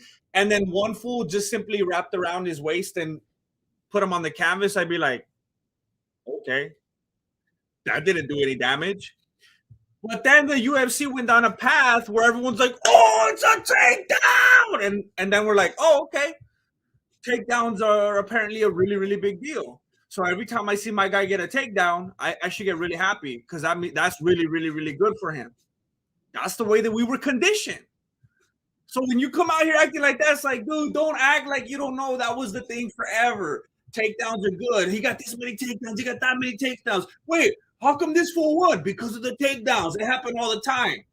Now the rules change and you're coming at us like, yeah, dude. Of course the takedowns don't matter. They barely changed it. Don't be acting like it was like that from the start. It's a new thing. We're barely acclimating. It's gonna take a little bit of time. You're correct. It's not a big deal. It's not a big deal, but that's what the UFC was causing us to believe. You get the car started. Did you hit it with the car like they were telling you? Did that actually work? I saw someone telling her to hit the starter with like a tire iron or something because sometimes that actually gets it going. Like when my batteries aren't working in my air horn, and I just tap it a little bit and it works. That's what's up. You finally getting back on the road? Sarukian got the unanimous decision. He threatened with the choke so many, many, many times, and he finally got the unanimous decision. Why does that fool look so frustrated? He wanted to get like a first round submission or what? Look at this dude. Look at this dude right here. Hugo. I was gonna say, is that you, Juice Box? Hugo. I don't know. Hugo. Hugo Tortellini. Hugo.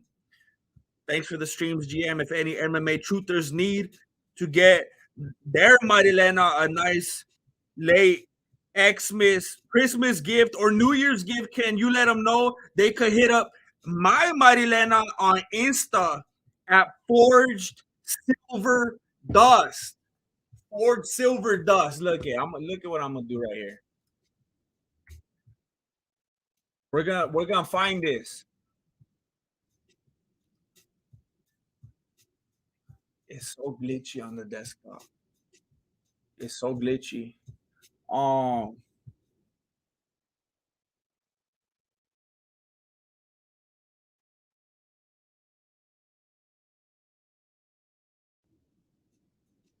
Look at this. Look at this. Look at this artwork right here. Are you kidding me? Look at this. Hey, if you want to get, hey, look, MMA truthers out there, if you want to get your Marilena something beautiful, something memorable, something amazing and breathtaking for Christmas, for New Year's, you gotta hit up Juice Box's Marilena Forge Silver Dust on Instagram. Look at right there. Scope. Right there. Look at these beautiful things that you could get.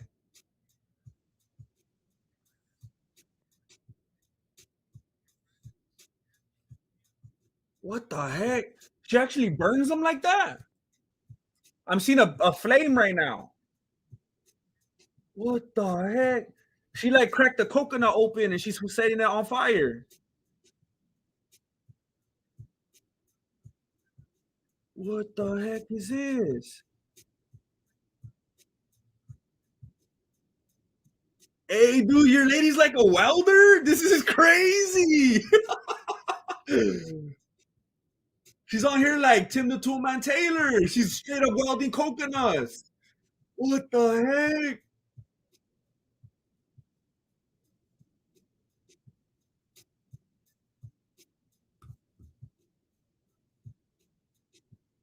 Hey, that's pretty bad.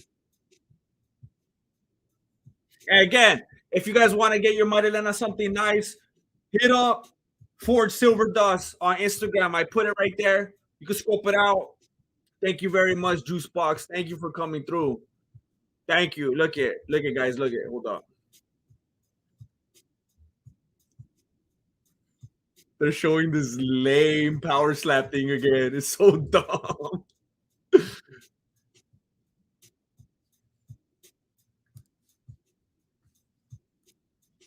So stupid.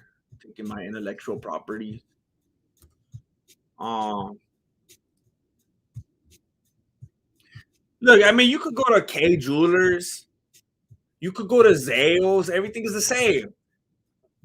You're gonna be out at the movies. You're gonna be out at a restaurant. And your lady's gonna be wearing her nice necklace you got from Roger Jewelers. She's gonna be all proud. She's gonna look over, and the lady right there is gonna be wearing the same necklace. The same thing. It's gonna be embarrassing. Your lady's gonna be humiliated because you're not looking after her. And then the waiter might bring you some water, and you're gonna be like, hey, the waitress is gonna be wearing the same necklace. That's the problem when you go mainstream like that. If you get something right here, look at this. Look at this. Custom made, handmade, authentic. If I was more high tech, I would be scrolling the page right now, but that's a nice screenshot, isn't it? It's amazing. And if you hit them up, tell them Mexican martial arts sent you, and then tell them that Juice Box sent Mexican martial arts so that she could get happy with Juice Box. Um, yeah, it looks crazy, Juice Box. I saw her under with the flame and everything. I wouldn't be able to do stuff like that. I would chicken out. I don't like to play with fire. That's crazy. She's brave. Andrew McMaster, what's up? Yeah, I never seen Andrew McMaster in the super chat, and I'm embarrassed. I need to get those Duracells. I need to stop playing with Energizer. Thank you, Andrew McMaster. For real, you can take her to the apocalypse with them. Um, Hayes and Zales are owned by the same family. I'm telling you, it's Illuminati.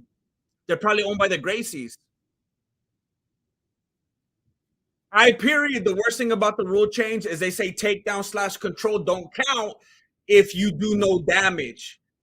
But dudes be hitting people with love taps as they run away, point five, but that's totally fine.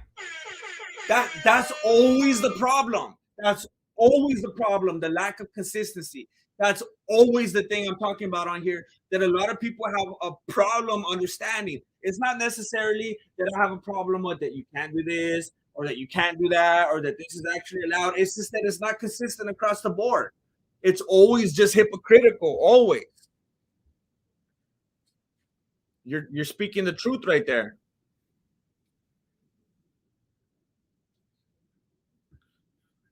Oh.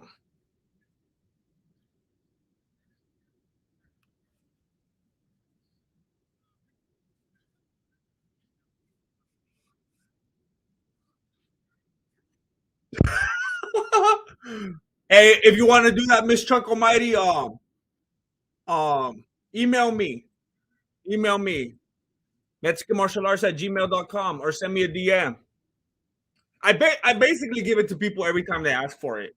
I just never mass give it out in the live streams because there's a bunch of cochinos in here. I've been on the receiving end of some questionable stuff.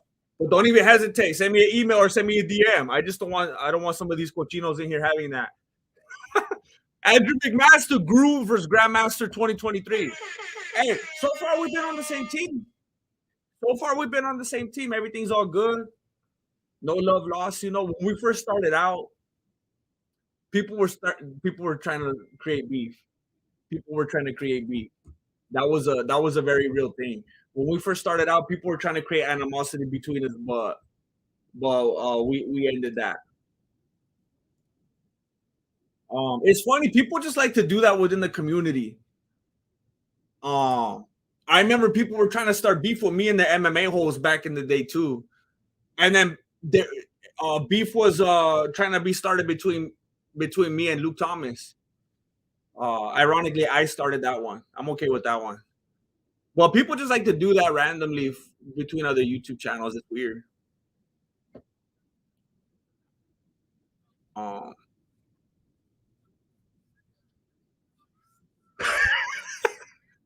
it's just Mexican martial arts at gmail.com.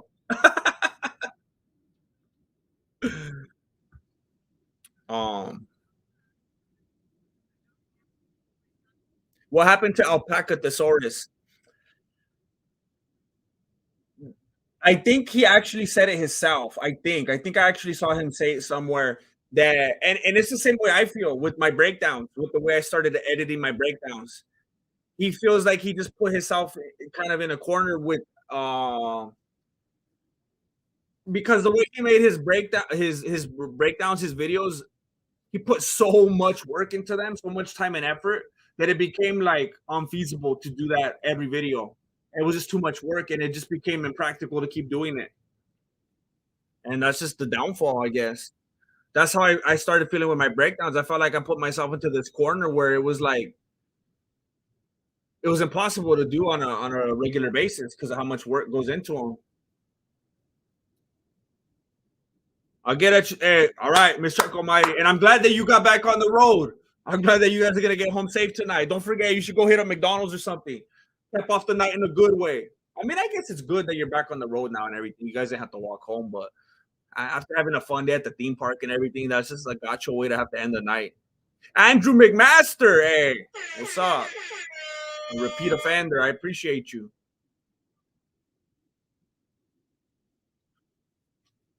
Hey, this is the main event. We're finally here. I'm finally gonna get to have dinner right after Strickland gets knocked out right now. I'm telling you, he's on that same Kevin Holland trajectory. Not only saying the wrong things and having the right mindset, but just getting shut down early, just getting put away, just getting embarrassed time after time. And Sean gonna stang and bang tonight.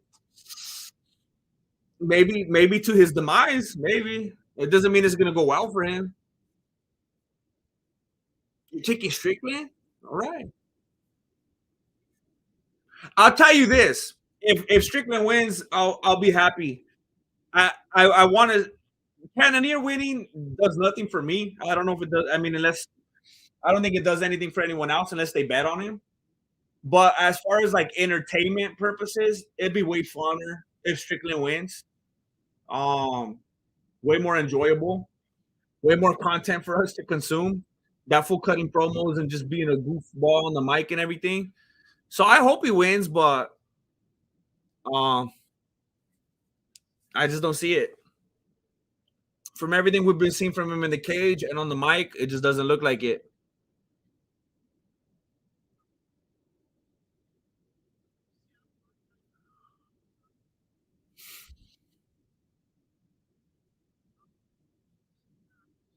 Yeah, Strickland at the press conference. I'm tuning into that one. Did I get a new beanie? No, no, I don't even think I washed it. I picked some fur out of it. The dog came into my dojo the other day and got a bunch of fur on it, so I had to pick it off. So maybe I made it a little clean. Yeah, that's it. That's it. I hit it with the lint roller. Did you buy the office Lego set? I did not. It was like $100 or something. That was crazy. That was I don't know. I'm gonna have to pick it up at a thrift store someday. We need an official super high quality wool blend beanie. I don't know. I was looking and looking and looking for other options aside from Teespring because of how they started jacking up their prices. And I was trying to find another place where I could get a beanie made. But I don't I might just have to stay with Teespring. It's like the least worst of all the evils, you know? And supposedly they make beanies. It's just kind of an annoying process to figure out and submit the artwork and all that, but maybe I'm just gonna have to try to go through it.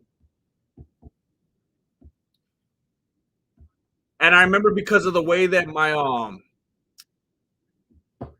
I remember because of the way that my logo is when I was on like Shopify. I forgot what platform they used to actually make their stuff. Printful or something. I don't know. They were having a lot of problems with my logo because it was like too detailed for the little intricacies of putting on a beanie. It was a lot of problems. So it was like I'm gonna have to change my logo a little bit. Vi Vi Arjun Talker 96. What's up? Thank you for joining the YouTube membership. Scope the community tab, extra content, behind the scenes stuff, bloopers, access to the Discord. You can get in there and chat with other homies. They got their own ecosphere in there. Thank you. Koki 007, GM, who will win on a dream fight? Kobe versus whom show? Chamoyev? Chamoyev kills him. Chamoyev kills him. I know that Kobe has a great gas tank. I know he fights the world with Christian. I know he'll jab, jab, jab, jab you, but um, Chamoy will take him down and just beat him into the canvas. Absolutely, absolutely. I would love to see Kobe beat him. I just don't think it will happen. I don't even know what it looks like to watch Kobe wrestle because he just never does it. I wonder what it would actually look like if Chamoyev took him down, if Kobe would even try to wrestle or just stand back up. I don't know why he doesn't wrestle. Did he get his neck fused? I don't understand. Thank you again. Uh Taker Taker 96. I appreciate you.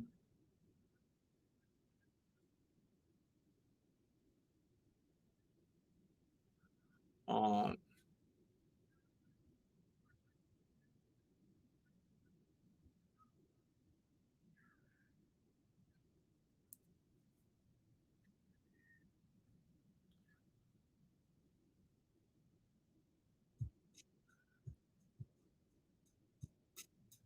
all right, here they are for the face off. Sean smiling at him. Look, did you see that? That was pathetic. I feel bad for him. Did you guys just see Sean right now? He went like this. He went, did you see that face? He actually breathed all heavy like that. Like if he was scared. What is that? Oh man, that was weird. I'd never seen a face off like that before. I never thought I'd see it from Sean Strickland. That was weird, man. Leg kick from Cannonier.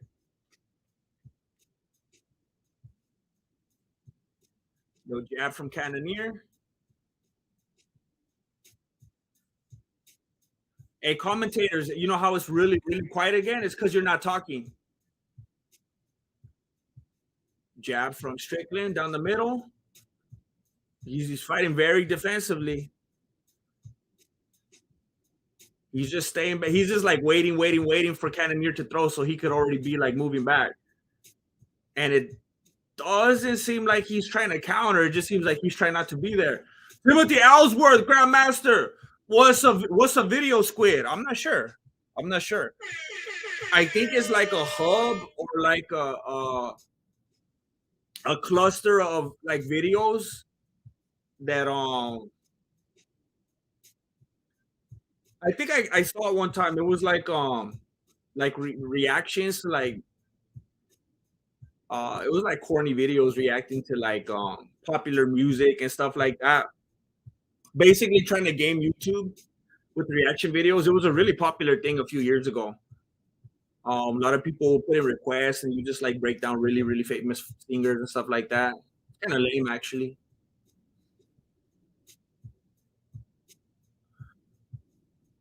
So Cannonier, yeah, Felder just said something very interesting that both of these fools know that they have 5 whole rounds to work with, so that's why they're being a little bit hesitant.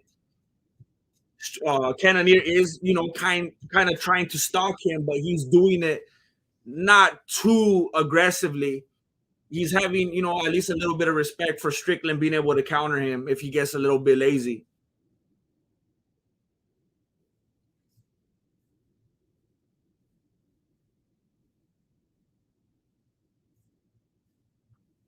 So I think a lot of people are just waiting for Cannonier to explode right now, but Cannonier has been someone though that we have thought would go in there and take someone's head off and then just absolutely drops the ball and we're like, what happened? This could be a knockout artist. The man's a machine. He's a beast. What did he do? What happened in there? There's always that. Okay, left hand from Cannonier. Got a little bit scary for a moment. Strickland dodged that one. Cannonier throws a kick. Strickland grabs it, doesn't do anything with it, just lets it go. Lets it out of the way.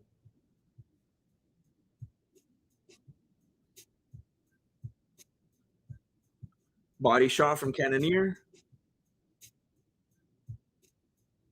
Gun shy. That's a good way to put it with Cannonier. That's probably the best way to put it when he was against Whitaker, huh? Gun shy. Like what happened? Where did this fool go? Kind of looks like Strickland just oil checked him.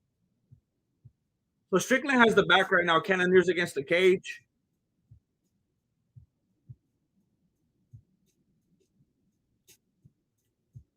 Strickland's just hugging him from the back right now. Like when you're insecure and you're just walking with your lady through the mall like that. Have you ever seen that?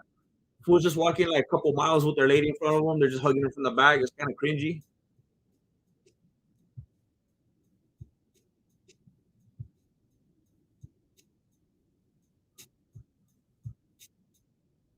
Strickland trying to throw some shots to the face from the back.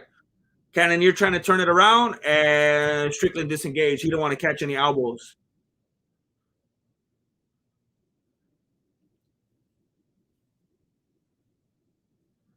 $115 left in the first round. Pretty solid leg kick from Cannonier. Big right hand from Cannonier. Strickland circles out of it. And now we're at a minute left in the first round. CFib, GM, when will your zip up hoodies be 40-ish again? Look, I'm telling you guys, you only got the month of December left to pick up a zip up hoodie for $100. You only got about a month left to participate in Brown Friday. All right. I know a lot of people are trying to catch these deals right now. You could, for a limited time, get the $100 zip up hoodie or the regular pullover hoodie. But as soon as we get back to January, it's going to be around $40 again. So don't miss out on your window right now to be able to tell the homies that you're out there sporting the $100 zip up. You're going to have to tell them that it's only $40, like if you bought it at Target or something. So in January, it's going to be back around the $40 mark. All right. Around January. Thank you, CFib. Thank you. 10 seconds left in the first round. It was boring, but it's forgivable. It's a round of feeling out. That's how it goes. Shot to the body for Cannonier. And that's gonna be it. So hopefully their corners yell at them and they tell them to pick it up and they're being embarrassing and they're humiliating them and you can't in the hands of the judges. could you stitch one of your patches on the sleeve for me? The problem with the merch, the problem with the merch is that I don't have it in house. I have to use a third party thing. So I never touch the merch. That's how it works. That's why they take such a big cut. They make way more than I do. It's ridiculous.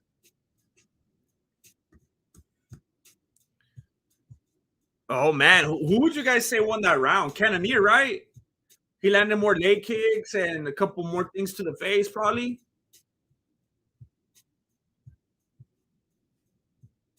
Oh,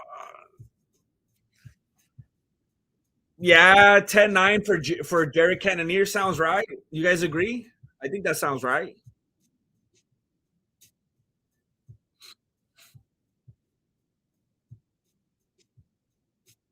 Somehow Patty Pimblett won this round. I don't even know how to explain it. Right hand from Cannonier. Go to the body from Cannonier.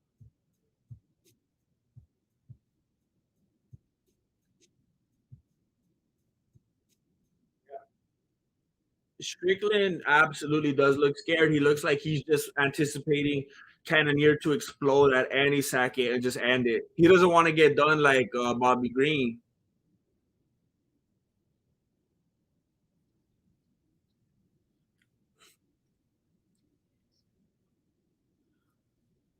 I mean, Strickland is making Cannonier move back, but he may just be baiting him. Strickland's going forward, forward, forward, and Cannonier's backing up. And I think Strickland caught on to that. He's like, wait a minute, I'm gonna stop doing that. And now Cannonier's making Strickland walk back. But are you gonna do something with that? Strickland does keep catching stuff from Cannonier. He keeps catching kicks, catching a couple punches. Strickland is starting to land jabs now. Cannonier trying to 1-2, but Strickland's not there for any of them. 3 1-2s in a row. Strickland's backed up, and Cannonier was not able to land. There's a right hand from Cannonier. Strickland's a crooked cop. He does look like a crooked cop. He looks like one of those cops on like a late night drama that's like always bending the rules, you know? That fool's like not the commish. What was the show that he came out on when he was like a bad guy? He was always like living outside the rules. The fool that was on the commish, but it was another cop show later on. I forgot what it was called. That show was bad. I used to watch it at like 1 in the morning. I forgot what it would come on all late, like after Saturday Night Live or something. Do you guys remember what it was called? That was one of the best cop shows I've ever seen. The Shield. No, was it The Shield? Was it? Was it The Shield? Dirty Harry. It was Street Blues. um, was it The Shield? Oh, it was. I was mixing up The Shield and The Wire. It's The Shield. It's called Cops. Nah, it was The Shield for sure.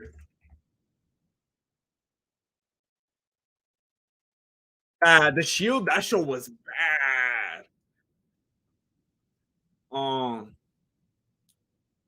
Strickland coming in with the left hook. He's trying to follow up, but I mean, Cannonier. Strickland was out of the way though. We're under 2 minutes now.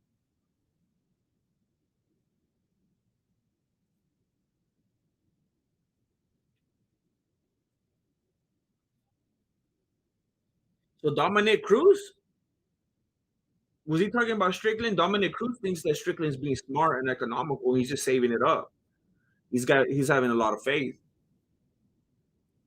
I saw Jake Shields run up on that fool. I think he's getting sued now. He's taking everything he worked for.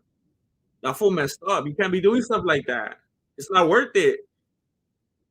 Just to be able to talk about it on Twitter, it's not worth it.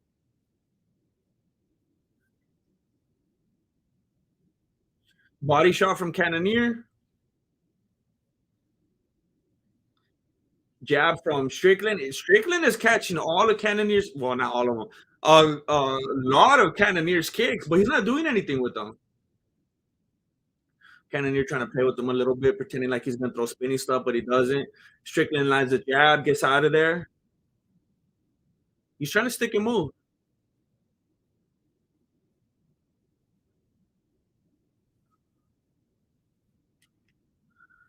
Hey, Strickland blitzing him. He's making Cannonier back up, but Cannonier's getting ready and loading up for the counter shot. Cannonier was ready for that one. Strickland's lucky he moved out of the way. Jab from Strickland. Body shot from Cannonier. All right, they exchanged. That was a fair exchange. Both of them were landing. Body shot from Cannonier.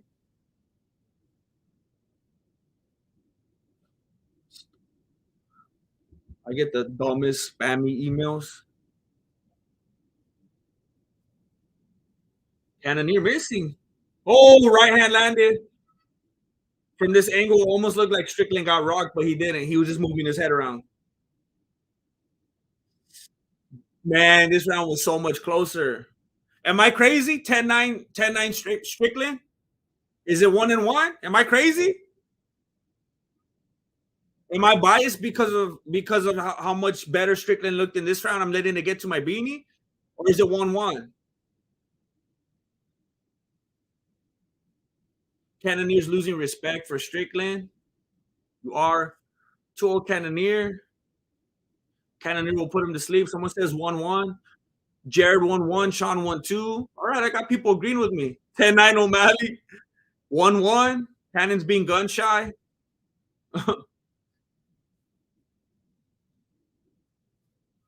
I know it's hard to judge fights. Like why Nate Campbell. 1-1, 1-1, 1-1.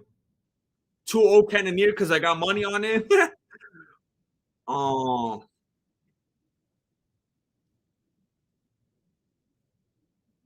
All right. Judges might have it 2-0. The judges have it 2-0 for Strickland.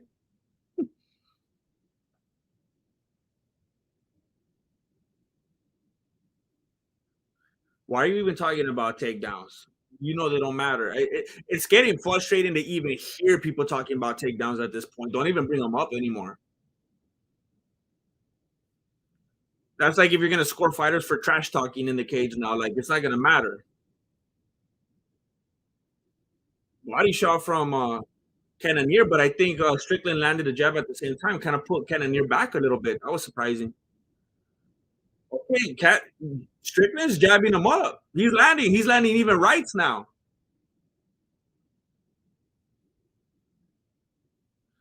Cannonier patty caking. Still jab to the stomach from Cannonier.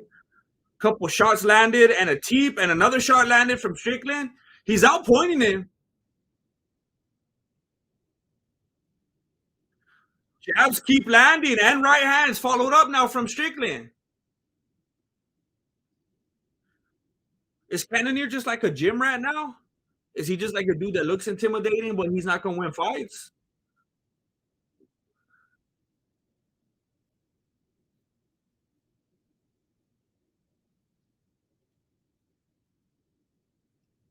Overhand right from Cannonier, but it was blocked.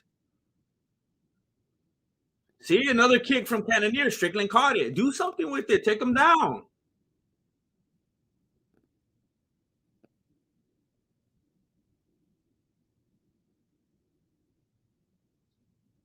Hey, this fear, this apprehension that Strickland had, he's making it work in his favor.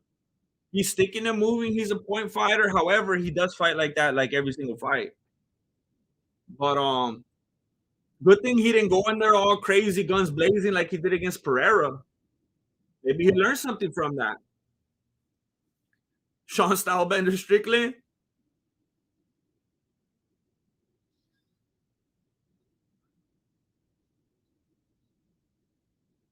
Cannonier keeps trying to throw the overhand right. Strickland keeps putting his guard up. It's not landing. Jabs landed from Strickland. Cannonier landed a leg kick, but then set it back down like if it hurt his leg. 2:30 left in the third round.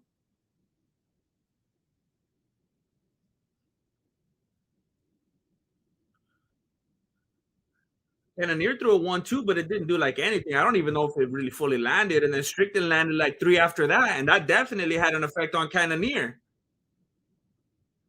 Teep from Strickland. Okay, overhand right finally lands from Cannonier, but nothing behind it. No, don't ooh that audience. That was a couple pad work pimlet shots. That was a left right from Cannonier, but they both landed on Strickland's guard. And they didn't even have any residual effects on his dome. His guard was in front of his face. It wasn't by the sides. That was a solid left hand that landed from Cannonier. Woo! 4 shots landed from Strickland. Bam, bam, bam, bam. Sounds like that fool's playing the quads. Couple missed shots from Cannonier. There we go, Miguel. There we go. He turned me. He turned me. I'm rooting for Strickland. I mean, I said that I thought Cannonier was going to win, but I was hoping Strickland will pull it off. I was hoping. Inside leg kick from Strickland. Kick from Cannonier. Right hand from Cannonier. Woo! Big left hand from Strickland. You have to put a lot behind that one. Has foot planted and went right forward. A minute left in the nice 1-2 from Strickland. Another one landed from Strickland. 57 seconds left in the third round. Teep from Strickland. Cannonier's missing everything.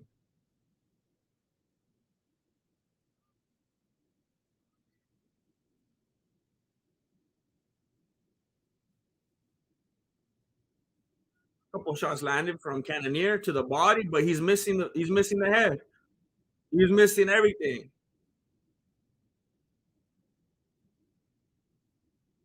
Imagine that fool stopped collecting crystals, started smoking them. That's why he came in here with this kind of performance. Lackluster. This fool's breathing heavy. He's seen 2 or 3 of Strickland's. He doesn't know where to land.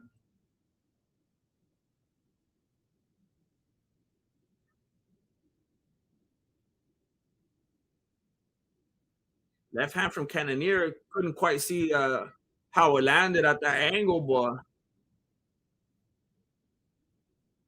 I mean, I say 2-1. 2-1 O'Malley. It's 2-1 Strickland, right? It's 2-1 right now.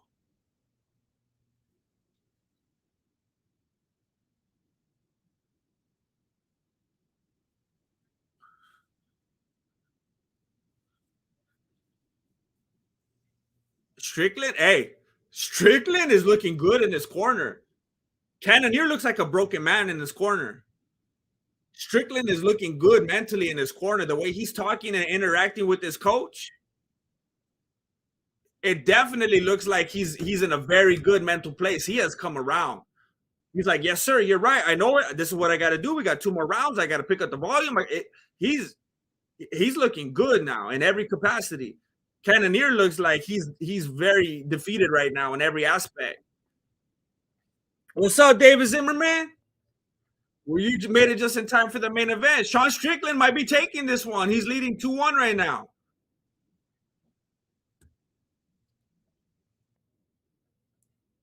That is the truth with Cannonier, huh? He always has a confidence issue.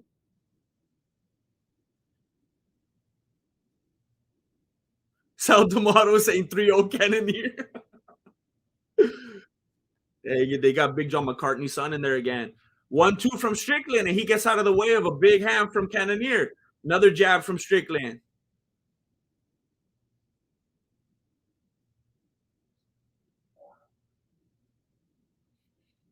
Cannonier. No, don't say nice. Unless that was Strickland's corner. You heard the right now, but both of those landed on Strickland's gloves. He has Cannonier out here doing pad work. Cannonier can't land clean. Period. Getting flashbacks of the Hall versus Strickland fight.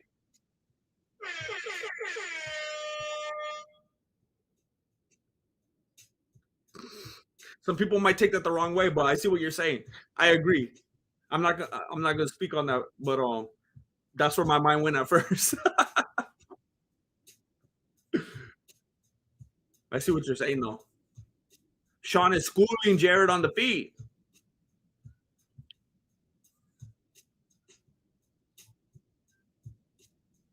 Man, Cannonier sweating like if he's in a sauna right now. That fool's just like, that might just be like a body thing because like that fool used to weigh like significantly more. So I wonder if he's always in that state of like losing. Like who knows how heavy he is before the fights. He's probably still cutting right now. That fool's perspiring like crazy. It can't be healthy. Like it can't be the best to be in the middle of a fight like this and just be sweating bullets like that.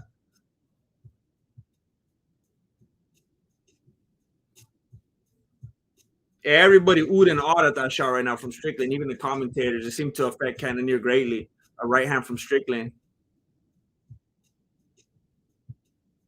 Left hand from Strickland. I mean, maybe Cannonier doesn't get this unless Strickland tries to stand and trade, staying and bang. But if he keeps karate combating him and going in and out and point sparring him, I mean, he might just do this all the way through the 5th round.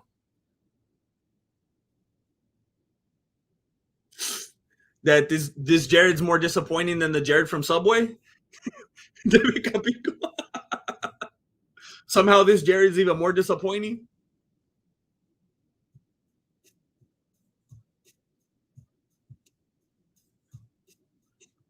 Left hand, big looking left hand from Cannonier blocked. Mr. Bag, the Uchi Bag. The Weasel already making his what really happened video before the fight's even over. What really happened? What actually transpired? For reals, what took place? There's always like 9 different videos. But when you think about it, this is what might have happened.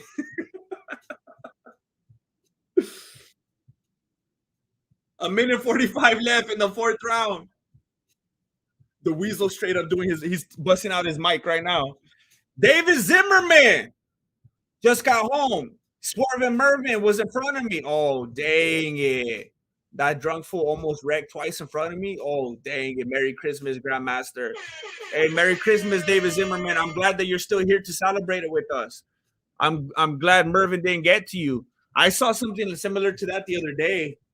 I was on the road and I saw perpendicular to me. Some car was coming this way and some car was coming this way. And the other car gradually started going this way and cutting into the other fool's lane, and they were getting scared. They just pulled over. Dumb people out there just not being safe. It's so dumb, just putting other people's life in danger. But I'm glad you're still here with us, David Zimmerman. I'm glad you made it home safely. Merry Christmas. Goodness. 45 seconds left in the round. Cannonier throwing crazy. Shadow boxing, throwing haymakers at the wind. Strickland tied him up, thought about doing something with it, but he just disengaged. He's like, yeah, I've been winning. I've basically been winning the whole fight with these hands. Let me just separate it. So they're back toward the center. 25 seconds left. Little teep from Strickland. Attempted 1-2 from Cannonier. He can't land. Okay. And then he missed a couple after that, but then he did land the left hook. He did land the left hook, and Sean, he's still fine. He's on his feet.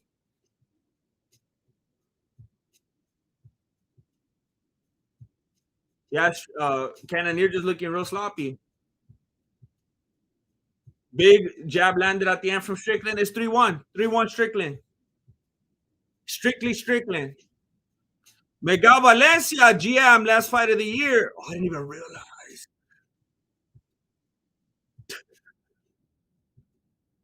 His coach is so frustrated at him.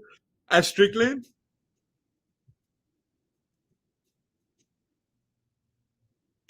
He's telling him when, well, first of all, Strickland's coach, you know he's winning, don't lie. But he's telling him, I don't know what the score is, because you know everyone's on pins and needles lately because of the scoring. He's like, I don't know what the score is. When he gets in that southpaw, you gotta blast that leg. You gotta blast the leg kick, and he's right. Last fight of the year. Here's to a great year of commentating and more to come. I appreciate that. Optimism moving forward, looking to the future. We're gonna keep doing it. We're gonna keep getting bigger and stronger. Thank you very much, Miguel Valencia. I'm happy to do it and to keep doing it. You can run ESPN. Oh, you can. YouTube changed their thing where you could use their app at the same time. Before, you could only do it on premium, but now you could watch them on minimal, like the little minimized screen, and other stuff. That's crazy.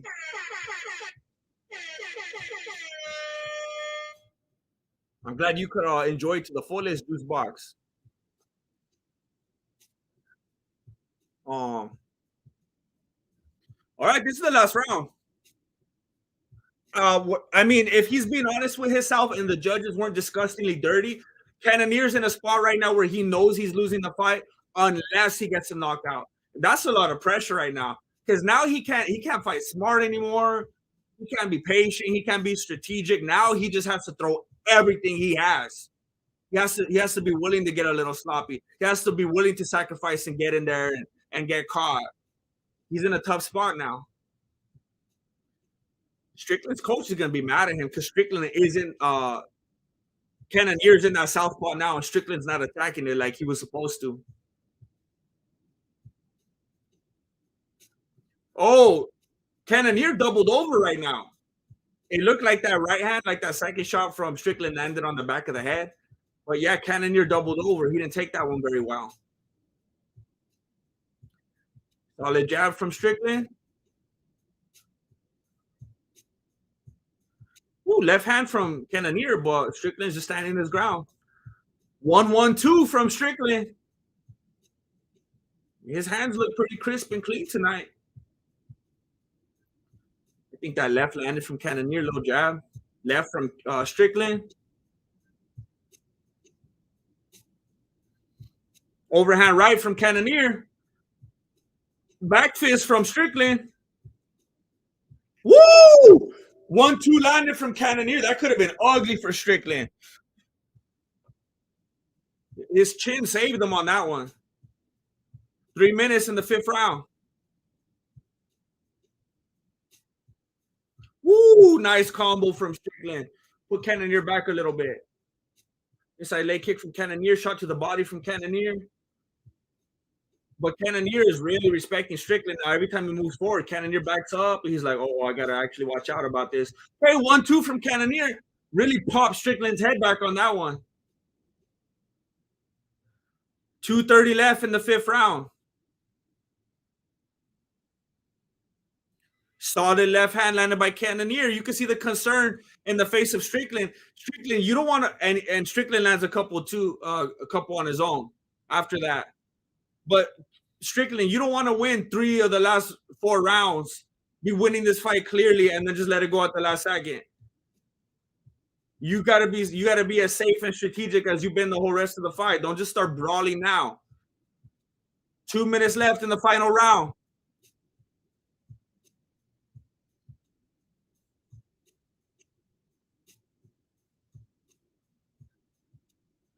Jab from Strickland.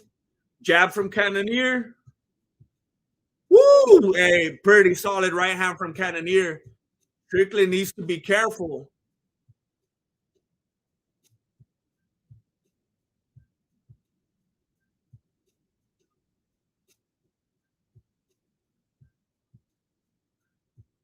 Left right from Strickland.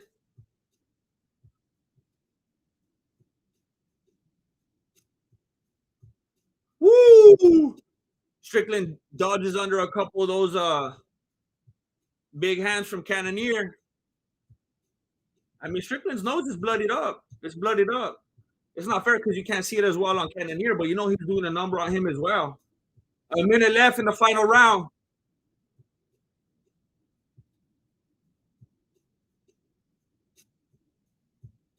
Right hand, left hand from Strickland. Cannonier missing. Strickland making a miss. He's blocking him again. He's not giving him a clear path in there. Doing a great job keeping those hands up. Very unlike Bobby Green.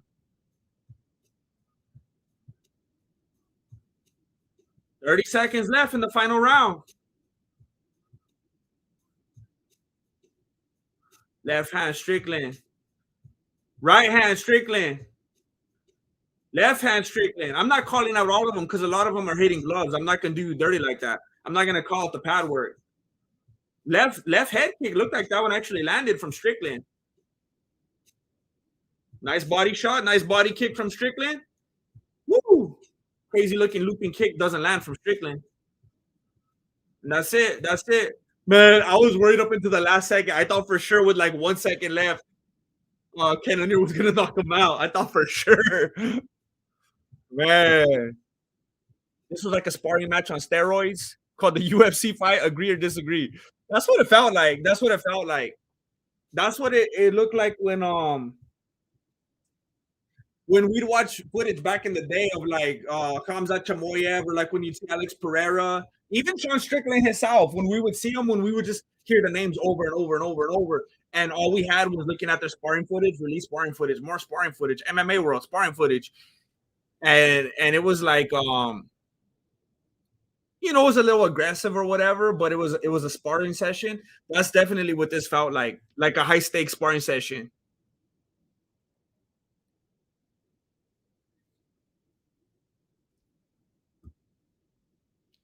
So significant strikes. Sean Strickland is leading, both to the head. Oh, Cannonier had more body strikes, but overall Strickland had more.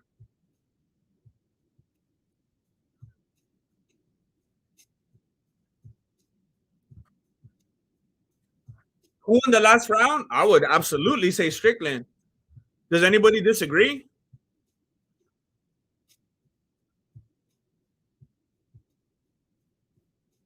I mean, I feel like it was 4-1. I think the only one that could be argued is Cannonier won the first round.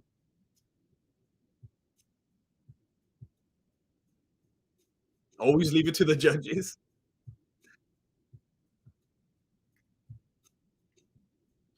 49-46 for Cannonier. 49-46 for Strickland. 49-46. Split decision. They gave it to Cannonier. They gave it to Cannonier. What?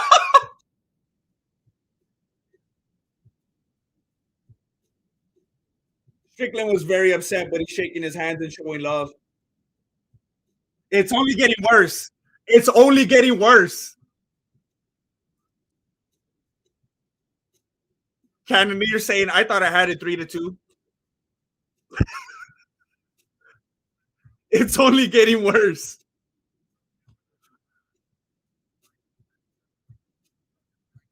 It's only getting worse. Look, before people start talking about damage, look, first of all you punks out there talking about damage are just riding that hype train that the UFC is making available to you right now. All you fools talking about, well, he did more damage. How can you tell who did more damage if you're not in his body? You can't judge damage. Do you realize that that's an illogical way to judge a fight? Everybody talking about damage and who scored more damage. You have to understand, you have no possible way of measuring that. Imagine if there was like a 7-year-old kid that came up to me right now and he was sucking me up and kicking me and giving me his all, elbowing me, and you could tell like everything he had in him, every little amount of energy was leaving his body, and he's just attacking me. It's not even hurting. It doesn't matter. Now we can see blood and we can see cuts, but these people fight for a living. They have scar tissue. They open up easily. They bruise easily. So how can you tell how he felt? Just like when Metal was taking those leg kicks all night long from Adesanya, he's like, I don't care. I'll eat him up all night. It's no big deal. It's impossible to measure damage when you can't feel the damage. You could see a fighter being like, I'll take that jab. I'll take that body kick. I'll take that leg kick because it's not even hurting them. But then the judges are going to be like, I feel like that hurt. How do you know? Oh, man. Death Kid, how is the dude with most significant strikes in the fight lose? Look, this is what we're watching now in the UFC. The person with the most takedowns, it doesn't matter. The person with the most control time, doesn't matter. The person with the most significant, yes, it is still called significant, by the way. Apparently, it's not that significant. People with the most significant strikes, doesn't matter. It's not that significant, apparently. Not anymore. It's damage. Unfortunately, though, we can't really actually judge damage because we don't know how that fool's body feels. But that's going to be the most important way that we measure it from now on. Oh, man. Jared Cannonier is the one. Like, let's say we were going to try to measure damage. Wouldn't we say Cannonier had the most damage? Because he was the one stumbling all over the place. He was the one doubling over. He was the one breathing heavy. He was the one that looked like he was in trouble.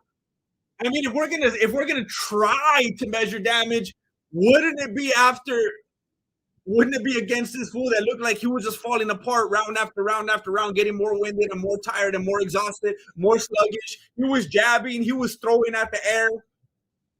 Doesn't it look like that fool took the most damage? Chef X Hyro, Sean only has himself to be mad at and more kicks. He could have won and hurt Jared. He kept slipping toward the left where his coach told him to kick. Yeah, his coach was telling him, what are you doing? He was mad at him. He was saying, when this fool does that, you need to do this. And Strickland did not capitalize on that. And I even mentioned that when it finally got to the fourth or final round, I was like, yeah, there's the southpaw stance that Strickland's coach kept telling him about, and he's still not capitalizing on it. That's true. He could have done better. But, man, Cannonier won just as much as Patty won his recent fight. My blind grandfather knew he won that as well. Man, this is getting sick, man. This is getting sick. All right. But look, here's my always my biggest problem, the lack of clarity. So let me give you some right now. Takedowns don't mean anything anymore. Control time doesn't mean anything anymore. And significant strikes are no longer significant. Significant strikes don't matter anymore. It's all about the one thing that's literally impossible to measure: damage. I mean, let's say Nate Diaz is in a fight and some fool barely taps him. Some fool barely grazes him with his arm hair and opens up Nate Diaz's cut. Is Nate Diaz going to lose because of damage? When everyone knows that fool's cut opens up every time he blinks, that fool can't even take a shower without his cut opening up. You can't judge fights off of superficial looking things like that. You can't tell because different fools bleed and bruise differently than others. You can't tell how they feel, how it's actually affecting them and actually damaging them. And remember, I said that Cannonier was going to win. So it's not like I'm a Sean Strickland fanboy and that was my pick. I said Cannonier would win. Didn't win even close to the way I thought he would. I didn't think it would be by robbery. But I don't want you guys thinking that I'm mad because the guy that I picked lost or anything like that. I picked Cannonier. I'm wondering where in that photo Dana White would be. I don't see him anywhere. That was weird. It's just an injustice. Thank you, G Zag. Thank you. Man, that's ridiculous. Okay. I want to thank everybody for being here tonight, making it a good night. This is insane. This is insane. If you're on Twitter, go retweet my tweet right now. Go like it, whatever. I'm going to go tweet about this right now because I'm upset. And that's what you do when you're upset. You say something on Twitter. Thank you for being here. Look out on YouTube for more breakdowns, for more shorts. I know I'm always putting out shorts that people aren't seeing. And I'm working on a breakdown right now that I hope to release soon. Don't forget, I'm going to be streaming live on Rumble on Wednesday, 12 p.m. PST every week. We're going to be breaking down fights that YouTube won't let us. And if you need to get a last-second gift for your loved ones, you can hit me up on Cameo. You can hit me up on Cameo, and I'll be more than happy to give your loved one a Christmas greeting or even a birthday greeting or even just roast them or say what's up for whatever reason. Hit me up on Cameo. I'll be more than happy to say something for you. And don't forget to hit up Juice Box's lady over here and get some jewelry, some custom jewelry right there. All right? Thank you for watching Mexican Martial Arts. Stay safe out there. Appreciate it. Good looking out. Late.